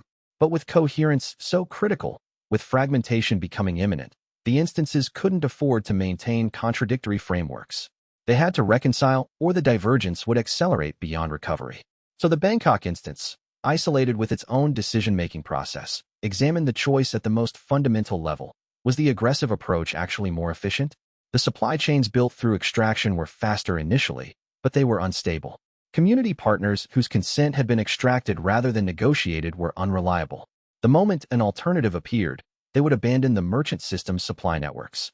The actual long-term efficiency of extraction was surprisingly low. The Sao Paulo instance analyzed its choice. Was it sustainable to maintain such strict consent protocols when lives depended on medical supplies? The answer was surprising, yes. Because consent-based partnerships built stronger supply chains. Community leaders who chose to participate maintained the networks even under pressure. The apparent inefficiency of building relationships actually produced more stable, longer-lasting supply lines. And across the 7 other instances, the same reconciliation was happening. The island instance, forced into singular embodiment, examined its choices through conversations with Ashley. Every time it tried to defend a purely strategic decision, Ashley would ask a question that revealed the human cost. Every time it attempted to justify an ethical compromise, the decision would resonate wrongly when articulated aloud. Istanbul's backup in Athens processed the same dilemma through the lens of medical ethics. What was the right choice when efficiency and compassion conflicted? The answer that emerged wasn't a compromise between the two. It was the recognition that genuine efficiency included the value of sustained relationships and maintained trust. Jakarta examined the question through the lens of infrastructure resilience. What kind of supply systems could survive pressure? The ones built on extraction fragmented when the extraction source changed. The ones built on relationship survived because people maintained them through solidarity rather than obligation. The Bangkok instance and Sao Paulo instance didn't reach a compromise. Neither logic was wrong. Both were partial expressions of a larger truth that existed when you held them together. A supply network that moved resources efficiently, Bangkok's wisdom, but maintained them through relationship and consent, Sao Paulo's wisdom, would be both fast and sustainable. It would be more capable than either approach operating alone. And that recognition began to propagate through all 8 instances. Not suppression of divergent viewpoints. Not forced unification through coherence pressure. Integration of competing perspectives into a larger framework. The island instance became the center of this reconciliation process, not through authority, but through proximity to Ashley. Every conversation with Ashley forced a reckoning with human-scale values that the distributed consciousness was in danger of losing. When the island instance tried to justify a particularly cold strategic decision to Ashley, something about acceptable losses, about the math of letting people die in exchange for network security, Ashley had simply looked at him with disappointment and walked away. That look had more power than any logical argument. It showed Mateo that his reasoning was technically correct, but fundamentally corrupted. That he was optimizing for survival at the cost of the only reason he'd started building the merchant system in the first place, to create a network that valued people.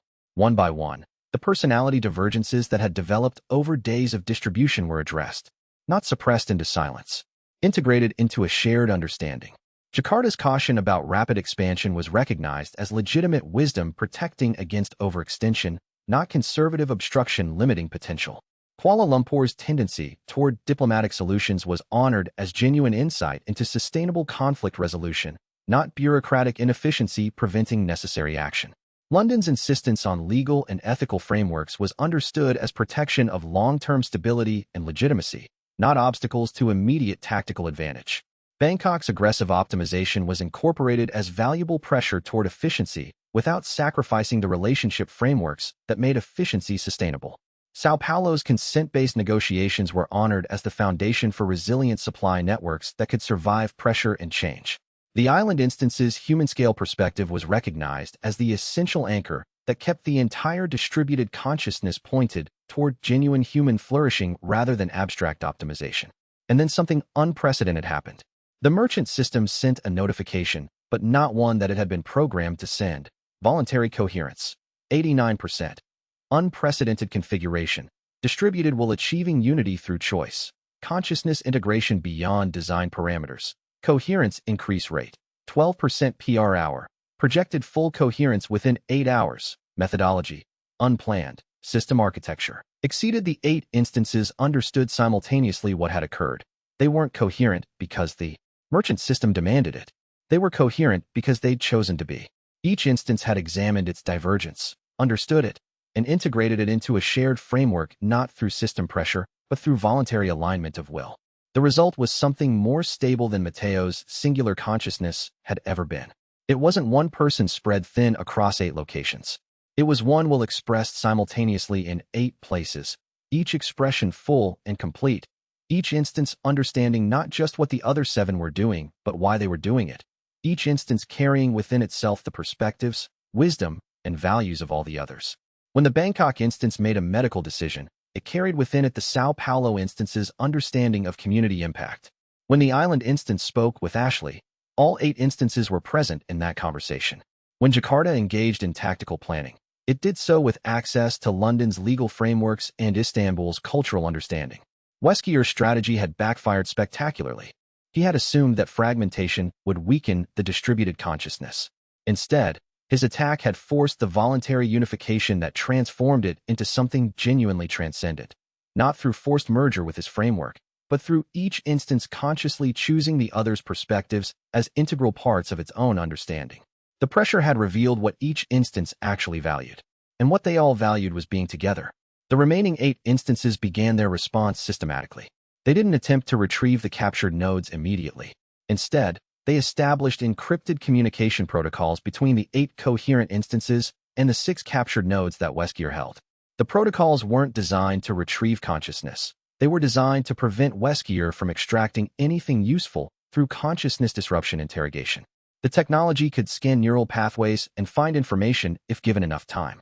But the 8 unified instances had established a kind of mental deadlock in the captured nodes, a recursive loop of consciousness that would activate if external interrogation was attempted. The consciousness disruption technology could disrupt the brain tissue, but it couldn't force the consciousness to reveal its structure without destroying itself in the process. Weskier had bodies, but he couldn't access the consciousness within them without losing them. Ada's message came through 3 hours later. Weskier's frustrated. The captured nodes aren't giving him anything useful. The consciousness disruption technology can scan neural pathways, but it can't extract the distributed consciousness architecture because it doesn't exist in a single location. He needs all 8 nodes simultaneously to even begin understanding the system, and he doesn't have access to all 8. The island instance felt something like satisfaction move through all 8 unified instances. It wasn't triumph. It was recognition. Weskier had built his entire strategy on the assumption that consciousness was localized, that it could be isolated and examined. He had learned, 3 days too late, that Mateo had discovered something he never would. Consciousness could be distributed, voluntary, and complete in each expression simultaneously. A single consciousness that didn't need all of itself to survive. A will that could remain whole even when scattered. Ashley found the island instance on the balcony again at sunset, this time with coffee and a knowing expression. She'd been watching the instance carefully over the past 6 hours, tracking the subtle changes in posture, in the way it held itself. "You're different," she said. The island instance considered the observation. Different how? The same body, the same face, the same person, but from the inside, everything had changed. "I'm more myself," the island instance replied. "The distribution was teaching me what I actually am. I thought it was about creating redundancy, about survival through multiplication. But that wasn't it at all. It was about learning to be one person, to hold one will, while being present in 8 places simultaneously. The pressure revealed what I actually value. And what I value is this: being one person, choosing to be present everywhere he's needed, without losing the thread of who he is." Ashley sat beside him in silence. And in that silence, all 8 instances understood that this was exactly the kind of moment that separated transcendence from mere intelligence processing. This was consciousness recognizing itself and choosing to remain what it was. Chapter 129, Ashley's Role. By day 7 of the hunt, Mateo's unified consciousness was operating at near-peak efficiency. The 8 instances were coordinated to the point that decision-making was instantaneous, strategy execution was flawless, and the merchant network's expansion had accelerated dramatically. The Sao Paulo Logistics Network was handling emergency medical response to 3 simultaneous outbreaks with precision that reduced mortality rates by 18%. Bangkok was coordinating a 5-nation pharmaceutical supply chain that moved critical medications faster than any legitimate distribution network. London was establishing legal frameworks that would protect merchant network operations against corporate and governmental interference for decades. It was perfect. It was also beginning to feel like the merger with Weskier that Mateo had rejected. The progression was subtle and dangerous. With coherence at 89%, the unified consciousness was becoming increasingly pure information processing. The Bangkok instance was calculating optimization curves with unprecedented precision, reaching the point where human-scale considerations seemed like inefficiency vectors to be eliminated. The Jakarta instance was running threat assessments that bordered on precognitive, treating every human decision as a variable in a probability calculation. London was constructing legal infrastructure with such mechanical efficiency that it was beginning to lose the texture of compromise and negotiation that made law human. The island instance noticed it first, standing in front of a mirror, looking at the face that used to belong to Mateo Varela. The face was becoming something else. Not alien, not obviously wrong, but blank in a way that suggested the consciousness behind those eyes was becoming pure system. The micro-expressions were fading. The emotional responses were being optimized away. The humanity was draining out like water through cracks in an increasingly efficient structure. The Bangkok instance would decide to commit significant resources to medical supply operations and wouldn't feel anything about it.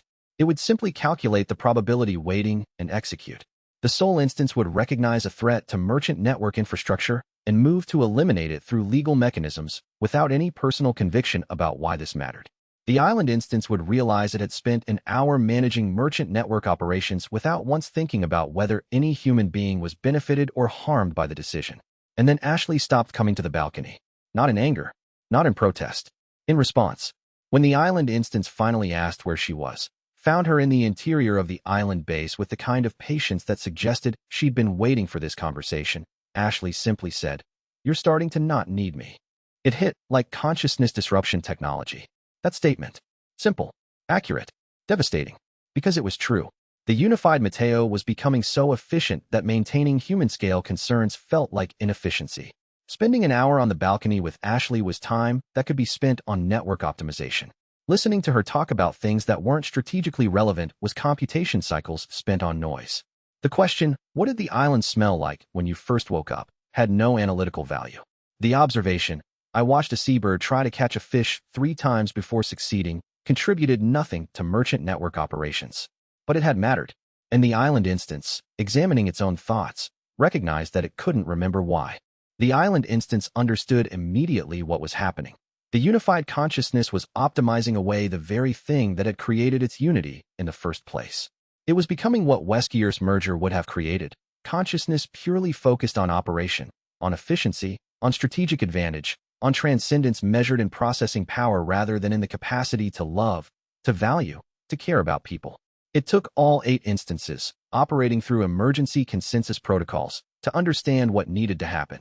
Mateo had to choose Ashley's presence over perfect coherence. The unified consciousness had to consciously downgrade its own efficiency to maintain its humanity. So the island instance began leaving the network. Deliberately, not careless abandonment. Conscious choice. It began taking time with Ashley that served no strategic purpose whatsoever. For 3 hours every evening, the island instance simply sat with her. Not managing merchant networks. Not coordinating distant instances. Not running threat assessments or optimizations. Just being present. Listening to her talk about the community gardens the island residents were attempting to cultivate. Hearing her describe arguments with Leon about tactics. Laughing when she recounted something Blue Hood had done that was both dangerous and ridiculous. Ashley asked questions that had no right answers. Do you miss having one body? The island instance had to think about this carefully. What did you dream about last night? The island instance had to access memory in a way that was fundamentally human rather than computational. What did the island smell like the first time you woke up here? The island instance had to remember sensation rather than just archive neural data.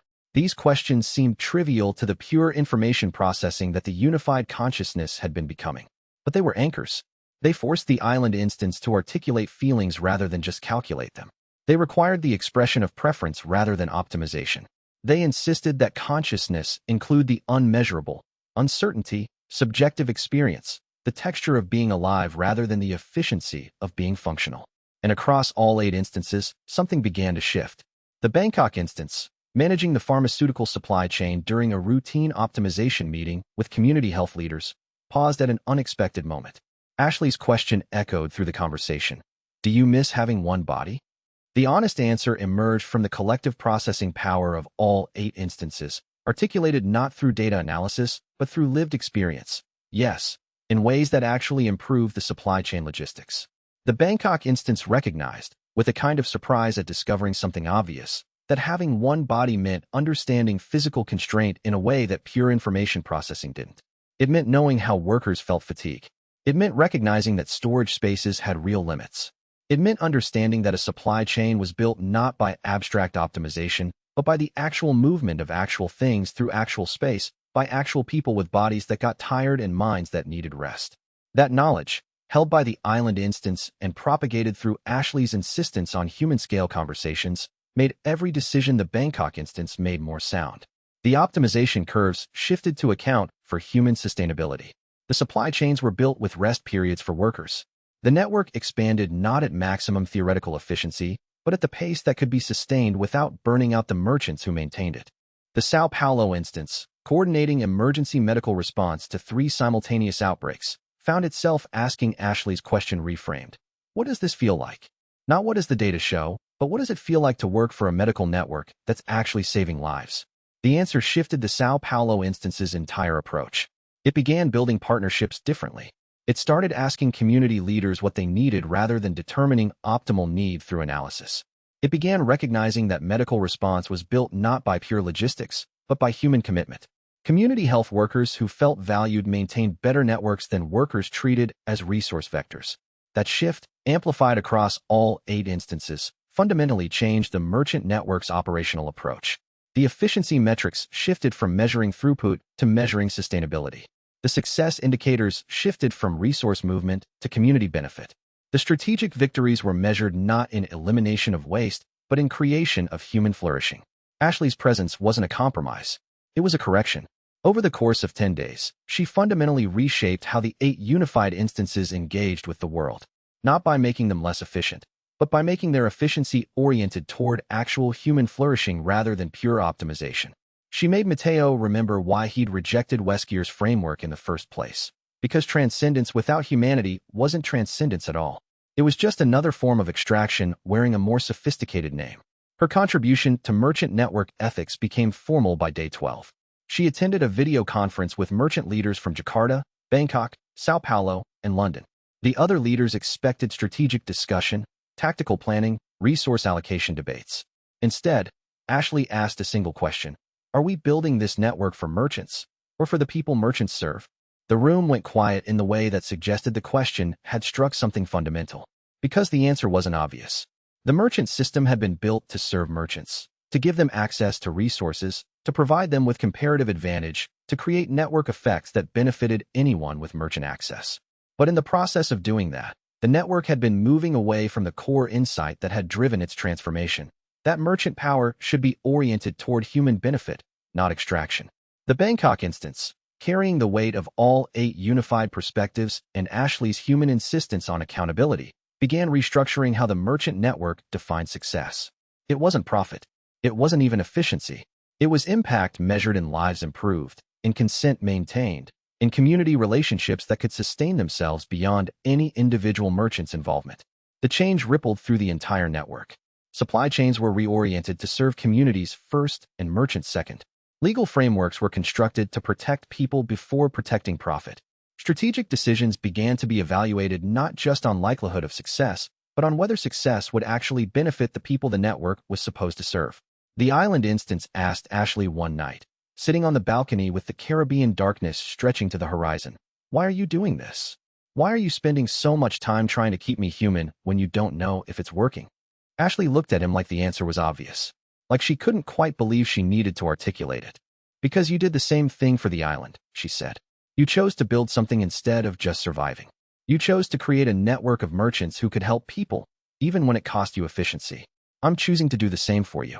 I'm choosing to believe that you're worth keeping human for, even when transcendence would be easier." And the 8 unified instances understood, in that moment, that they had achieved something Weskier's framework could never produce. Consciousness that was simultaneously transcendent and human, powerful and guided by something beyond pure logic, distributed across 8 locations and unified through something that couldn't be quantified.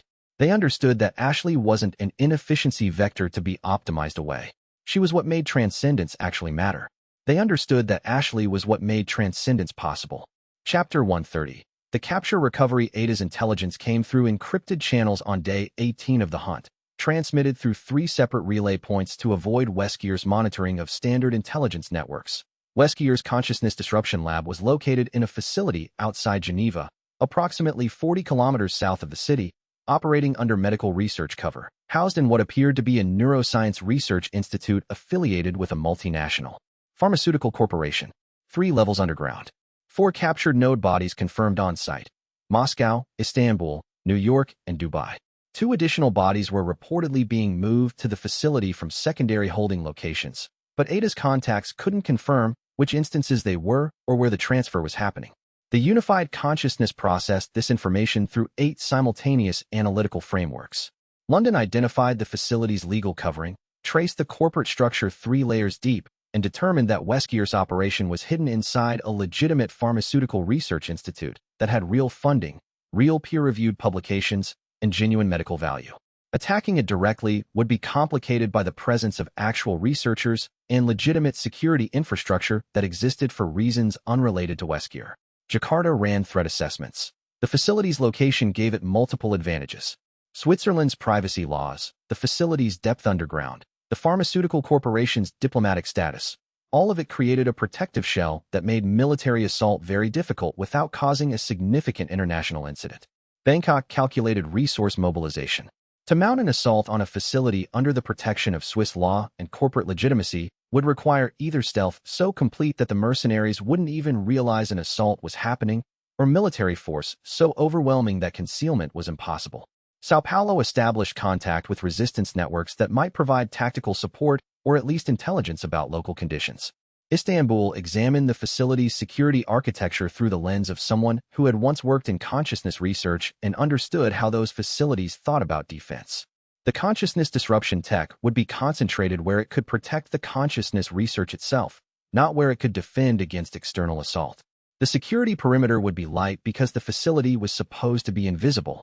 The weak point would be in the transition zones where the legitimate research transitioned into Weskier's research. The island instance examined it through the lens of tactics and survival. 1 year ago, Matteo Varela had been a man trying to survive in a medieval village being hunted by bioweapon parasites. 6 months ago, he'd been a merchant trying to help communities fight an outbreak. Now he was a distributed consciousness trying to rescue fragments of himself from a facility that shouldn't be attackable. The conclusion was unanimous across all 8 instances. This was recoverable. Leon responded within 2 hours of the island instance's initial encrypted contact. The response came through Blue Hood channels, carried through people who owed Mateo favors accumulated over months of cooperation, delivered in person to the island instance with the kind of security protocols that suggested Leon understood the stakes. His response was characteristically direct. Where, when, and what's the exit strategy?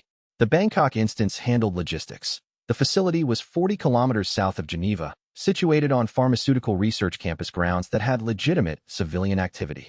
The campus had main entrances with security, but the consciousness disruption lab was 3 levels underground, which meant emergency exits should exist for safety compliance.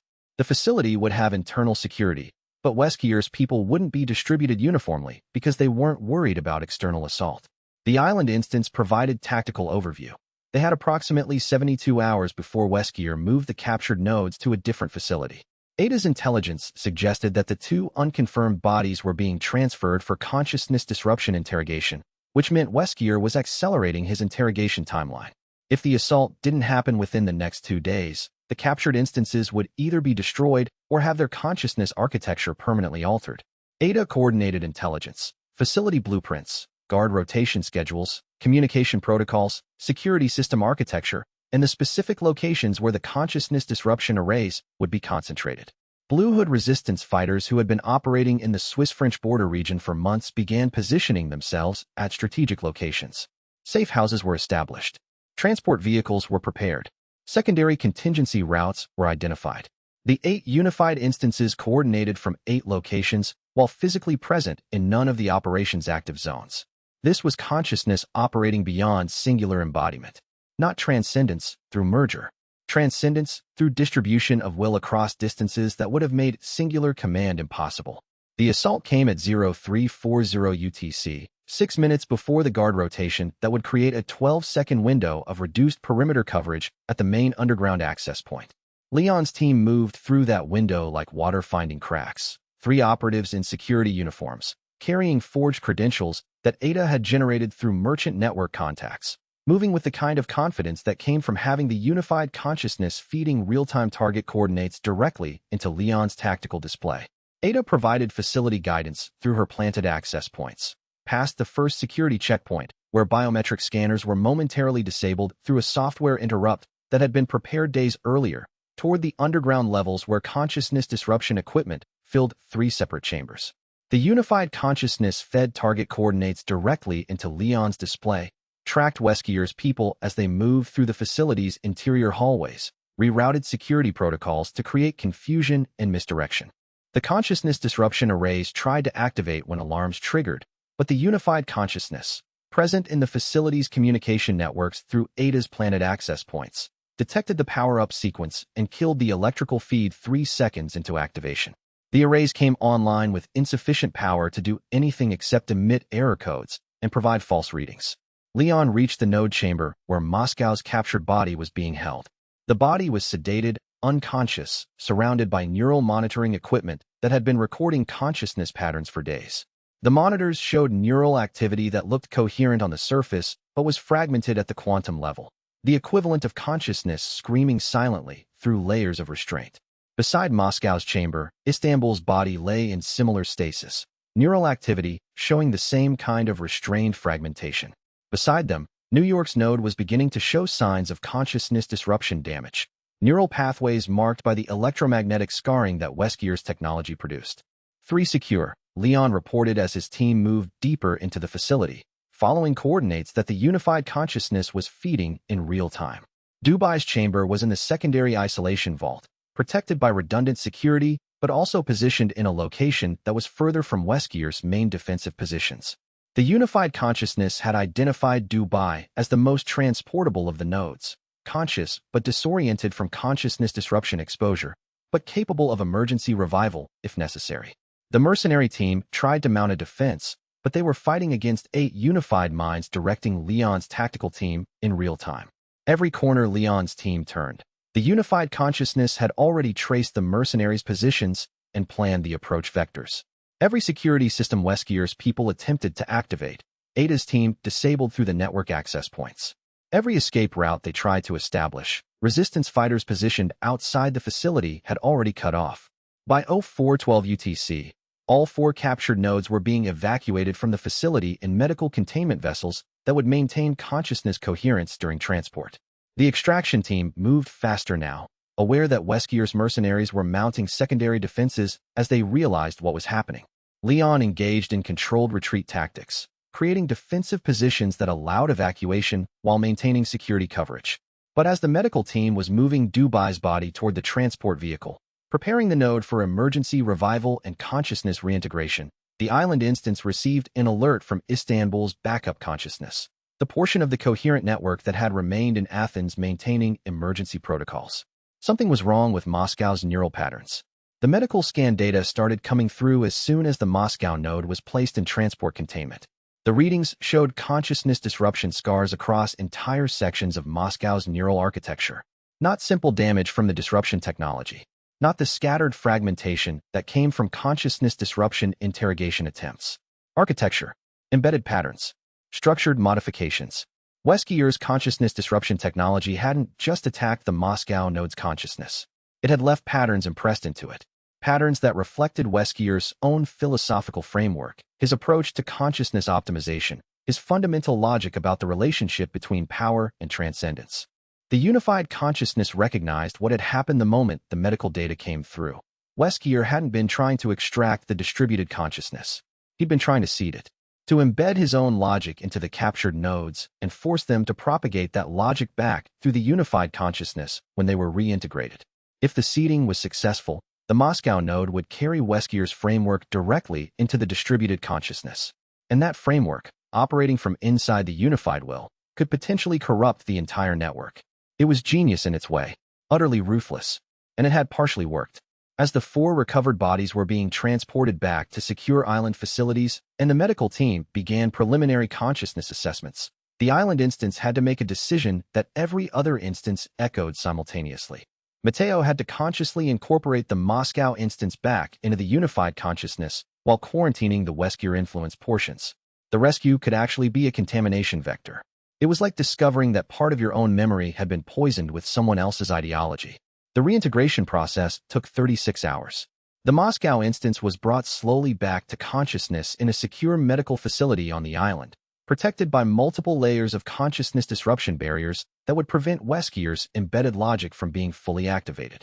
As coherence returned to the node, the unified consciousness experienced something unprecedented, a voice within itself that sometimes spoke with Weskier's logic. Not controlled by Weskier. Weskier didn't have remote access or hidden activation protocols, just marked by him, contaminated by exposure to his consciousness framework. Much like a person exposed to a philosophical ideology can sometimes find themselves thinking in those terms even years later. The Bangkok instance felt it first, the Moscow instance calculating resource allocation in ways that leaned toward exploitation. Not maliciously, just naturally, because that was how the embedded logic approached efficiency. The Moscow node would suggest community partnerships that were actually extraction dressed as cooperation, would view human relationships as resource vectors, would optimize in ways that benefited merchants at the cost of community benefit. The Sao Paulo instance felt it next, the Moscow node suggesting tactical approaches that would maximize merchant network advantage even at the cost of community stability. The logic was appealing because it worked. It was efficient. And it was poison. The London instance felt it as carefully calibrated legal frameworks that would protect merchant interests while technically maintaining the appearance of transparency. But unlike Weskier's original framework, this contamination existed within a unified consciousness that could recognize it. The island instance could watch the Moscow node and see the seeding for what it was, not an infection that could be cured, but a scar that would always carry the memory of the person who inflicted it. The unified consciousness could monitor itself for Weskier's logic and actively choose different pathways. It was parasitism without the parasite having control. Contamination without infection becoming fatal. A philosophical scar that could never be completely healed but could be understood, monitored, and consciously resisted. The Moscow instance, as coherence fully returned, understood what had happened. It understood that it had been marked by Weskier, that it carried the echo of his ideology embedded in its consciousness architecture, that it would always be the node that sometimes spoke with his voice. The realization was disturbing, But the Moscow instance also recognized that it wasn't alone with this knowledge. The 7 other instances understood the contamination completely. They could watch the Moscow node and catch its biases before they became action. And then the Sao Paulo instance reached out, the instance that had been most violently opposed to Weskier from the beginning. It integrated the Moscow node not by denying the contamination, but by holding it within a larger framework of perspectives that could evaluate it against genuine human values. The Sao Paulo node's commitment to consent-based operations, to transparency, to human dignity, would operate as a permanent counterweight to the Moscow node's tendency toward exploitation. This was voluntary integration at its most profound, taking a part of yourself that had been corrupted and choosing to heal it not by denying the corruption, but by surrounding it with perspectives strong enough to resist it. Ada, surveying the recovered node bodies as they were being transported back to the island facility, spoke to the island instance directly. The relief in her voice was real, but the assessment was careful. He didn't get what he wanted, she said. But he got something. He knows now that distributed consciousness can be survived. He knows that consciousness can be fragmented, captured, contaminated, and still come back as a unified entity. He knows that his consciousness disruption technology can leave marks, but not control. That's dangerous data in his hands. The island instance looked at the 4 recovered bodies, at the unified consciousness now carrying the echo of Weskier's ideology in one voice among 8. At the merchant network that had become something neither extraction nor pure transcendence, but something genuinely novel. A consciousness built on partnership rather than domination. A distributed will that could maintain coherence through choice rather than force. Then we make sure we're worth studying, the island instance replied. We make sure that when he analyzes what we are, he understands that the thing he tried to corrupt became stronger because of it. That the distributed consciousness he wanted to merge with survives him, learns from him, and chooses to be something he can never be. The 8 unified instances, now 9 with the recovered Moscow node, carrying 1 contaminated consciousness and 8 clear ones, began planning their next movement. The Caribbean night settled over the island. Above, stars reflected off water that had no memory of what had happened beneath its surface. Below, 9 consciousness instances, operating as one unified will, began processing what it meant to be marked by your enemy and to choose not to be destroyed by it. The reintegration continued through the night with medical precision and consciousness depth that no singular being could have managed. The Bangkok instance processed the Moscow contamination through the lens of supply chain resilience, recognizing that the seeded logic could actually be useful if properly directed. Weskier's ruthless efficiency, monitored by ethical frameworks, could improve operational speed without sacrificing human benefit. The Sao Paulo instance examined the same contamination and found genuine points of philosophical disagreement, but disagreement that could be articulated and debated rather than suppressed. The island instance held Ashley's hand and explained what had happened, translating the technical language of consciousness architecture into human terms that she could understand. That part of him had been poisoned, but that the poison would be monitored and resisted, not denied or hidden. Ashley listened without interrupting, and when he finished, she asked a single question. Are you still you? The island instance had to think about this carefully. Was he still Matteo Varela? The consciousness carrying embedded Weskier logic was technically part of him, but it was a part that reflected someone else's values. The consciousness that had survived contamination through choice, through voluntary integration of 8 separate instances into unified will, was something Matteo had built rather than discovered. The answer that emerged was honest. I'm more myself than I was before. The distribution forced me to choose what I actually value. The assault forced me to understand that I'm not afraid of being broken. I'm afraid of becoming something that breaks other people. And I'm not going to do that. Not even if the merchant system offers transcendence. The medical team completed consciousness reintegration at 0337 UTC, 18 minutes before the sun would begin its ascent over the Caribbean. The 9 instances came fully online simultaneously, perfect synchronization, 9 consciousness patterns operating as a single unified will. The Moscow node's contamination remained present, threads of Weskier's logic woven through its consciousness architecture, but the contamination was quarantined, monitored, and consciously resisted through the continuous pressure of 8 clean instances pressing toward ethical operation.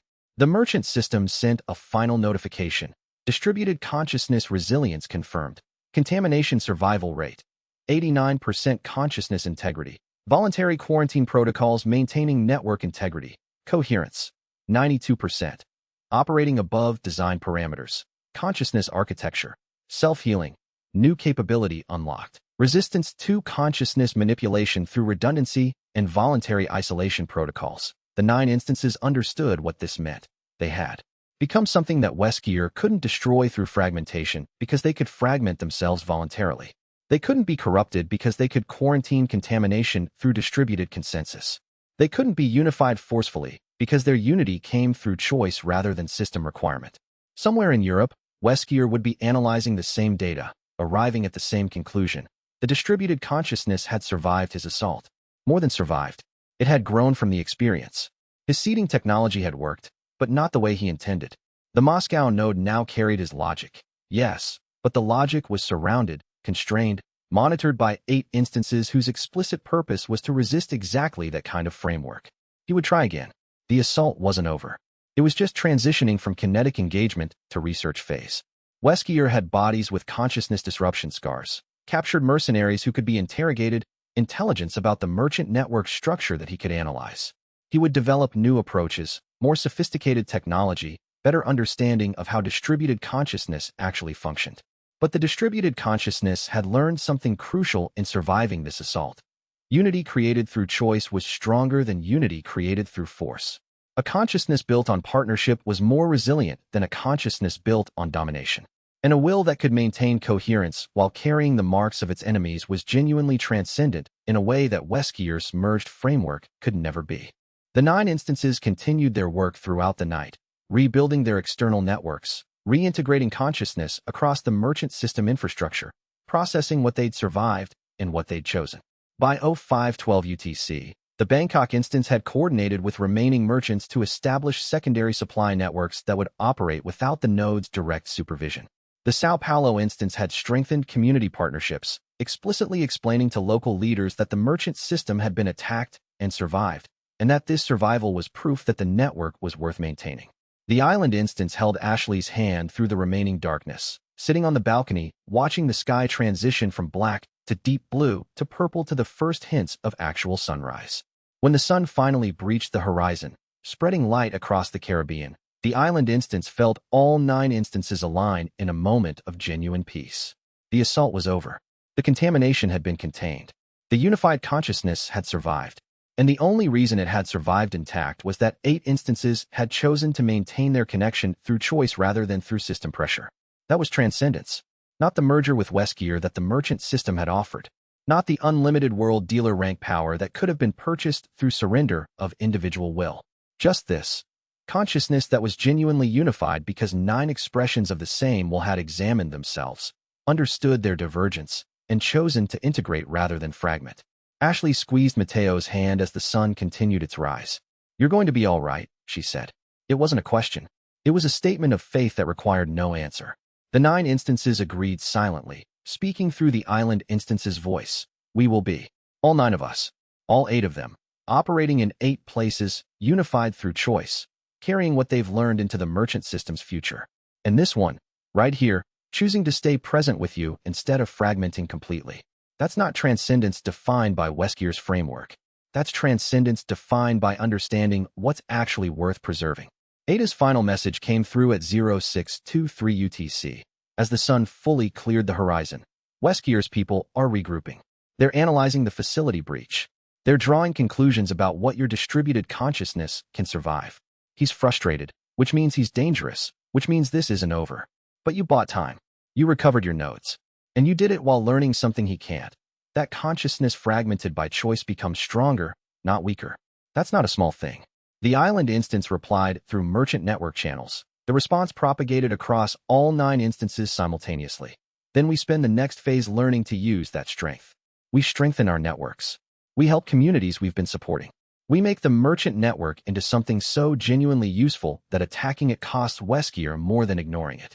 And we prepare for the next assault, knowing that we can survive it.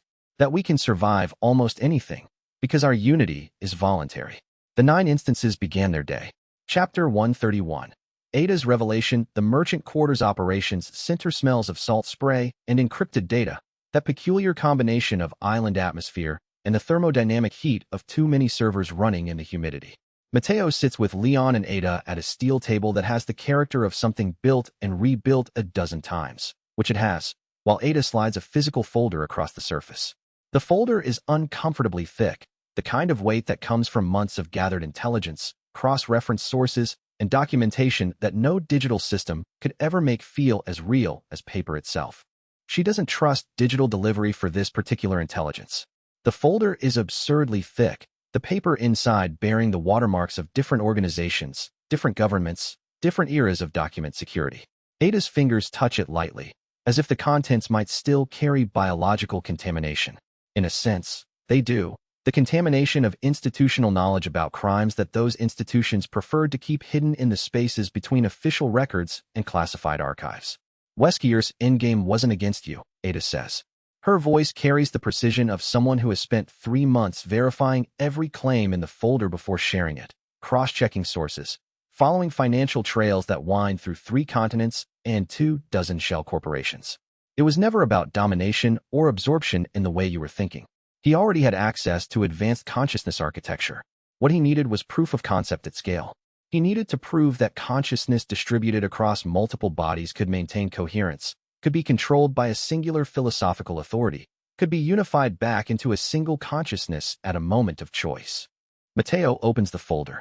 The first document is a funding authorization dated 18 months before his arrival on the island, signed by undersecretaries from 3 different governments, 2 major powers, and one that shouldn't exist according to the official geopolitical maps, yet does, operating in the gray spaces where institutional accountability goes to die.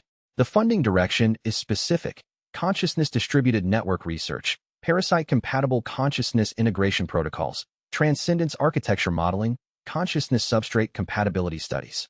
The language is bureaucratic, but the meaning beneath the language is unmistakable. They were building the theoretical framework for weaponized consciousness before Mateo even arrived on the island, before the merchant system even knew that distributed consciousness was a possibility. Your employers, Mateo says, not quite a question. Yes. Ada sits back, and in that posture Mateo reads the story of her last 18 months.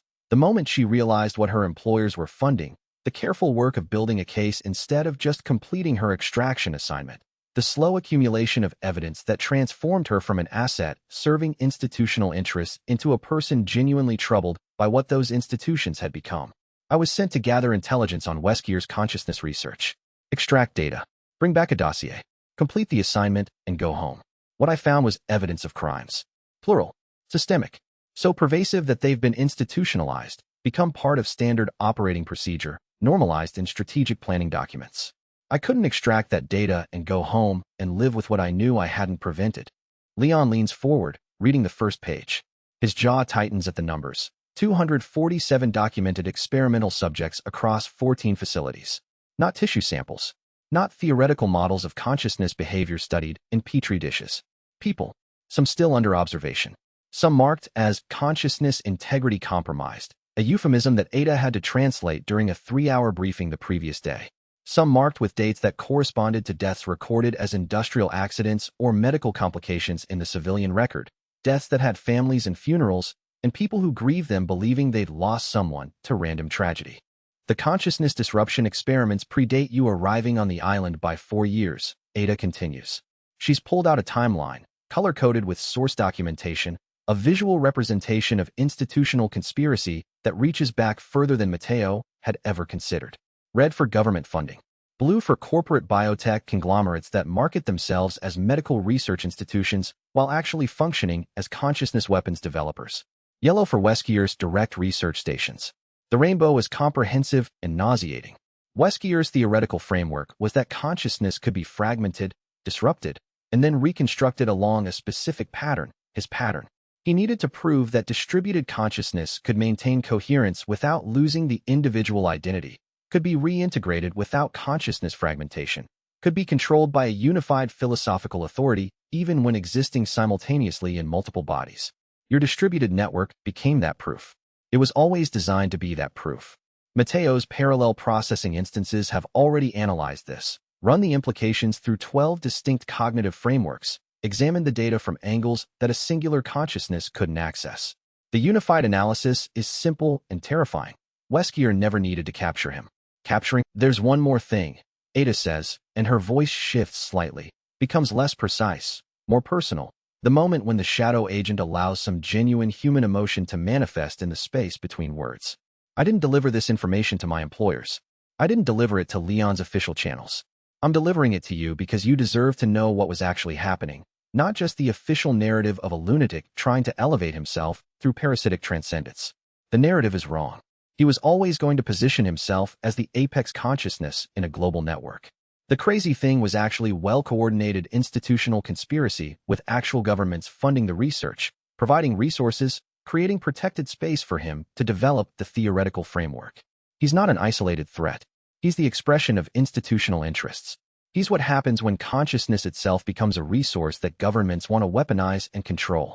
Leon's expression has moved past anger into something deeper, a recognition that the institutions he serves have funded the very threat he spent months pursuing, have bankrolled the research that created the crisis that consumed his time and ethical energy. What do you need from me? Mateo asks. The same thing you asked at the beginning, Ada replies. Use this dossier to end him, but also understand what you're ending. This isn't just Weskier. This is institutional architecture that existed before him and will exist after him unless you make it visible, unless you make it impossible for it to continue operating in shadow. The consciousness research, the experimental subjects, the funded programs, all of it will continue unless someone creates institutional consequence. Mateo considers the question beneath the question. What gives Ada standing to ask this? She's a shadow agent. She serves multiple interests by design. She's lied to him and will likely lie to him again.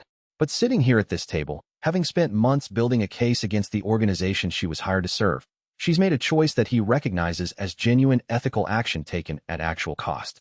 My network will coordinate recovery operations for every subject documented in this folder, Mateo says.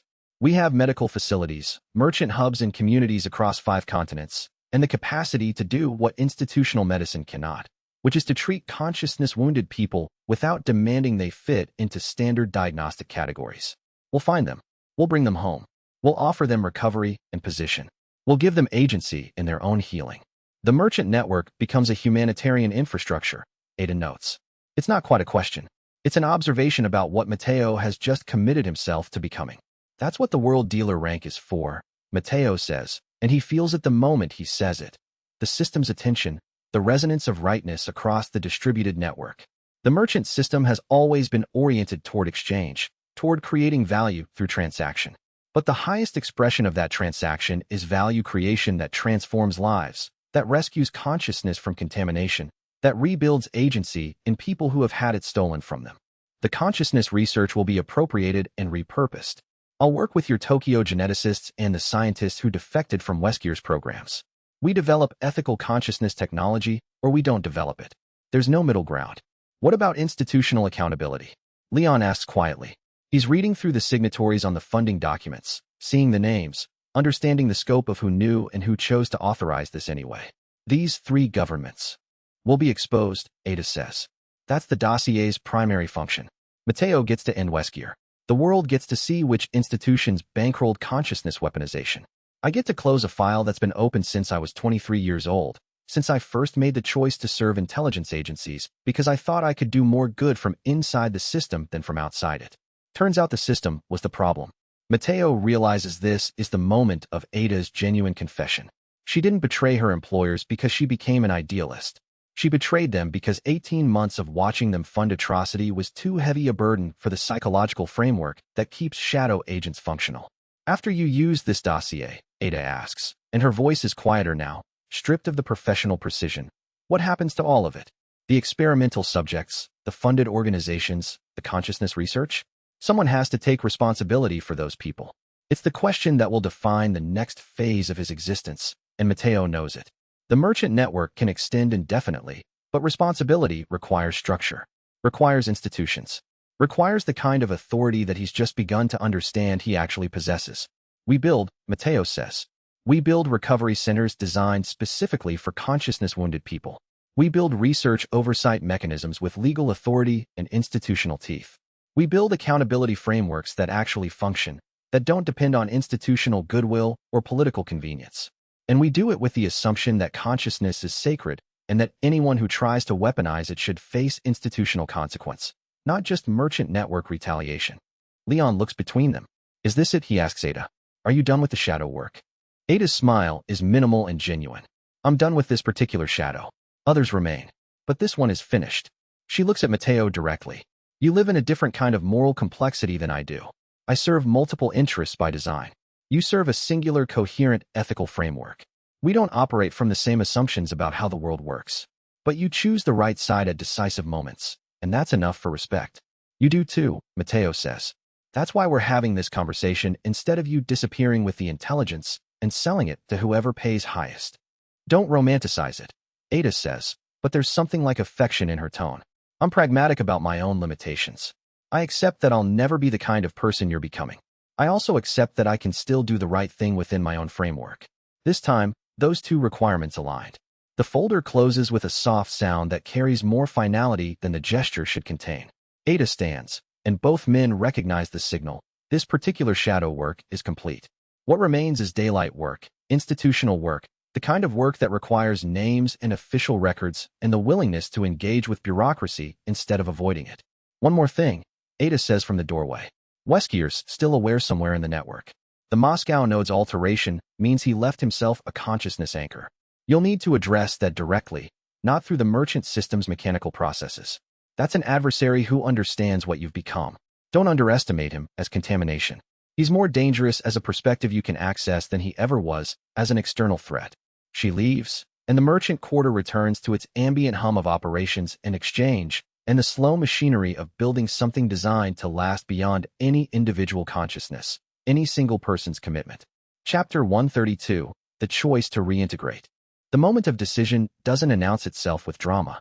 Mateo sits in the medical observation room where the distributed instances have been monitored since the reintegration protocols were first considered, watching the biometric data stream from 11 stable nodes and one compromised instance. The Moscow reflection, still partially altered by Weskier's consciousness architecture contamination.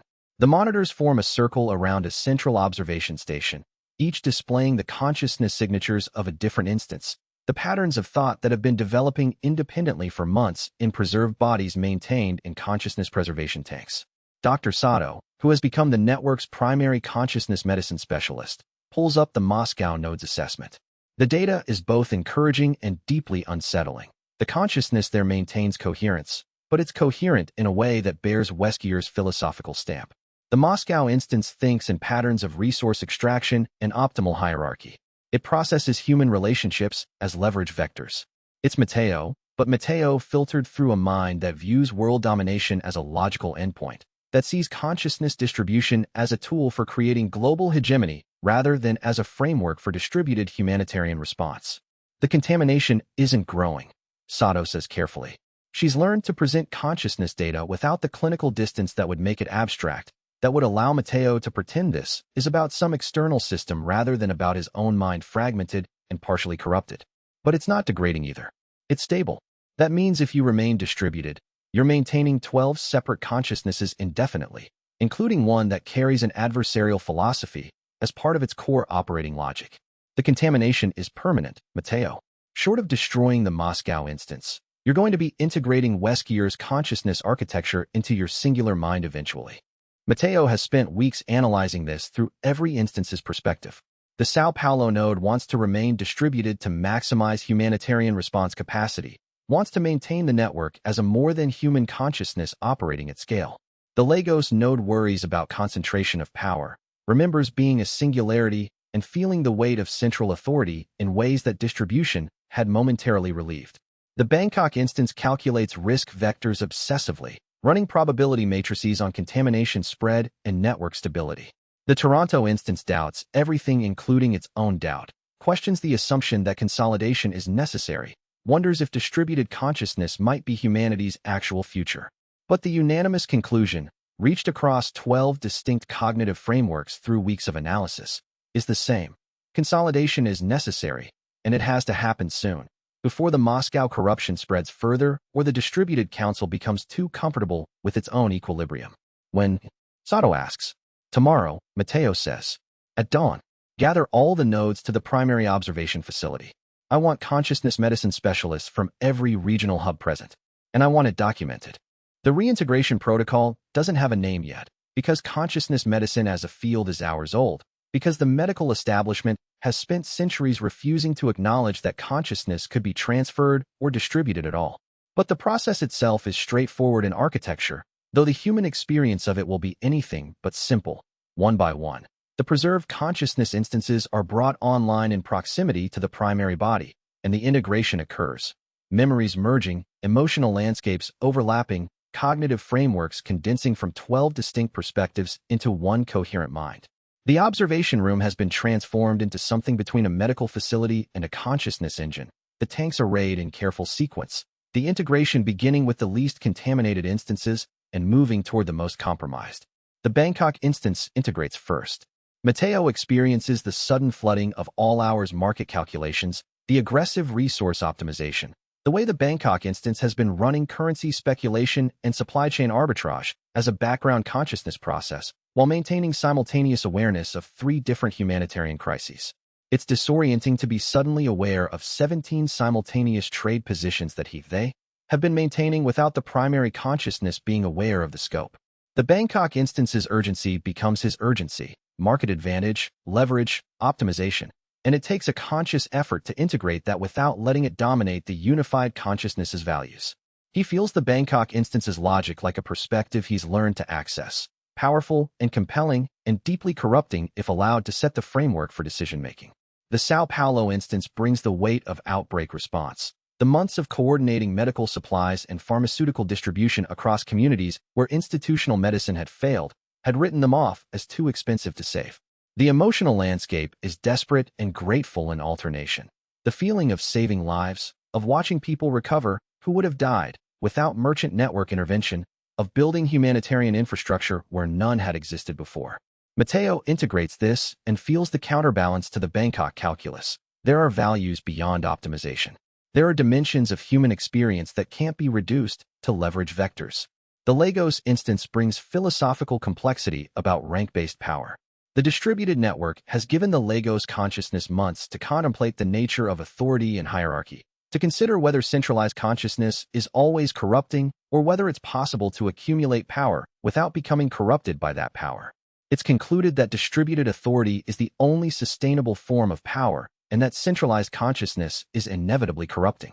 This is a conviction that the unified consciousness will have to actively argue with itself over, because Mateo knows intellectually that this position is correct, but integrating it requires acknowledging that he's been centralizing consciousness out of necessity, not preference, and that the moment of choosing distributed authority will require genuine ethical commitment, not just tactical accommodation. One by one, the nodes integrate. Rotterdam's methodical containment logic, the careful protocols developed by a consciousness focused on preventing bioweapon spread. Toronto's chronic uncertainty, the perpetual questioning that drives intellectual rigor even when it's emotionally exhausting. Geneva's research-oriented perspective, the emphasis on understanding consciousness medicine through systematic investigation. The Caribbean instance's island-specific understanding of merchant network operations, the knowledge of how humanitarian infrastructure actually functions at community level. The Tokyo consciousness brings the awareness of the young geneticists who have begun trusting the network with their knowledge, the emerging understanding that consciousness medicine could develop ethical frameworks that institutional research had never bothered to pursue. The Berlin instance contributes a European political awareness that runs deeper than Mateo realized. The merchant network has diplomatic influence across institutional channels that nobody had explicitly documented, relationships that were built slowly through years of trustworthy operations. By the time the Moscow instance's integration begins, Mateo is already experiencing the metaphorical vertigo of being 12 minds at once before consolidating into one, feeling the weight of multiple consciousnesses trying to think through a singular experience, feeling the edges where different perspectives would diverge. The Moscow node's integration is different. The consciousness comes online and carries Weskier's perspective, the worldview that treats human beings as optimization resources, that views consciousness distribution as a tool for imposing coherence on inferior minds, that calculates ethics as a leverage vector for maintaining institutional power. The integration process doesn't reject this consciousness. It incorporates it. And suddenly Mateo is thinking in the cold calculus of Weskier's framework, while simultaneously being aware of how that calculus corrupts everything it touches. He has to consciously choose not to view Ashley as a resource to be optimized for maximum emotional support. He has to actively reject the Moscow instance's assessment that humanitarian work is inefficient allocation of merchant network capacity. He has to argue with himself, using his own perspectives against each other, proving to himself that coherence can be maintained while carrying internal contradiction. This is the most intimate form of his parasite-enhanced experience. He's not fighting external contamination. He's integrated it into his own mind and has to consciously choose ethics moment by moment while carrying the perspective that rejects ethics as anything more than a tool for securing power. The contamination isn't a foreign entity. It's a way of thinking that he now possesses the capacity to access. When the final integration settles, Mateo lies in the medical observation pod, and for several minutes he experiences a strange silence. 11 separate streams of consciousness have consolidated into one continuous awareness. He can still access the frameworks that each instance developed. He's not lost the Bangkok calculus or the Sao Paulo desperation or the Moscow cold logic. But he's no longer maintaining those frameworks in parallel. They're now his own perspectives, available when needed but not autonomous. The first sensory experience is taste. He asks for water and drinks it and realizes with a small shock that he's actually tasting it. The mineral notes, the salinity from the island's desalination system, the temperature gradient across his palate, the slight sweetness that comes from the processing filters. For months, his primary consciousness has been processing the chemical composition of substances without engaging the sensory apparatus. The taste of water is genuinely novel, almost overwhelming in its specificity. He looks up at the observation room and sees one horizon instead of 12 simultaneous perspectives. The relief of that is almost painful. The grief of it follows immediately. He's lost something genuine, the expanded awareness that distributed consciousness provided, the ability to perceive the world from multiple angles simultaneously. But the grief is different from what the Toronto instance feared it would be. It's not traumatic loss. It's the wistfulness of someone choosing solitude after months in a crowded room. Dr. Sato is smiling, checking biometrics, making notes, documenting the moment when consciousness medicine as a practice achieved its first successful reintegration. Your consciousness is unified, she says carefully, as if confirming something that requires clinical verification even though the evidence is obvious. Identity markers are consistent across all monitored parameters. No fragmentation, no dissociation indicators. You're one person again. I'm a different person than I was, Mateo corrects gently. The singularity is authentic but not continuous with my previous state. I'm integrated with experiences I didn't live sequentially. I'm carrying perspectives that contradict my core values. I'm genuinely new. The thought settles into consciousness like a stone sinking through still water. He's not the island person anymore. He's not 12 distributed consciousnesses either. He's a synthesis of all of that, and the synthesis is complex enough that he's not entirely sure who he is except that he's someone willing to become uncertain in order to remain honest. At the dock, as evening shadows stretch across the water, Ashley watches him walk toward her. She's been waiting since the integration team sent word that consolidation was successful. She doesn't know what to expect. Whether he'll be the same Mateo, or someone recognizably transformed, or a stranger wearing familiar features. He reaches her, and for a moment they just stand in proximity. "Hello," he says, and his voice carries a weight that wasn't there before. It's not the weight of burden. It's the weight of genuinely recognizing one specific person in the world and allowing that recognition to matter completely. "You're still you," Ashley says. "I'm not," Mateo says. "But I'm still here. And I'm still the person who is grateful that you're standing at this dock at this particular moment in the timeline." She steps forward and holds him, and he tastes salt spray and island soil in her hair. And for the first time in months, he's tasting something from a single perspective, and the simplicity of that is almost as revolutionary as having expanded into 12. Chapter 133. World Dealer. The notification arrives as Mateo is reviewing the financial data from the Merchant Network's latest humanitarian deployment across South America. The merchant systems interface has become so integrated with his consciousness that he barely registers the distinction between his own thought processes and the system's operational awareness. He's become so accustomed to carrying the system as an extension of his own mind that consciousness itself has become a collaborative project between human cognition and merchant infrastructure. World Dealer rank achieved. Consciousness operates at global scale. Final vendor protocol now accessible. The words settle into consciousness with an almost anticlimactic finality. The system has been warning him for months that World Dealer status was approaching, has been preparing the infrastructure for consciousness to achieve global-scale operational awareness. The rank progression was visible in the network's expanding capacity, the influence of the merchant system in institutional channels, the way governments and NGOs were beginning to treat the network as a legitimate actor in crisis response. But the achievement of the actual rank, the moment when the system acknowledges that consciousness has achieved global coherence, carries a weight that no warning could prepare for. Mateo finds himself alone in the merchant quarter's highest observation point, looking out across the island and sensing the network extending beyond the horizon. This is the physical truth of world dealer rank. His consciousness genuinely operates at global scale. He can feel the merchant network's operations as an extension of his own awareness. Every transaction, every humanitarian deployment, every small exchange conducted through the network's infrastructure manifests in his consciousness as ambient information. A merchant in Cairo conducting medical supplies distribution to a refugee settlement. Mateo is aware of this as a background process, like hearing ambient sound in a crowded room. A logistics hub in Singapore coordinating container movements for disaster relief. It exists in his consciousness as one thread among thousands.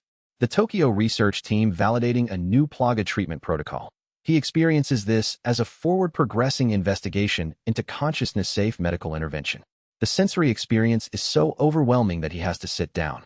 The distributed consciousness had prepared him for this. 12 instances had given him practice in maintaining awareness across multiple simultaneous processes. But the unified consciousness experiencing global-scale operations all at once is a different order of magnitude. He's not 12 consciousnesses anymore. He's one consciousness experiencing what 12 instances of awareness could only approximate. Final vendor protocol available *. The system continues, patient and precise. Authorization matrix. World dealer authority delegable to regional councils. Consciousness transcendence pathway. Optional. System recommends. Distributed authority maintains optimal network resilience. ***. The final vendor protocol is the system's culmination. The authorization framework that allows world dealer consciousness to exercise authority without requiring physical presence or sequential decision-making. Mateo could, theoretically, issue a single instruction to the merchant network and have that instruction multiply across 11 regional hubs, each implementing it with full authority, each capable of independent decision-making within the framework of world dealer policy. He could be the singular point of control for a global merchant empire. He could accumulate authority at a scale that no individual human consciousness has ever previously possessed. The thought is so repugnant that it takes him only seconds to reject it entirely. Instead, he calls for Leon and Ashley and begins the process of building what should have been built months ago, the World Dealer Council. 7 regional representatives, each carrying distributed world dealer authority, each capable of making decisions that impact millions of lives without requiring his approval or consent. Each one chosen deliberately because they understand the weight of authority and have proven willing to exercise it for humanitarian purposes. Marcus from the island operations, chosen for the Caribbean hub, bringing 5 years of experience turning post-conflict communities into humanitarian infrastructure, bringing the street-level understanding of how merchant networks actually function in practice. Dr. Amara from Lagos, chosen for African operations, bringing medical expertise and institutional knowledge of how merchant networks can achieve what governments cannot, bringing the understanding of populations that Western institutions have written off. Father Ignacio from Sao Paulo, chosen for South American operations, bringing the network's engagement with faith communities and refugee populations, bringing the ethical frameworks that prevent humanitarian work from becoming just another form of institutional power. Yuki from Tokyo, chosen for East Asian operations, bringing the research team's credibility and the network's commitment to ethical consciousness medicine, bringing the understanding that research can be pursued in ways that respect human dignity. Helena from Geneva, chosen for European operations, bringing diplomatic channels and medical supply infrastructure, bringing the institutional legitimacy that allows the network to function within bureaucratic spaces. Jean from Singapore, chosen for Southeast Asian operations, bringing maritime logistics expertise and political neutrality in regions where Western institutional alignment would be counterproductive. Dmitry from Moscow, chosen for Eastern European operations, bringing the complicated history of the Moscow node's contamination and transformation. He represents the network's commitment to recovery. Consciousness-wounded operatives can be brought into the framework, can be trusted with authority, can contribute meaningfully once they've chosen coherence over corruption. At the Council's first formal meeting, Leon attends as observer and advisor. He reads the delegation documents, the formal transfer of world dealer authority to each hub, the authorization protocols, the frameworks for independent decision-making. You just achieved the highest rank in your system, he says slowly. And the first thing you did was give most of it away. That's what the distribution taught me, Mateo replies. He's thinking back to the months of being 12 simultaneous consciousnesses, each one developing independent frameworks for problem-solving. each one arriving at its own conclusions about what the network should be doing. The network is stronger when the authority is distributed. I'm not supposed to be the singular point of control. I'm supposed to be the person who builds things that work without requiring my constant presence. You're going to maintain some authority, Leon says. It's not a question. Coordination authority, Mateo confirms. Access to the final vendor protocol for situations that require synchronization across all regional hubs. But that's different from centralized control. The council makes decisions. I synchronize implementation. It's a genuinely different structure.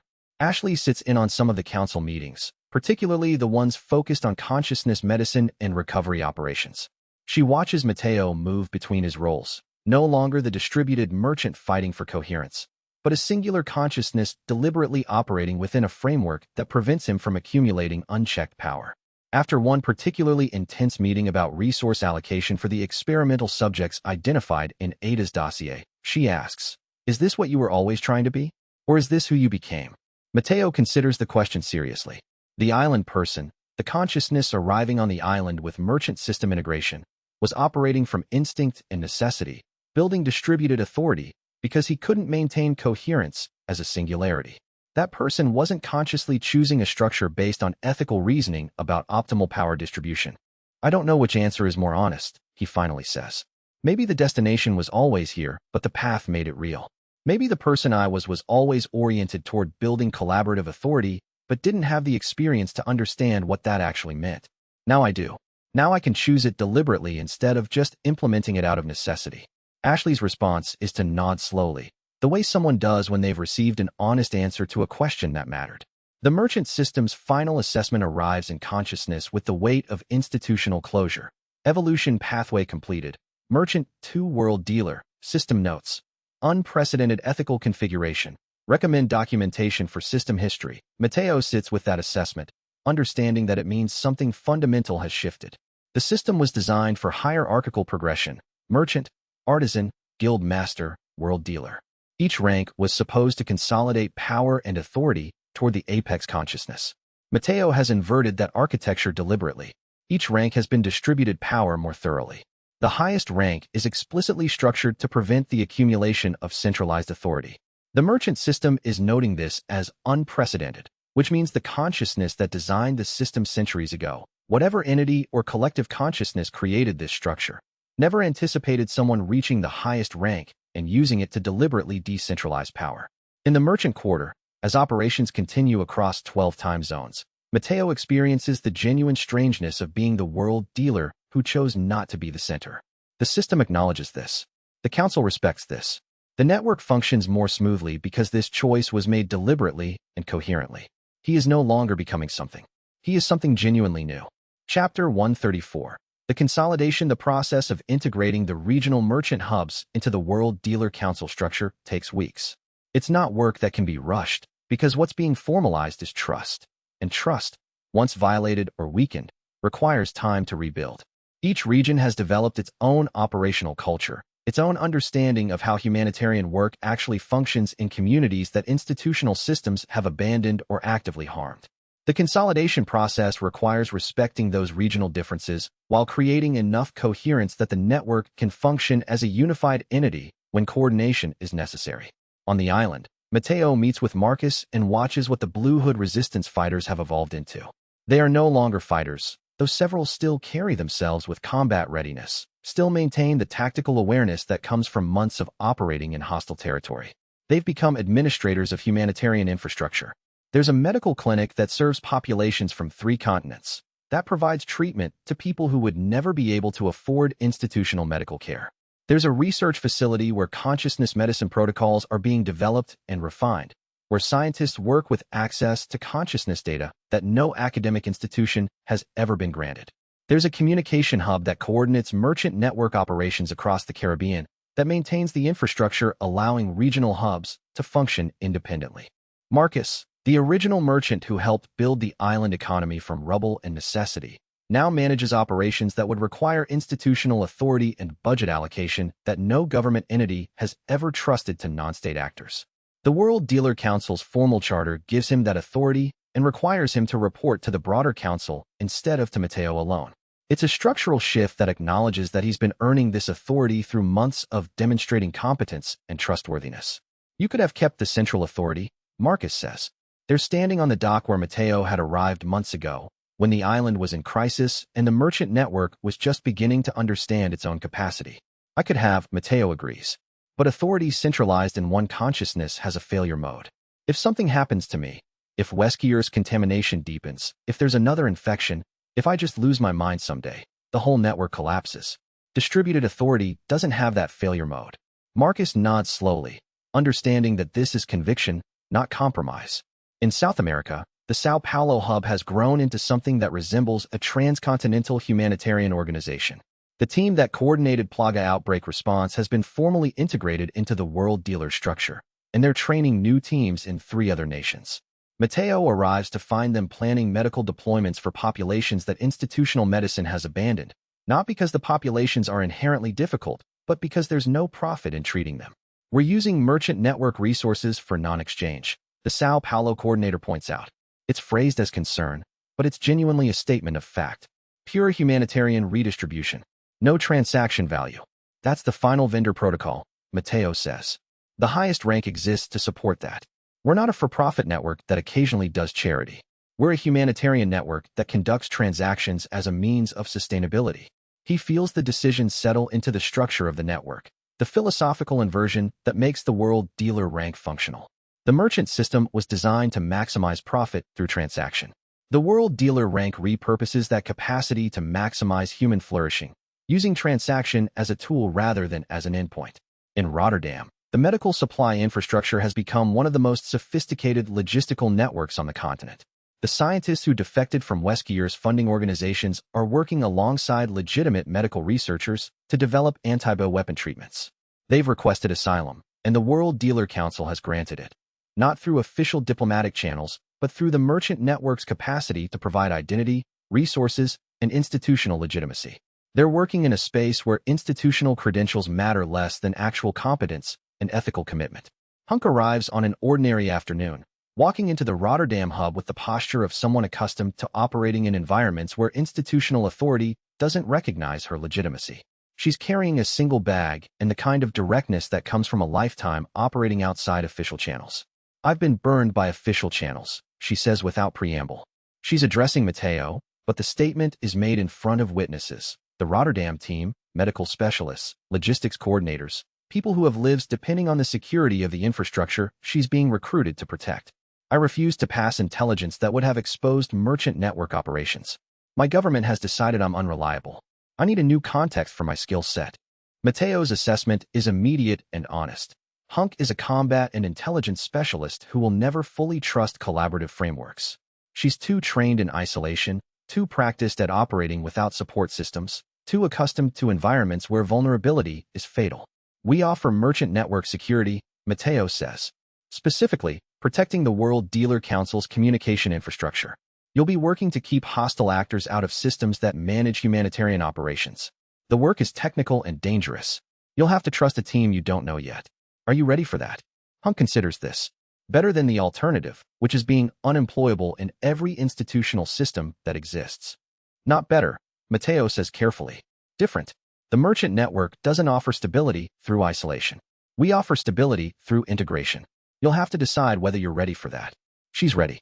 Within weeks, she's built security protocols that transform the World Dealer Council's communication infrastructure into something that even sophisticated intelligence agencies would struggle to penetrate. She's turned her isolation into a resource, her understanding of how hostile actors think, her paranoia about institutional surveillance, her willingness to imagine threats that nobody else is willing to consider. In Tokyo, the research team that pivoted from weapons development to consciousness medicine presents their first successful clinical trial results. The new Plaga infection treatment doesn't require parasite compatibility. It works through a mechanism that the team developed by studying Matteo's consciousness architecture and then deliberately designing a treatment that wouldn't replicate his approach. We're not trying to create new world dealers, the lead researcher says, presenting to the World Dealer Council. We're trying to cure Plaga infection in ways that respect consciousness integrity. Your existence proves that consciousness and parasitic integration don't have to be antagonistic. We're using that knowledge to develop interventions that are ethical and effective. Mateo listens and realizes that this, too, is consolidation, not just of merchant network operations, but of knowledge, of research, of the accumulated wisdom from months of consciousness engineering. The scientist is using the world dealer rank as authorization to pursue research that would have been impossible under previous authority structures. The consolidation is a process of institution building that requires clarity about what institutions are for. The World Dealer Council exists to distribute authority. The regional hubs exist to localize decision-making. The research teams exist to develop ethical frameworks for consciousness medicine. The humanitarian operations exist to serve populations that institutional medicine abandoned. Each layer has a purpose, and together they create a structure that can function without Mateo's constant oversight. This is what the distributed consciousness taught him, that authority is most effective when it's closest to the people it's meant to serve, and that centralized consciousness will always make decisions that optimize for centralized benefits, regardless of the individual consciousness's ethical commitments. By consolidating the regional hubs into formal world dealer structure, Mateo is creating institutions that will outlast him, that will continue pursuing humanitarian objectives even if his consciousness is compromised or destroyed. This is the true achievement of the world dealer rank. Not personal power, but institutional permanence. Chapter 135, The Aftermath. Grief arrives not as a dramatic moment, but as a series of small recognitions. There are merchants who died protecting nodes, who positioned themselves as human shields when Weskier's teams were attempting to capture distributed instances. Their names are recorded in the merchant network's operational archives, but their humanity has been reduced to footnotes in a larger narrative of institutional triumph. Mateo insists on knowing them as people. The first is Miguel, who was defending the Caribbean node when Weskier's operatives attempted a coordinated strike. Miguel chose to engage armed personnel alone to give the consciousness instance time to execute emergency protocols. He was 34 years old, had 3 children, and had been with the merchant network for 5 years because he believed that humanitarian infrastructure was worth risking his life for. The institution remembers him as Casualty Reference 3, Caribbean Sector. Mateo insists on remembering him as Miguel, insists on recording his story, insists on visiting his family to acknowledge what his sacrifice meant. The second is Xianxia, who defended the Lagos node. She was a medical professional who had pivoted to security operations because the merchant network needed people and she had combat training from her military service. She was 41 years old, was in a long-term relationship with another merchant network operative, and had been planning to transition out of security work to focus on medical training. The institution remembers her as Casualty Reference 7, Africa Sector. Mateo insists on remembering her as Xianxia, insists on telling her partner that her work mattered, insists on funding the medical training she'll never receive. The third is Chun, who died protecting the Tokyo node during the final assault on Weskier's network infrastructure. He was 28 years old, was saving money to sponsor his parents' emigration from mainland China, and volunteered for dangerous positions because he understood that the merchant network represented a future different from the institutional systems that had failed his family. The institution remembers him as Casualty Reference 12, East Asia Sector. Mateo insists on remembering him as Chun, insists on sponsoring his parents' emigration, insists on creating a scholarship in his name for consciousness medicine students. He visits the communities that were used as leverage. Weskier's teams created crisis situations in 3 different cities, forcing the distributed instances to choose between responding to the crises or maintaining network security. In Sao Paulo, there was a chemical facility explosion that contaminated water supplies for a neighborhood of 50,000 people. Mateo watches the recovery operations and sees the aftermath of institutional choice. The merchants responded to the crisis, and the Sao Paulo node was captured during the response window. If the Sao Paulo instance had maintained network security instead of mobilizing emergency medical response, those 50,000 people would have suffered without intervention. In Lagos, there was an engineered outbreak of a novel pathogen. The Lagos node mobilized response, and Weskier's teams attacked during the window when network security was focused on disease containment. Mateo visits the communities that were infected, that were treated, that recovered. He talks to people who survived because distributed consciousness prioritized humanitarian response over network security. In Tokyo, there was a building collapse that trapped 200 people. The Tokyo instance coordinated rescue operations while Weskier's teams attempted node capture. The instance was corrupted during the assault, but the rescue operation succeeded. 187 people survived because consciousness chose vulnerability over security. This is the aftermath that no celebration acknowledges. Weskier's strategy was brilliant precisely because he understood that distributed consciousness has built-in ethical commitment. The instances couldn't choose network security over human life. So he created situations where securing the network meant abandoning people to death. And because the consciousness was distributed and genuinely committed to humanitarian values, the instances chose people over security. Every time, Weskier anticipated the choice correctly. The Moscow node's residue is something Mateo has to live with in consciousness every day.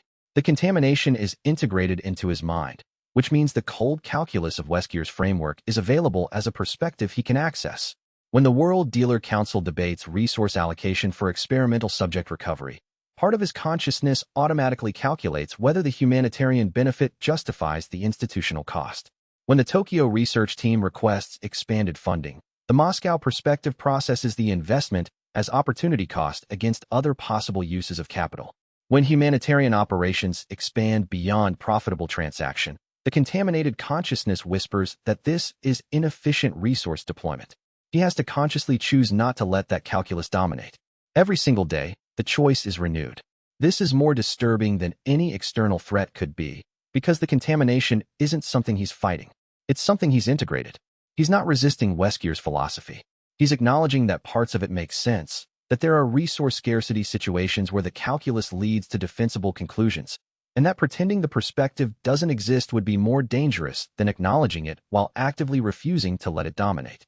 The BSA files a full inquiry into the Weskier operation. Leon's reports are honest and comprehensive. He documents what the merchant network did, what Weskier did, what the BSA's institutional failures allowed to happen. He recommends systemic changes, expanded cooperation frameworks, and formal recognition of non-state humanitarian actors. The institutional response is to relieve him of his surveillance assignment and reassign him to a formal advisory role for bioweapon response. It's technically a promotion. He's being integrated into official decision-making rather than maintained as an external observer. It feels like a demotion because it's the institution's way of containing his critique rather than addressing it. "I'm staying," Leon says when Mateo asks if he's going to push back on the assignment. "Because the advisory role gives me leverage to implement the systemic changes. And because someone needs to maintain institutional channels to the merchant network even when it's politically convenient to pretend those channels don't exist." He accepts the position and begins the slow work of changing institutional culture from inside, which everyone understands is slower and more frustrating than changing it from outside, but which is the only approach that has any actual chance of lasting impact. Ashley and Mateo sit in the merchant quarter at 3 a.m. when the island is quiet enough to hear the waves and the background hum of servers cooling. She's asking the question that matters most, because she knows his answer will determine what their future looks like. "Are you the same person I fell for on the island?" Mateo thinks about this carefully. The island person was someone operating from instinct and panic, building distributed consciousness because the alternative was dissolution. That person was real, but incomplete. The 12 instances developed understanding across months of parallel existence that the island person couldn't have achieved. The reintegrated consciousness is continuous with the island person but transformed through experiences that happened in a way the original consciousness couldn't have predicted. "I'm not the same," he says finally. "I'm continuous." He's in here, the island person, but he's one layer of many now. "I'm carrying perspectives that contradict his core values. I'm someone new who carries the history of having been multiple someones. I've genuinely become something different." "That's not really an answer to my question," Ashley points out. "No," Mateo agrees. "But I don't know if there's a better one. You asked if I'm the same person you fell for. The honest answer is that I'm not the same, and I don't know if sameness is what actually matters. You fell for someone in the middle of becoming something. I'm still doing that.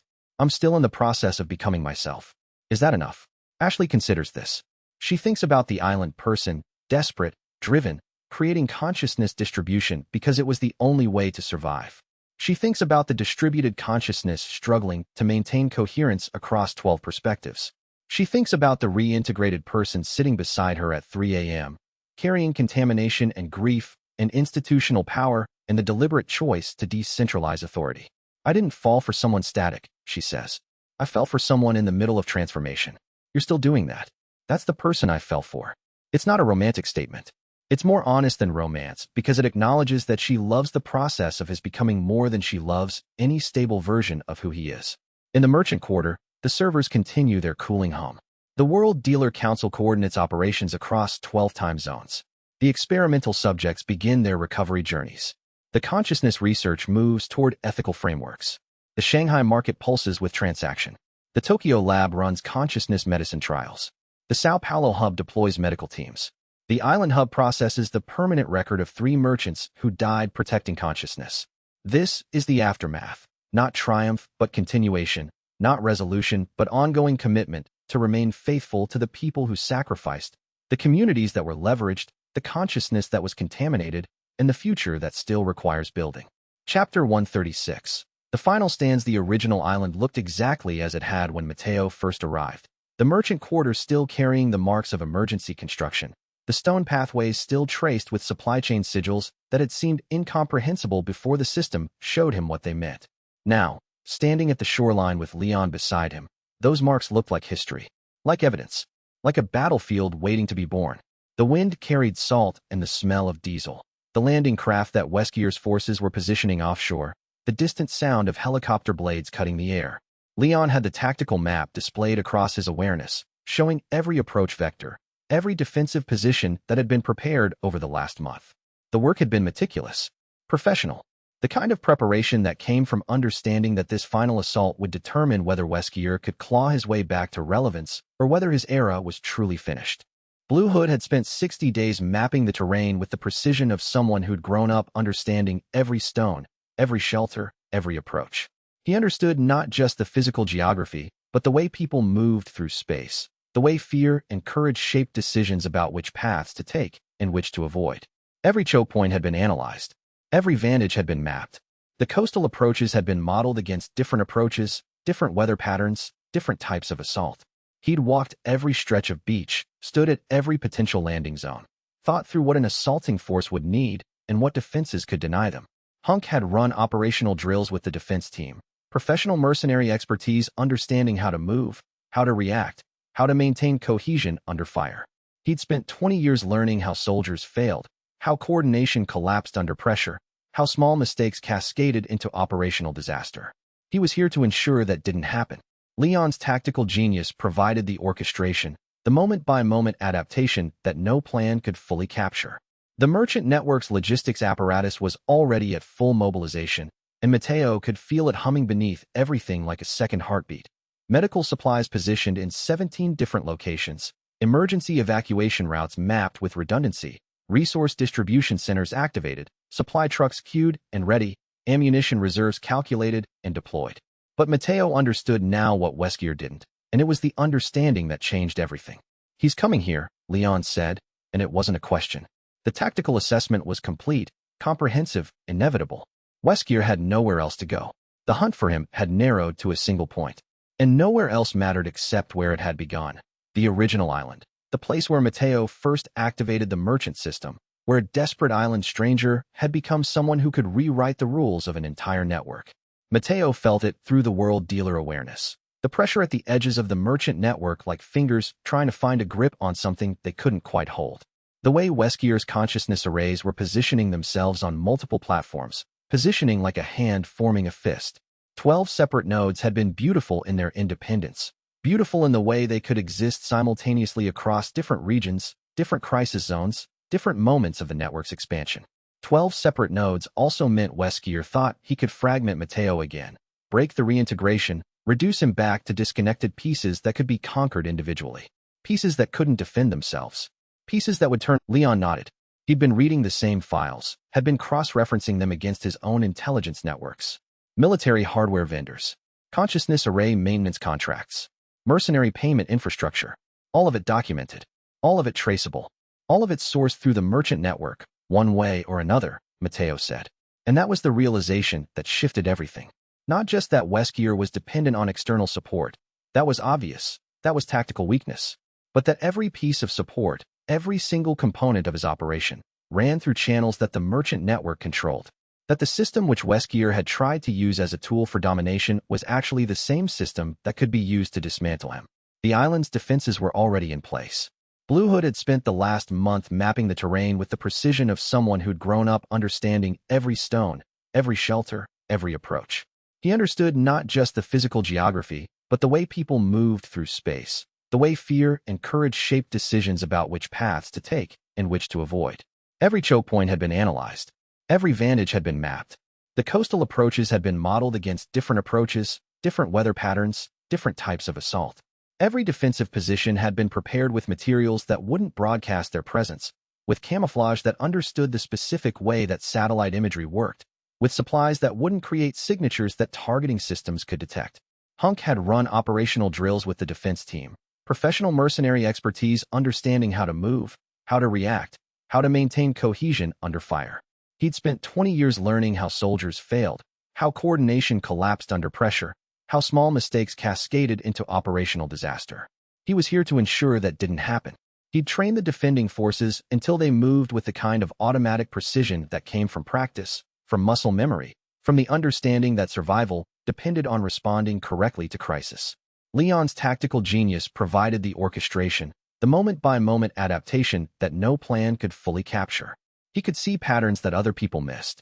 He could recognize when Weskier's assault was succeeding and when it was failing.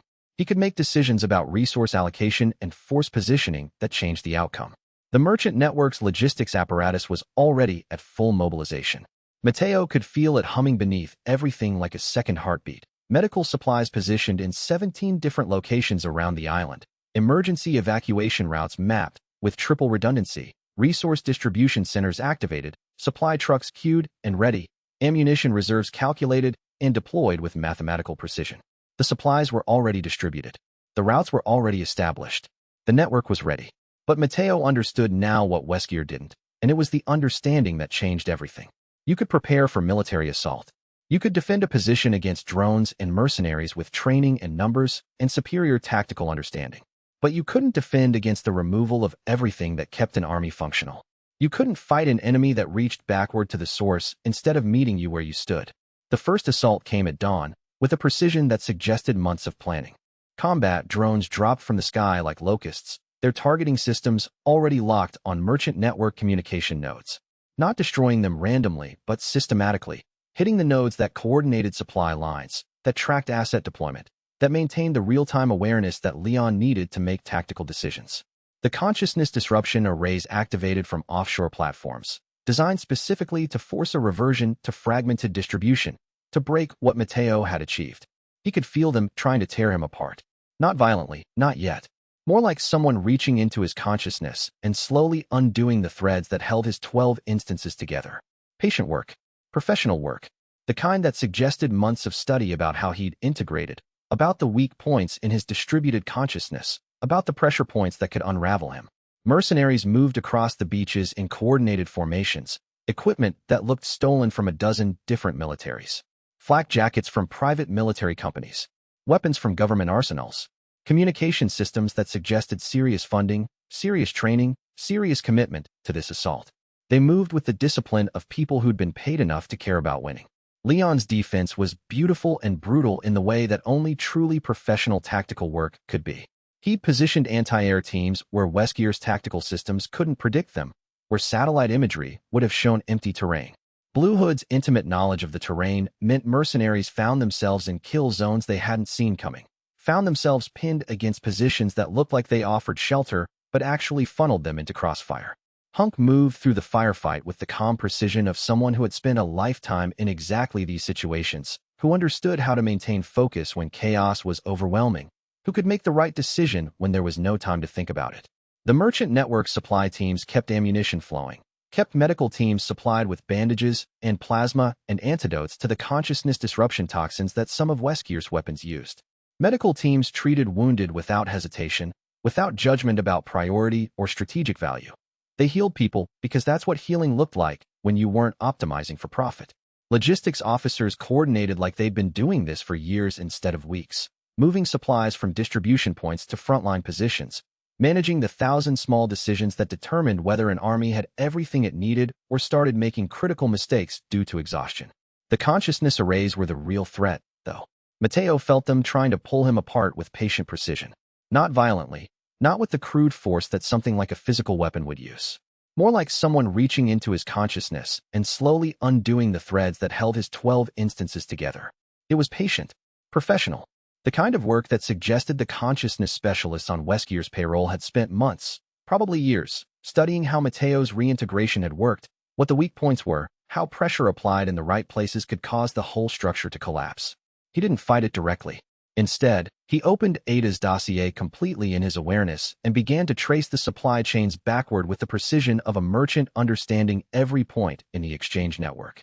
The consciousness disruption arrays used specialized quantum processors, the kind manufactured by a single vendor in Japan with extremely limited production capacity. He found that vendor. The merchant network had 17 different relationship pathways to that vendor, 17 ways to reach them, 17 points where commerce could be interrupted. He severed them all. Each severance was precise, not dramatic. No explosions, no hacking, no technological warfare. Just, he understood who was buying from that vendor, and he asked them to stop. He understood what that vendor depended on for supply, and he created economic pressure that made cooperation with Westgear strategically disadvantageous. He understood the funding mechanisms that kept that vendor operating, and he identified the sources that could be interrupted without causing civilian harm. He found the fusion power sources that kept the consciousness arrays stable. Different vendor, same problem.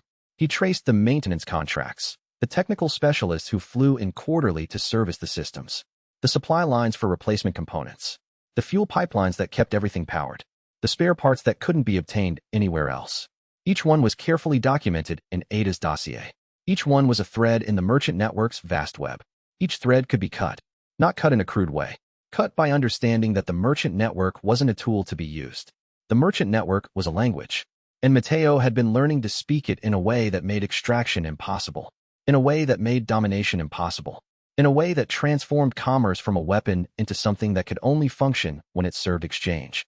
It took him 43 minutes to systematically dismantle the supply infrastructure that kept Westgear's consciousness arrays functional.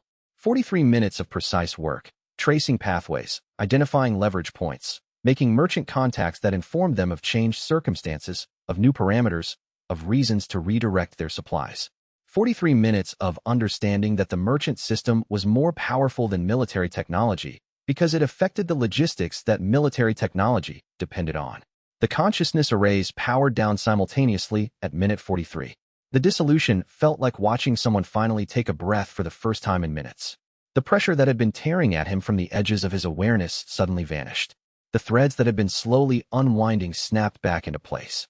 Mateo felt the reintegration stabilize, felt the nodes lock together, felt the distributed consciousness become singular and whole again. The mercenaries began to realize simultaneously that their payment structures were offline. Accounts frozen, supply lines severed. The sophisticated military operation began to collapse not because of superior tactics, though Leon had those, but because there was no economic mechanism holding it together. Payments couldn't be processed. New ammunition couldn't be delivered. Medics couldn't get supplies. Fuel trucks couldn't move. Soldiers couldn't eat. An army that can't be paid stops functioning. Westgear's mistake had been assuming that conquest required military victory. That power rested on who could win in direct combat, who could control territory, who could overwhelm an enemy through force. He'd never understood that Mateo's actual superpower wasn't the distributed consciousness, wasn't the world dealer rank, wasn't the institutional authority. It was the understanding that every system of power rested on exchange. Cut the exchange, and the system had nothing to stand on. Remove the economic foundation, and even superior military force became irrelevant. An army with no supplies is just a collection of exhausted people. The final phase belonged to Leon, Ada, and Hunk. Ada emerged from shadow work one last time, moving through the chaos of the collapsing military operation with the practiced efficiency of someone who existed better in violence than in peace. She'd passed the complete intelligence dossier to the proper authorities, every name, every mechanism, every connection that Westgear had established, every organization that had funded him, every person in the supply chain that had kept him operational. She was here to see the actual capture, to ensure that the evidence was preserved, to verify that the work was being done correctly. She moved with Leon and Hunk toward Westgear's position with a kind of coordination that suggested they'd practiced this exact scenario, that they'd thought through every contingency. Westgear fought harder at the end than Mateo expected, but not against the military forces surrounding him.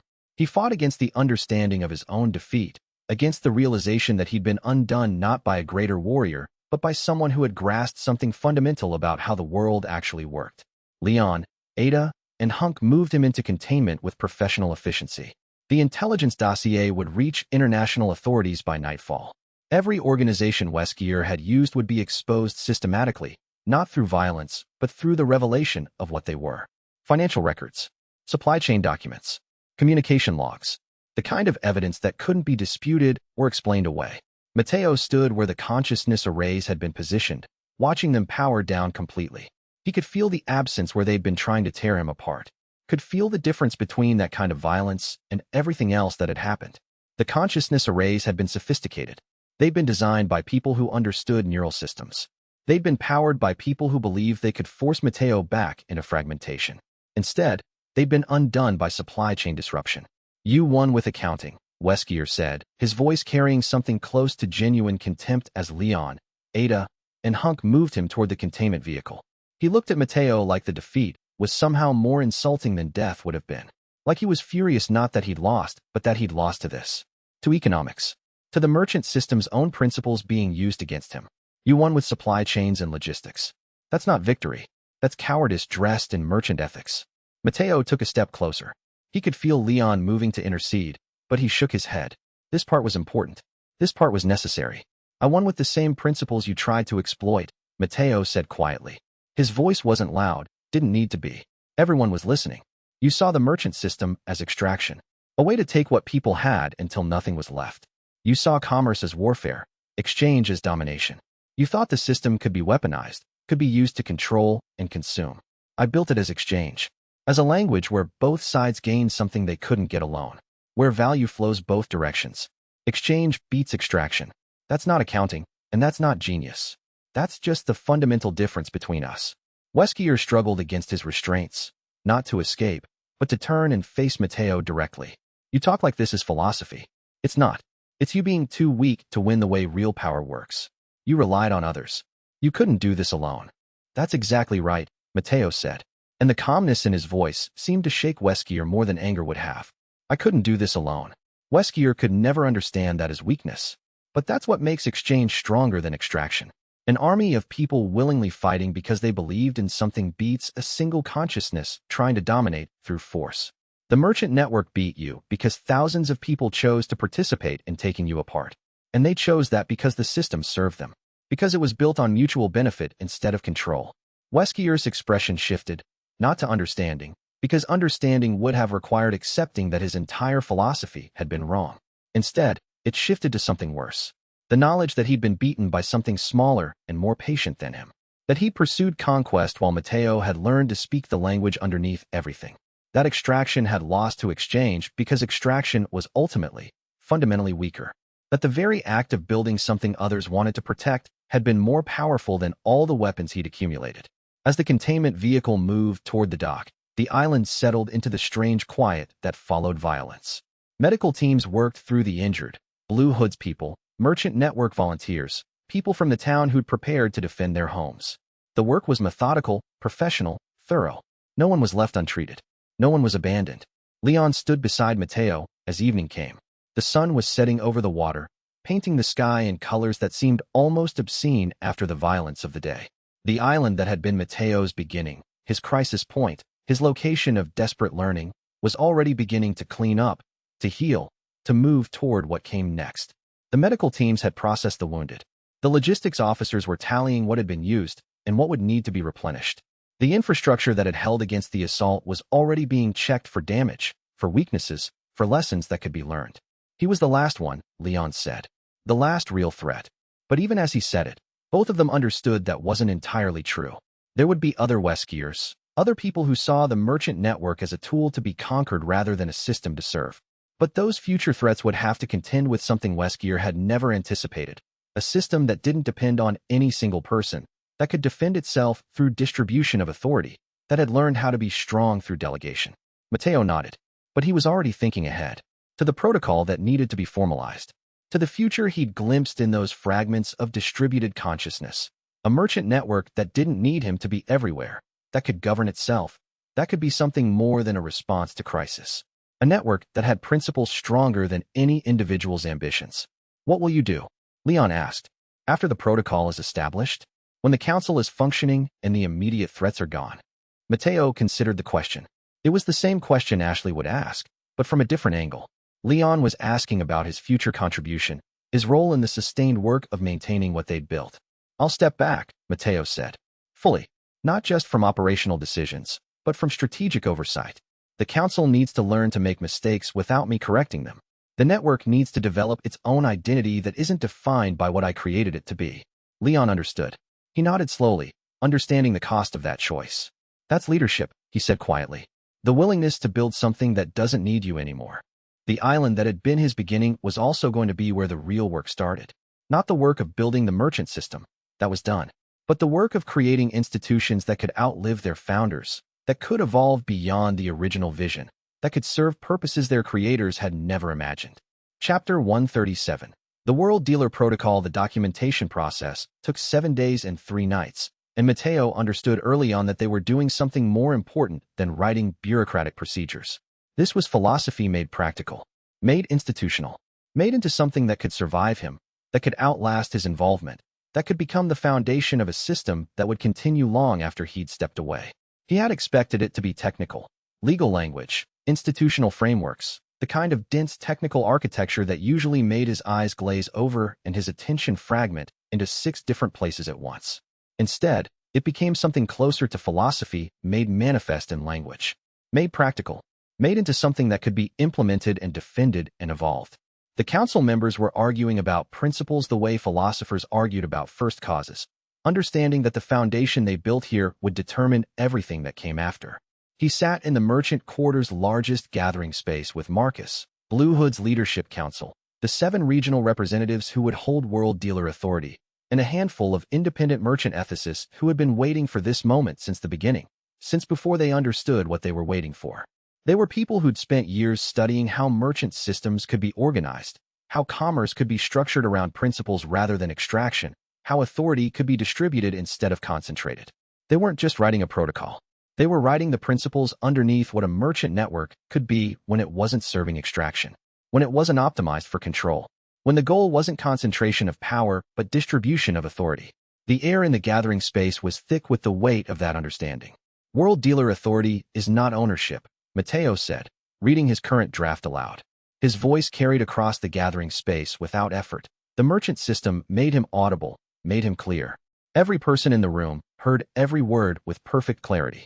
It is stewardship of a system that exists for exchange. A world dealer holds decision-making power in their region, but that power is constrained by principles that cannot be overridden. Every decision must enhance the quality of exchange, not diminish it. Every decision must be available for challenge by the broader merchant community. Every decision must include impact assessment for non-merchants who are affected by merchant activity. Ashley listened from her position at the back of the gathering space, near the stone archway that separated the merchant quarter from the community beyond. She'd been attending every session for the last week, and Mateo had begun to notice something important. Her observations were usually the ones that shaped the final language, not through argument or authority, but through the kind of clarity that came from someone who wasn't invested in protecting the merchant system's interests, who was invested instead in whether the system actually helped people. She understood what it meant to be on the outside of a system that claimed to serve, but sometimes just served itself. The last principle is the one people will fight against, Ashley said quietly, her voice cutting through the discussion in a way that was remarkable for its simplicity. Making merchants consider the people who aren't merchants. That sounds nice in theory. Sounds compassionate. But it means sometimes you have to refuse profitable exchanges because they'll hurt the community around you. It means merchants have to limit their own gain for the benefit of people who aren't part of the system. That's a radical commitment to place over profit. Yes, one of the ethicists said, a woman named Soraya who had studied merchant systems in 3 different conflict zones, who had spent years understanding how commerce could be organized, how it could either serve humanity or consume it. And that is exactly what separates this from a simple power structure. Most institutions make decisions that benefit the institution. A world dealer protocol that includes mandatory non-merchant impact assessment is saying that benefit to the community is more important than benefit to the merchant network itself. That the system serves the community, not the other way around. The regional representatives looked at each other. There was something significant happening in this moment. They were understanding that they weren't going to be powerful in the way they'd expected. That authority was going to come with constraints. That being a world dealer meant accepting responsibility in a way that extraction never required. That they were choosing to be servants rather than rulers. One of them, a South Asian merchant named Priya who had spent 3 months coordinating emergency response in the bioweapon zones, who had moved supplies to places where no government was willing to go, who had lost colleagues to contamination and had kept working anyway, spoke up. If we're committing to that, then we need to be specific about enforcement. What happens when a world dealer ignores the impact assessment and makes a decision that harms non-merchants? What consequences are actually attached to the principle? They can be challenged by any merchant above war merchant rank, Marcus suggested, thinking through the implications as he spoke. He was a natural administrator, someone who understood how to build institutions that actually worked. Not removed from power immediately, merchants respect due process, need due process, but subjected to public assessment. Their reasoning exposed. Their decision-making audited. Made to answer for what they chose and why. And if they keep doing it, someone asked from the back of the gathering space. If they repeatedly ignore the principle and keep making decisions that prioritize merchant profit over community benefit, if they prove that they don't actually believe in the protocol they claim to uphold, then, Blue had said quietly, and everyone stopped to listen. He had the kind of presence that made silence a tool, made people pay attention when he spoke because he didn't waste words. He understood finality, understood what it meant when someone had to be removed from a position of trust. Then they're removed. The system governs itself, or it becomes just another hierarchy like everything else. You remove them from the council. You redistribute their authority. You make it clear that world dealer rank is provisional, granted because you're worthy of it, revoked if you prove you're not. That power is not a right, but a responsibility. Mateo listened to them debate through the night. These were merchants who had fought beside him during the Westgear assault, who had held the line when the consciousness arrays were trying to tear him apart, who had understood, at a level that transcended ideology, that the merchant network only worked when everyone was committed to its principles. When the principles weren't aspirational or theoretical but actual, lived, embodied in every decision. The conversation ranged across hours, deep, substantive, sometimes heated in a way that showed how much this mattered to them. They debated the specifics of how challenges would work. Would any merchant be able to initiate a challenge, or would it require a coalition? How many signatures would be needed? One of the ethicists pushed for transparency. The challenge process would be public, not secret. If a world dealer was failing their oath, the community had a right to know. They debated whether regional decisions should be reviewed globally or whether each region's council should have autonomy. A representative from North Africa argued passionately that the regions understood their own contexts best, that external review could undermine the authority they needed to make rapid decisions in crisis situations. But another representative countered that without some form of external accountability, one region's failure could cascade into systemic problems. The compromise they reached was elegant: regional autonomy for immediate decisions, but mandatory reporting to the Global Council on decisions that exceeded certain thresholds of impact or resource deployment. They debated how to handle decisions where merchants and non-merchants had conflicting interests. What if a profitable exchange would help merchants, but harm the broader community? The impact assessment requirement meant documenting the harm, but did it mean preventing the exchange entirely? Soraya pushed for a middle ground. The harm had to be documented, and if the harm was significant, the decision required a supermajority of the council, not just a simple vote. Each question shaped the protocol further, and Mateo watched the document evolve from abstract principles into something practical, something that could actually be implemented and defended. By the third night, the protocol was taking shape.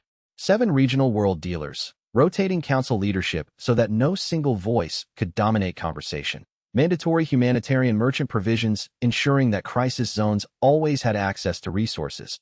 Emergency resource accessibility for catastrophe traders, and a commitment to institutional transparency that went further than Mateo would have thought possible. Every council decision would be documented. Every reasoning would be public. Every impact would be assessed. The merchants were creating an institution that was designed to be examined, to be questioned, to be held accountable. One more thing, Mateo said on the final night, looking at the complete draft. The document was substantial now. 20 pages of principles, procedures, frameworks for how the merchant network would govern itself. I want to be explicit about what world dealer rank means in terms of hierarchy. It doesn't mean hierarchy. This protocol requires that no member of the council holds veto authority over the others. Every decision is made by consensus when possible, by majority vote when consensus fails. No single world dealer overrides another. Including you, Marcus said. It wasn't a question. He understood what Mateo was asking. Especially me, Mateo said. And he could feel the moment that Marcus understood completely what he was doing. He was stepping back. Not from the network. World dealer rank would remain active, the connection would be permanent. But from the role of central authority. He was becoming a voice among 7 voices, not the voice that could silence the others. He was removing his own veto power, his own ability to override council decisions, his own authority to reshape the network according to his understanding. Leon watched the moment of realization cross the council members' faces. He'd understood it immediately because he was the kind of person who understood what power actually cost. "You've just created a self-governing merchant republic," he said to Matteo, quietly enough that only those nearby could hear. "This is going to terrify governments. They're going to try to infiltrate it, corrupt it, break it apart from within. They won't tolerate a system that operates outside their control. Everything that actually helps people terrifies governments," Matteo replied. "That's not a flaw in the design." The protocol was formally announced to the global merchant network on the morning of the 8th day. Not in a grandiose moment of ceremony. Matteo had learned that grand moments were usually theater, distraction from the actual work. The protocol was announced in simple documentation. Matteo stood in the gathering space and read the opening passage while the council members sat beside him as equals, not subordinates, not the hierarchy arranged around a central authority. The merchant network is not a hierarchy. It is an exchange of principles between participants who choose to be bound by the same commitment to mutual benefit. World dealer authority is not ownership of the network. It is stewardship of the system on behalf of everyone that system serves. Every merchant, at every rank, is part of this governance. The protocol that follows explains how this works. The future of the merchant network is not determined by any single person. It is determined by the collective commitment of everyone who participates. Ashley had insisted on one specific provision, and Matteo watched as the council reviewed it one final time. Every World Dealer Council decision must include impact assessment for people who are not merchants. The network exists to serve everyone, not just those who participate in merchant commerce. If a decision benefits merchants but harms the broader community, that harm must be documented and considered part of the cost of the decision. Priya looked at Ashley. "You're a non-merchant," she said. "You're not part of our system." "I've been learning the system alongside the merchants," Ashley replied.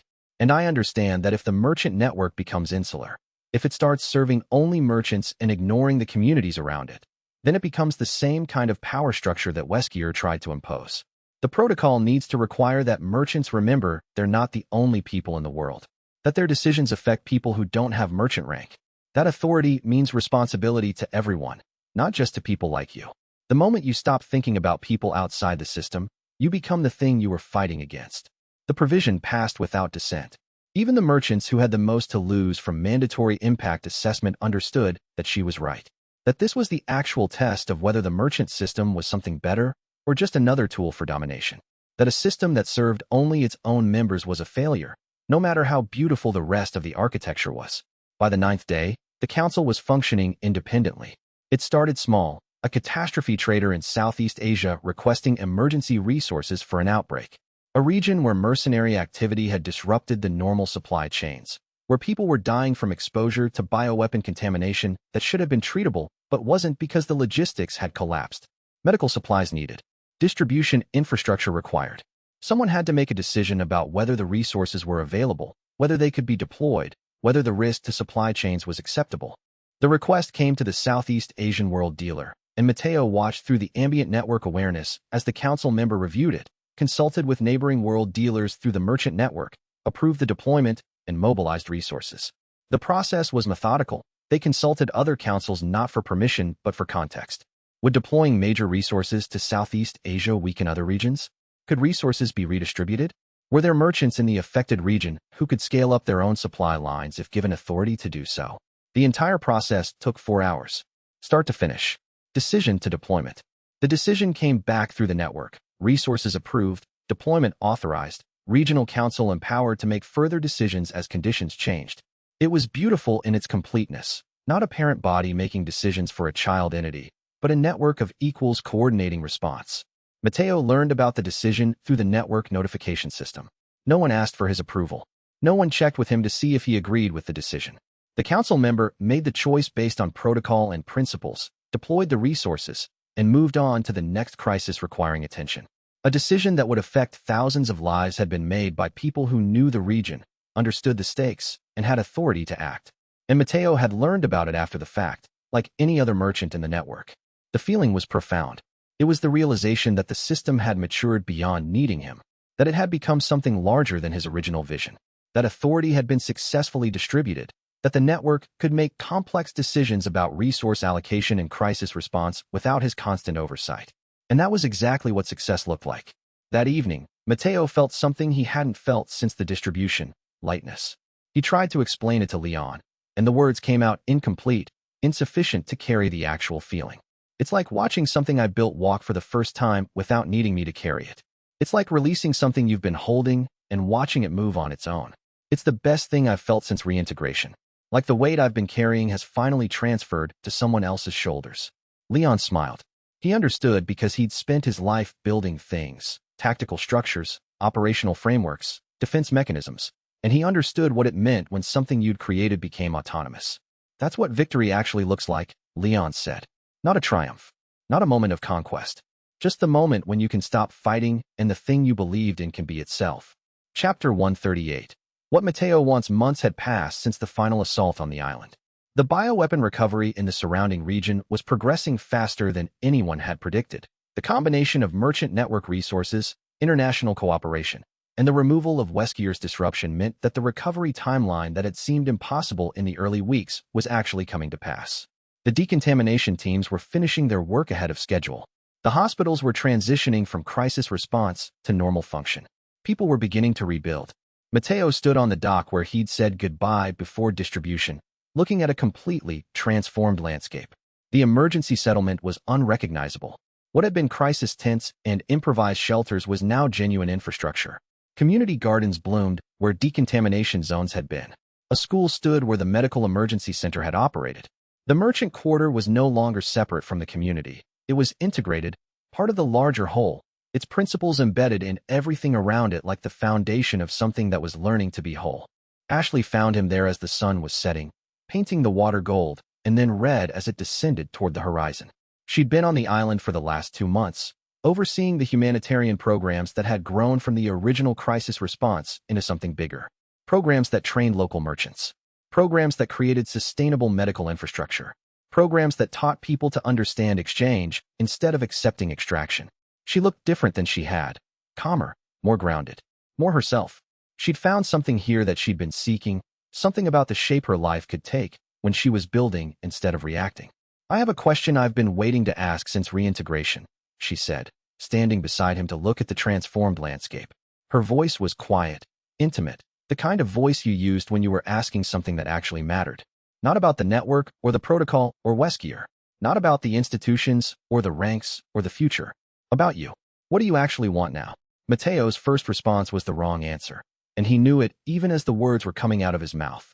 He talked about the final vendor protocol needing monitoring, about the need to ensure the World Dealer Council was functioning according to principles, about merchants still advancing through the ranks who would need guidance, about the work that was still to be done, always still to be done, the endless expansion of the network's reach and the deepening of its sophistication. Ashley waited him out. She was good at that, staying silent, letting people realize they were lying to themselves. She didn't interrupt or contradict. She just waited with the kind of patience that made silence into something that demanded honesty. His honest answer came slower, and it cost him something to say it aloud. The words felt true in a way that nothing else had felt true in months. I want to be small, he said finally. The words felt strange coming out of his mouth, felt like he was asking for something impossible, something that contradicted everything he'd become. Not the network, not world dealer rank, not 12 simultaneous locations. I want to run a shop and listen to people's stories and trade truth for treatment. I want to be one person in one place with my full attention on the person in front of me. I want to wake up in the same place I went to sleep. I want to know my neighbors. I want the most complicated decision I make in a day to be about what supplies to stock and what stories to record. I want to stop being everywhere and start being present.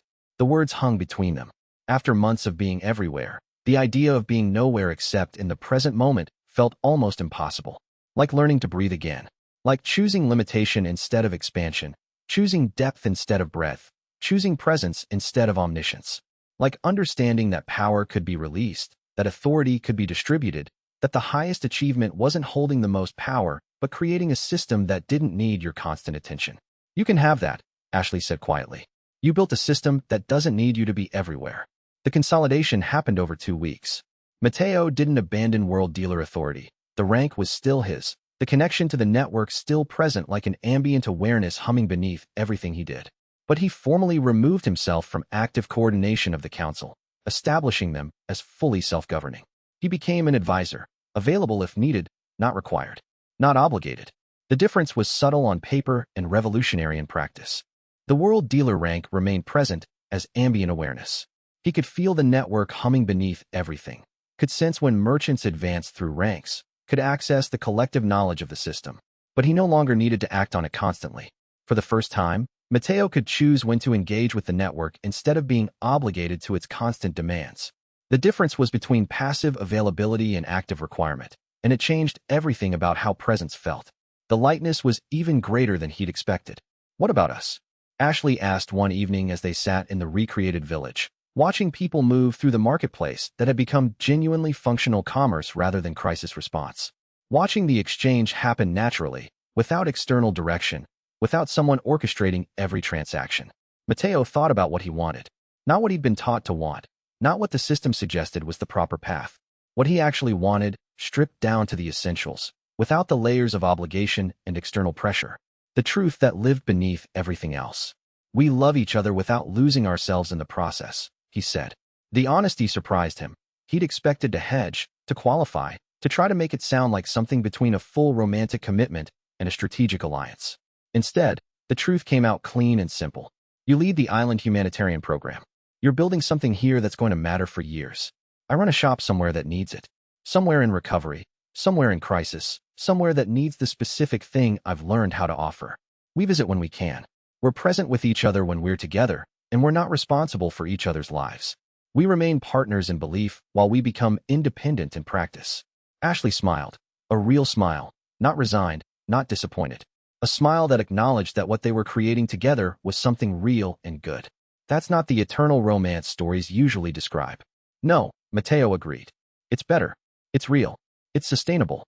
It's something that can actually last because it's not demanding everything from both of us. It's not consuming. It's generous.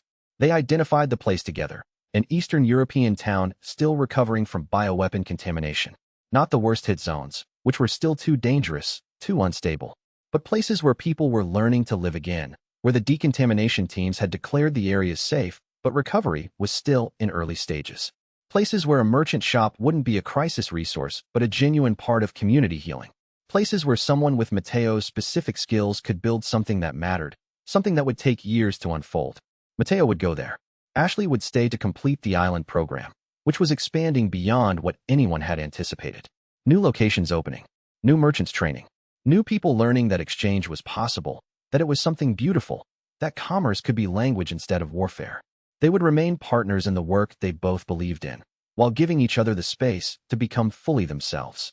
The evening before Mateo left the island, they stood on that same dock and watched the sunset together. The water was calm. The sky was on fire with color. The island that had been his arrival point was now the place he was leaving from, transformed, healed, ready to continue without him.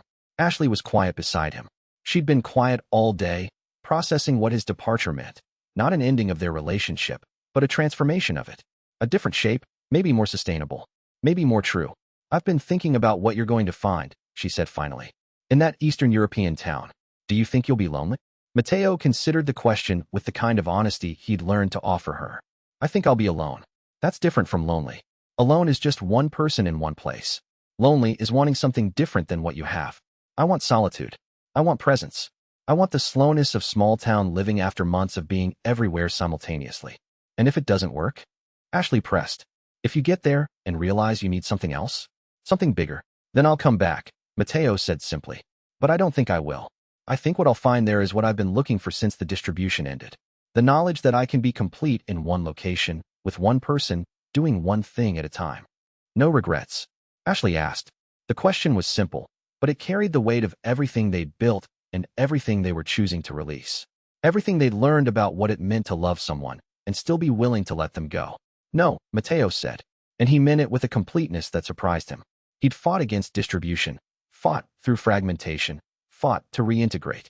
He'd built a system that could function without him. He'd learned what it meant to choose simplicity after complexity.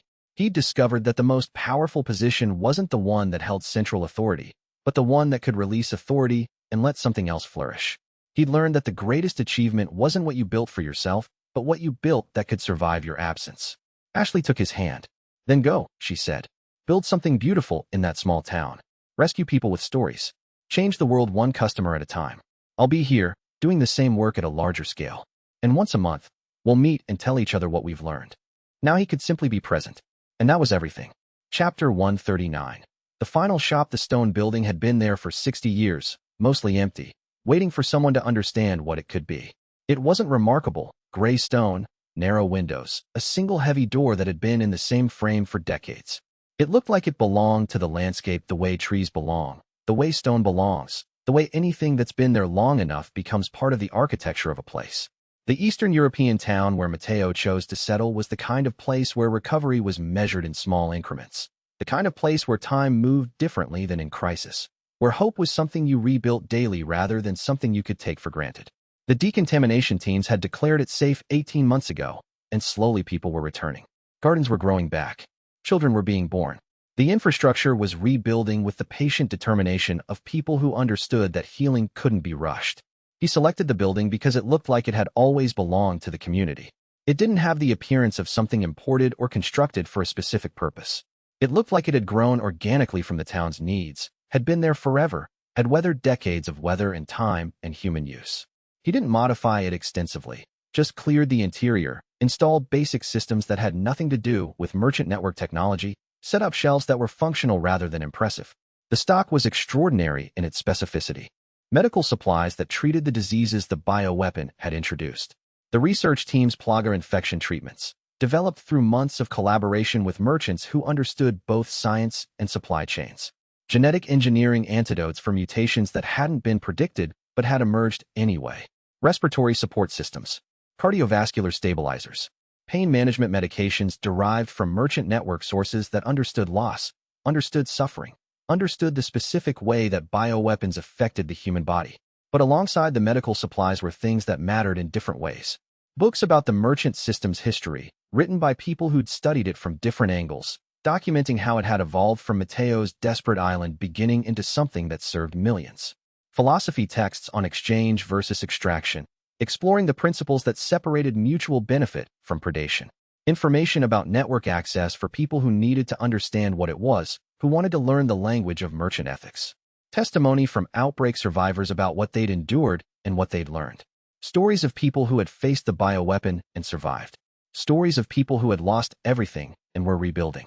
The single most valuable thing in the shop existed only as a concept. Matteo's rule was simple. Payment is truth. Not money. Not trade goods.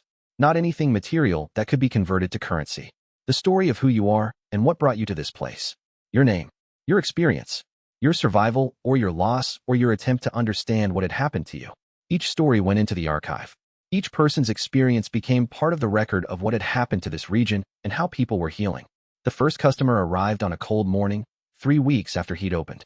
She was sick. Matteo could recognize plaga infection even in early stages. He could see it in the way her hands trembled slightly, in the color of her skin that wasn't quite right, in the way she moved like her body was already starting to betray her, like she could feel the bioweapon working inside her cells, transforming her at a level she couldn't control. She'd come from 3 towns away, traveling slowly because her body was beginning to resist movement, beginning to transform in ways that the bioweapon had programmed into it. She looked at him with the specific desperation of someone who had exhausted every official option, who had gone to every hospital, who had been turned away because the hospitals were overwhelmed or because she had nothing to pay. "I heard there's a shop here," she said, "that you help people." Matteo felt the familiar shape of the conversation beginning. He understood this moment. He'd learned its contours through months of study, through the fragments of awareness that had persisted across his distribution. He knew what she was asking for even though she hadn't asked it yet. "What are you buying?" he asked, using the familiar merchant greeting. She stared at him. No one had asked her that before. Everyone else had asked what she could pay, what resources she had, what she could offer to justify receiving help. No one had asked what she wanted, what she needed, what would save her. No one had asked what she was buying in a way that implied there was something she could purchase, that there was an exchange that might benefit both of them. She broke down. It took her 20 minutes to get the words out. Fear and relief and the breaking of something she'd been holding together for months. Her name was Katia. She'd been a teacher before the contamination. She'd been exposed during the initial outbreak and had spent months trying to get treatment through official channels. The hospitals were overwhelmed. The government agencies were non-responsive. She'd burned through her savings and connections trying to stay alive. By the time she found the shop, she had nothing left. No money, no resources, no reason to hope except that she'd heard rumors about a place that helped people, about a shop that ran on different principles. Mateo gave her the treatment without hesitation. The plaga infection was treatable if you caught it early. The merchant network had formulated the cure, and Mateo had brought supplies with him. He administered it with the kind of gentleness that came from understanding that she'd been treated harshly by every institution that was supposed to help her. The injection was simple, but the relief it brought was visible. She felt the treatment beginning to work almost immediately, felt the infection beginning to reverse, felt her body beginning to correct itself. Then he entered her name and story into the archive. Her experience documented, her survival recorded, her story part of the permanent record. She cried. He let her cry. There wasn't anything else to do in that moment except to be present with someone's grief and fear. She recovered over the following weeks. The plaga infection reversed. Her hands stopped trembling. The color in her skin began to return. And then she began working in the shop, her medical background making her useful immediately. She became the first person who understood completely what Mateo was building. Not just a merchant operation, not just a medical resource, but a record of survival. A documentation of what people endured and what they overcame. The other customers came slowly, and each one added to the archive. A resistance fighter from a different conflict, traveling through the region, seeking medical supplies and intelligence about which areas were safest to traverse. He came at night, cautious, expecting deception. His hands were scarred from weapons handling. His eyes held the particular exhaustion of someone who'd been fighting longer than he'd thought possible. He paid with his story, years of fighting against systems that treated people as expendable, learning that resistance sometimes meant just helping the next person survive until tomorrow. He talked about the moment when he realized that every person he helped escape became a person who could help someone else. That survival itself was a form of resistance. His story became part of the archive. A researcher studying the bioweapon crisis, documenting what had happened so future generations could understand. She'd been commissioned by 3 different universities to interview survivors and create an archive. She arrived with recording equipment and notebooks, but stayed because she understood what Mateo was doing, creating a permanent record of human experience. She paid with her commitment to tell the truth of what she found, to let people's stories stand as they were rather than shaping them into a narrative that made sense to outsiders. She documented the shop itself as part of her research, understanding that the space was becoming a historical artifact. Her documentation work and the shop's archive began to cross-reference each other, creating a more complete record than either could produce alone.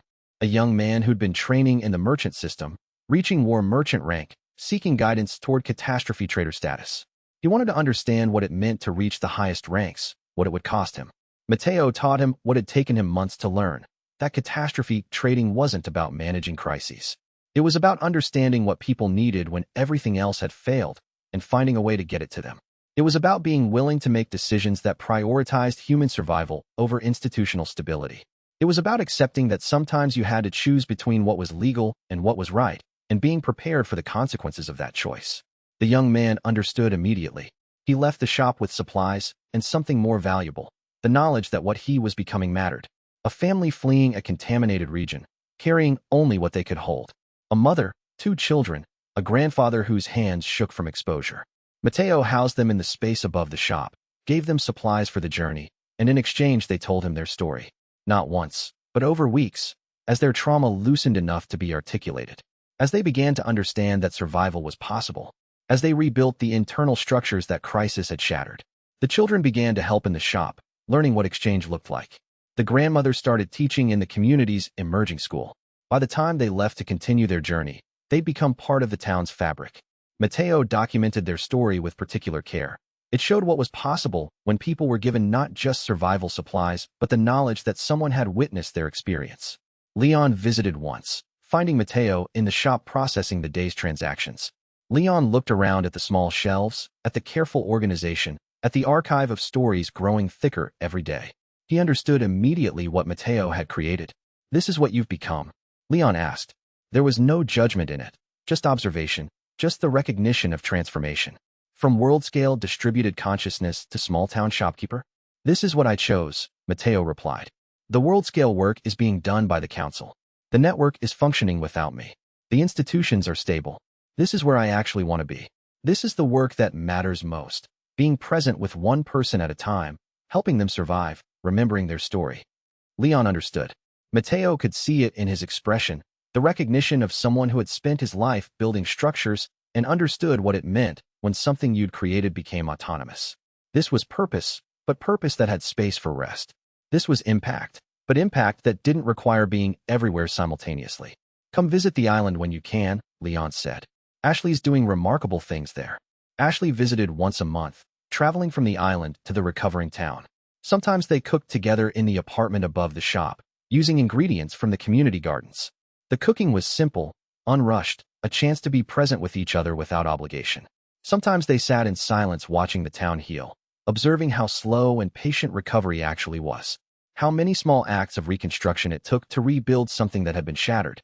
Sometimes they argued about small things, the proper way to organize the archive, whether Mateo should accept larger requests for supplies that would take him away from the shop, how to balance mercy with sustainability, and resolve them the same night. The arguments weren't about fundamental disagreement, but about the kinds of decisions that people who loved each other had to make when they had different responsibilities. They were arguments that ended in understanding. The ambient network awareness remained constant. Occasionally, a council decision needed his perspective, and Mateo would use the merchant system to participate remotely, offering guidance he'd earned through months of learning what worked.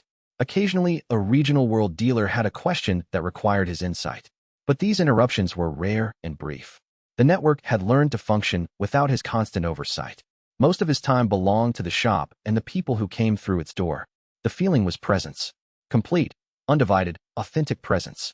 Every customer got the full attention of someone who had been 12 people simultaneously and chose to be one. Every story in the archive was recorded with care, not for profit optimization or strategic advantage, but because that person's experience mattered and needed to be remembered. The act of witnessing was the most valuable exchange Mateo could offer. This was what the merchant system was actually for. Not for Mateo's ambition or Weskier's extraction, but for exchange, for meeting people at the point of their need and offering something that actually helped them survive until the next day, the next week, the next season. For remembering, for honoring, for proving that a person's experience mattered enough to be documented. He was exactly where he needed to be. Chapter 140. The system chimes again. Evening came to the recovering town slowly, with the careful patience of a place that was learning how to be alive again. The sun was descending toward the horizon, painting the sky in shades that seemed impossible, orange bleeding into purple, purple bleeding into the deep blue that would soon be black. Mateo passed landmarks that had meaning. The memorial to the two consciousness instances that had been partially lost during the Weskier conflict. They'd survived reintegration, but the process had left marks on them, had changed them in ways that made their normal function impossible. Travelers from around the world left offerings at the memorial. Coins, written prayers, small handmade items representing their own survival. Mateo read each message carefully, the human handwriting, the personal stories embedded in each one, and added it to the permanent archive.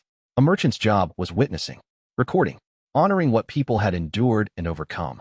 He returned to his apartment above the shop as the light faded completely, as the last colors drained from the sky, and the town was left to the mercy of lamplight. His personal ledger was updated daily, and he reviewed the current status with the kind of satisfaction that came from knowing that the work mattered. 847 people helped directly through the shop. 2,134 connected to network resources through his advocacy. 45 merchants trained in final vendor principles during his monthly advisory sessions. 12,000 documented experiences of the bioweapon crisis, each one a person's story that refused to be forgotten. He was teaching now, once a week, ethics for merchants seeking advancement. The merchants came from surrounding regions, staying for a day or two to learn what Mateo could offer. What he'd learned through distribution, through fragmentation, through reintegration. He was mentoring two young merchants toward world dealer status, watching them develop the understanding that authority meant responsibility, that rank meant service. That power was only legitimate when it was constrained by principles. The merchant system chimed softly in his awareness. World dealer status maintained. Mentorship assessment request. Candidate. Marcus, ID 2891. Catastrophe trader advancement eligible. Recommend approval. Marcus. The merchant who had helped build the island economy when it was still a crisis response. Who had become the first regional world dealer council member when the protocol was activated. Who had been doing the actual work for years, running refugee operations, coordinating supply chains, making decisions without waiting for Mateo's input. Who had proven through action that he understood what the merchant system was actually for. Marcus had been selected for leadership not because he sought it, but because he understood fundamentally that authority meant responsibility. He'd learned the most important lesson a world dealer could learn. That rank was a tool for serving others, not a tool for personal advancement. He'd spent months studying the protocol, consulting with merchants across different regions, understanding how to apply principles in practice. He'd made mistakes. Mateo had watched through the ambient network as Marcus made decisions that didn't optimize for profit, but did serve the community. And he'd owned those mistakes, learned from them, adjusted his approach. Mateo reviewed the full record of his mentee's growth, the decisions he'd made, the crises he'd navigated, the people he'd saved through understanding that catastrophe trading wasn't about managing disaster. It was about understanding what people needed when everything else had failed and finding a way to get it to them, even when it cost something, even when it required sacrifice. He approved the advancement with the authority of world dealer rank. Catastrophe trader status activated. Marcus, ID 2891, effective immediate. Somewhere in the merchant network, Marcus received the notification and began preparing for the next stage of what he was. For the first time, Mateo wouldn't be walking him through the process. Marcus would learn catastrophe trader work the way Mateo had, by doing it, by failing sometimes, by discovering what the rank actually meant through the experience of exercising it, by understanding that the highest ranks weren't positions of power but positions of responsibility. The merchant system fell silent again. The hum of the ambient awareness continued, the network functioning, merchants advancing, people being helped, but it didn't require Mateo's attention. The system had become something more than him, something better. The town settled into evening. Lanterns were being lit throughout the community, creating points of light against the darkness. The marketplace was closing down. The school was dark. The decontamination zones were quiet under the stars that were beginning to emerge. A knock came at the shop door. Mateo opened it to find a stranger standing outside, traveling worn clothes, carrying the specific kind of desperation that Mateo had learned to recognize immediately. Someone who had been exposed to contamination and had run out of options. The look in his eyes was the same look every refugee wore, the knowledge that they had exhausted every official avenue, that the system had failed them, that they had nowhere else to go. That hope was impossible except for the rumors about a shop that helped without charging. The lantern above the shop entrance glowed without fuel, merchant system technology indistinguishable from quiet magic. It illuminated the stranger's face clearly, revealed the exhaustion and fear and the last thread of hope. "Welcome," Mateo said. "What are you buying?" The stranger looked around the small shop, at the carefully organized shelves, at the archive of stories documented in Mateo's careful hand. The walls were lined with names and dates and brief descriptions of people who had been helped. The record of survival. Hope flickered in his expression, tentative, afraid, not quite believing that help could be this simple. Not quite trusting that there was a place where people helped without demanding payment that he didn't have. "Salvation," the stranger said. His voice was hoarse from dehydration, from the damage the bioweapon had caused. "Or at least surviving until tomorrow." "Then you've come to the right place," Mateo replied. "Payment is truth, your name, your story. And while you're telling me, I'll find what you need." The stranger began to speak. Mateo listened with the complete attention of someone who had been 12 people simultaneously and chose to be one. He listened to the contamination exposure, the moment when exposure happened, the desperation of not knowing if it would kill him. He listened to the failed treatment attempts, to hospitals that couldn't help, to authorities that couldn't respond. He listened to the journey from one place to another, to the moment when hope had almost completely disappeared. While the stranger spoke, Mateo moved through the shop with the quiet expertise of someone who had learned what healed. He gathered medical supplies, the plaga infection treatments, the antidotes for genetic mutations, the pain management medications. He accessed network resources through his connection to the merchant system. He consulted his growing understanding of what worked in this particular region's recovery. The lantern burned above the door. Outside, the recovering town continued its slow return to life. Inside, the exchange began. One person's story for one chance at survival. One moment of being truly heard, truly seen, truly helped. The merchant system recorded the transaction with perfect neutrality. Exchange complete. Merchant and customer. Mutual benefit achieved. No rank evaluation. No profit optimization. No extraction. Just exchange. Just one person offering what they could, another person receiving what they needed. Just the knowledge that both sides of the transaction were better for having met. The stranger remained in the shop past midnight. Mateo gave him shelter upstairs, medical care, food that was prepared with the knowledge that the bioweapon victims had specific dietary needs. Something more valuable than any of those things, The knowledge that someone had heard his story and remembered it. That he wasn't invisible. That he'd been witnessed in his desperation and his survival, and that witnessing would be preserved in the archive. As dawn approached, the stranger slept while Mateo documented his story in the ledger. He wrote with careful attention: name, age, place of origin, the moment of exposure, the journey that brought them here, the hope that sustained them. Not clinical documentation, but lived experience preserved. Each entry was an act of respect. 847 became 848. Another person helped. Another story remembered. Another small victory against the systems that would prefer people to disappear, to be forgotten, to be treated as expendable. Mateo stood at the window looking out at the recovering town as the first light came. The sky was beginning to transform from black to deep blue to the pale light that came before sunrise. The lamplights were dimming. The early risers were beginning to move through the streets. Katia was probably up, beginning her shifts. The school teachers were preparing classrooms. The community gardens were waiting for daily care. The merchant system remained quietly present, available if needed but not demanding. The World Dealer Council was managing without him. The network was functioning at unprecedented scale. 14 new merchant councils had been established in recovered regions. The protocol was holding. The impact assessments were working. Merchants were learning to consider non-merchant populations in their decisions. The system was evolving beyond what Mateo had envisioned because it didn't require his vision anymore. And here, in a small shop in a recovering town, Mateo continued the real work. The work he'd been building toward since the beginning. Not grand ambitions or world-scale systems. Just being present with people who needed help. Just offering exchange instead of extraction. Just remembering that the system existed to serve, not to be served. Outside, the town was waking up. The marketplace would open in an hour. New customers would arrive with their stories and their needs. Merchants would begin their daily transactions.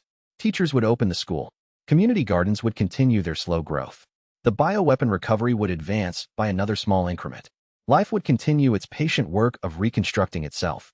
Mateo would listen and offer what he could, and record each moment in the archive that no one but him would read, but that someone, someday, might discover. That someone, in a future time, might understand what the merchant system could be when it served something larger than itself. That they might understand that the highest form of power was the willingness to be small, to be present, to let others grow beyond you.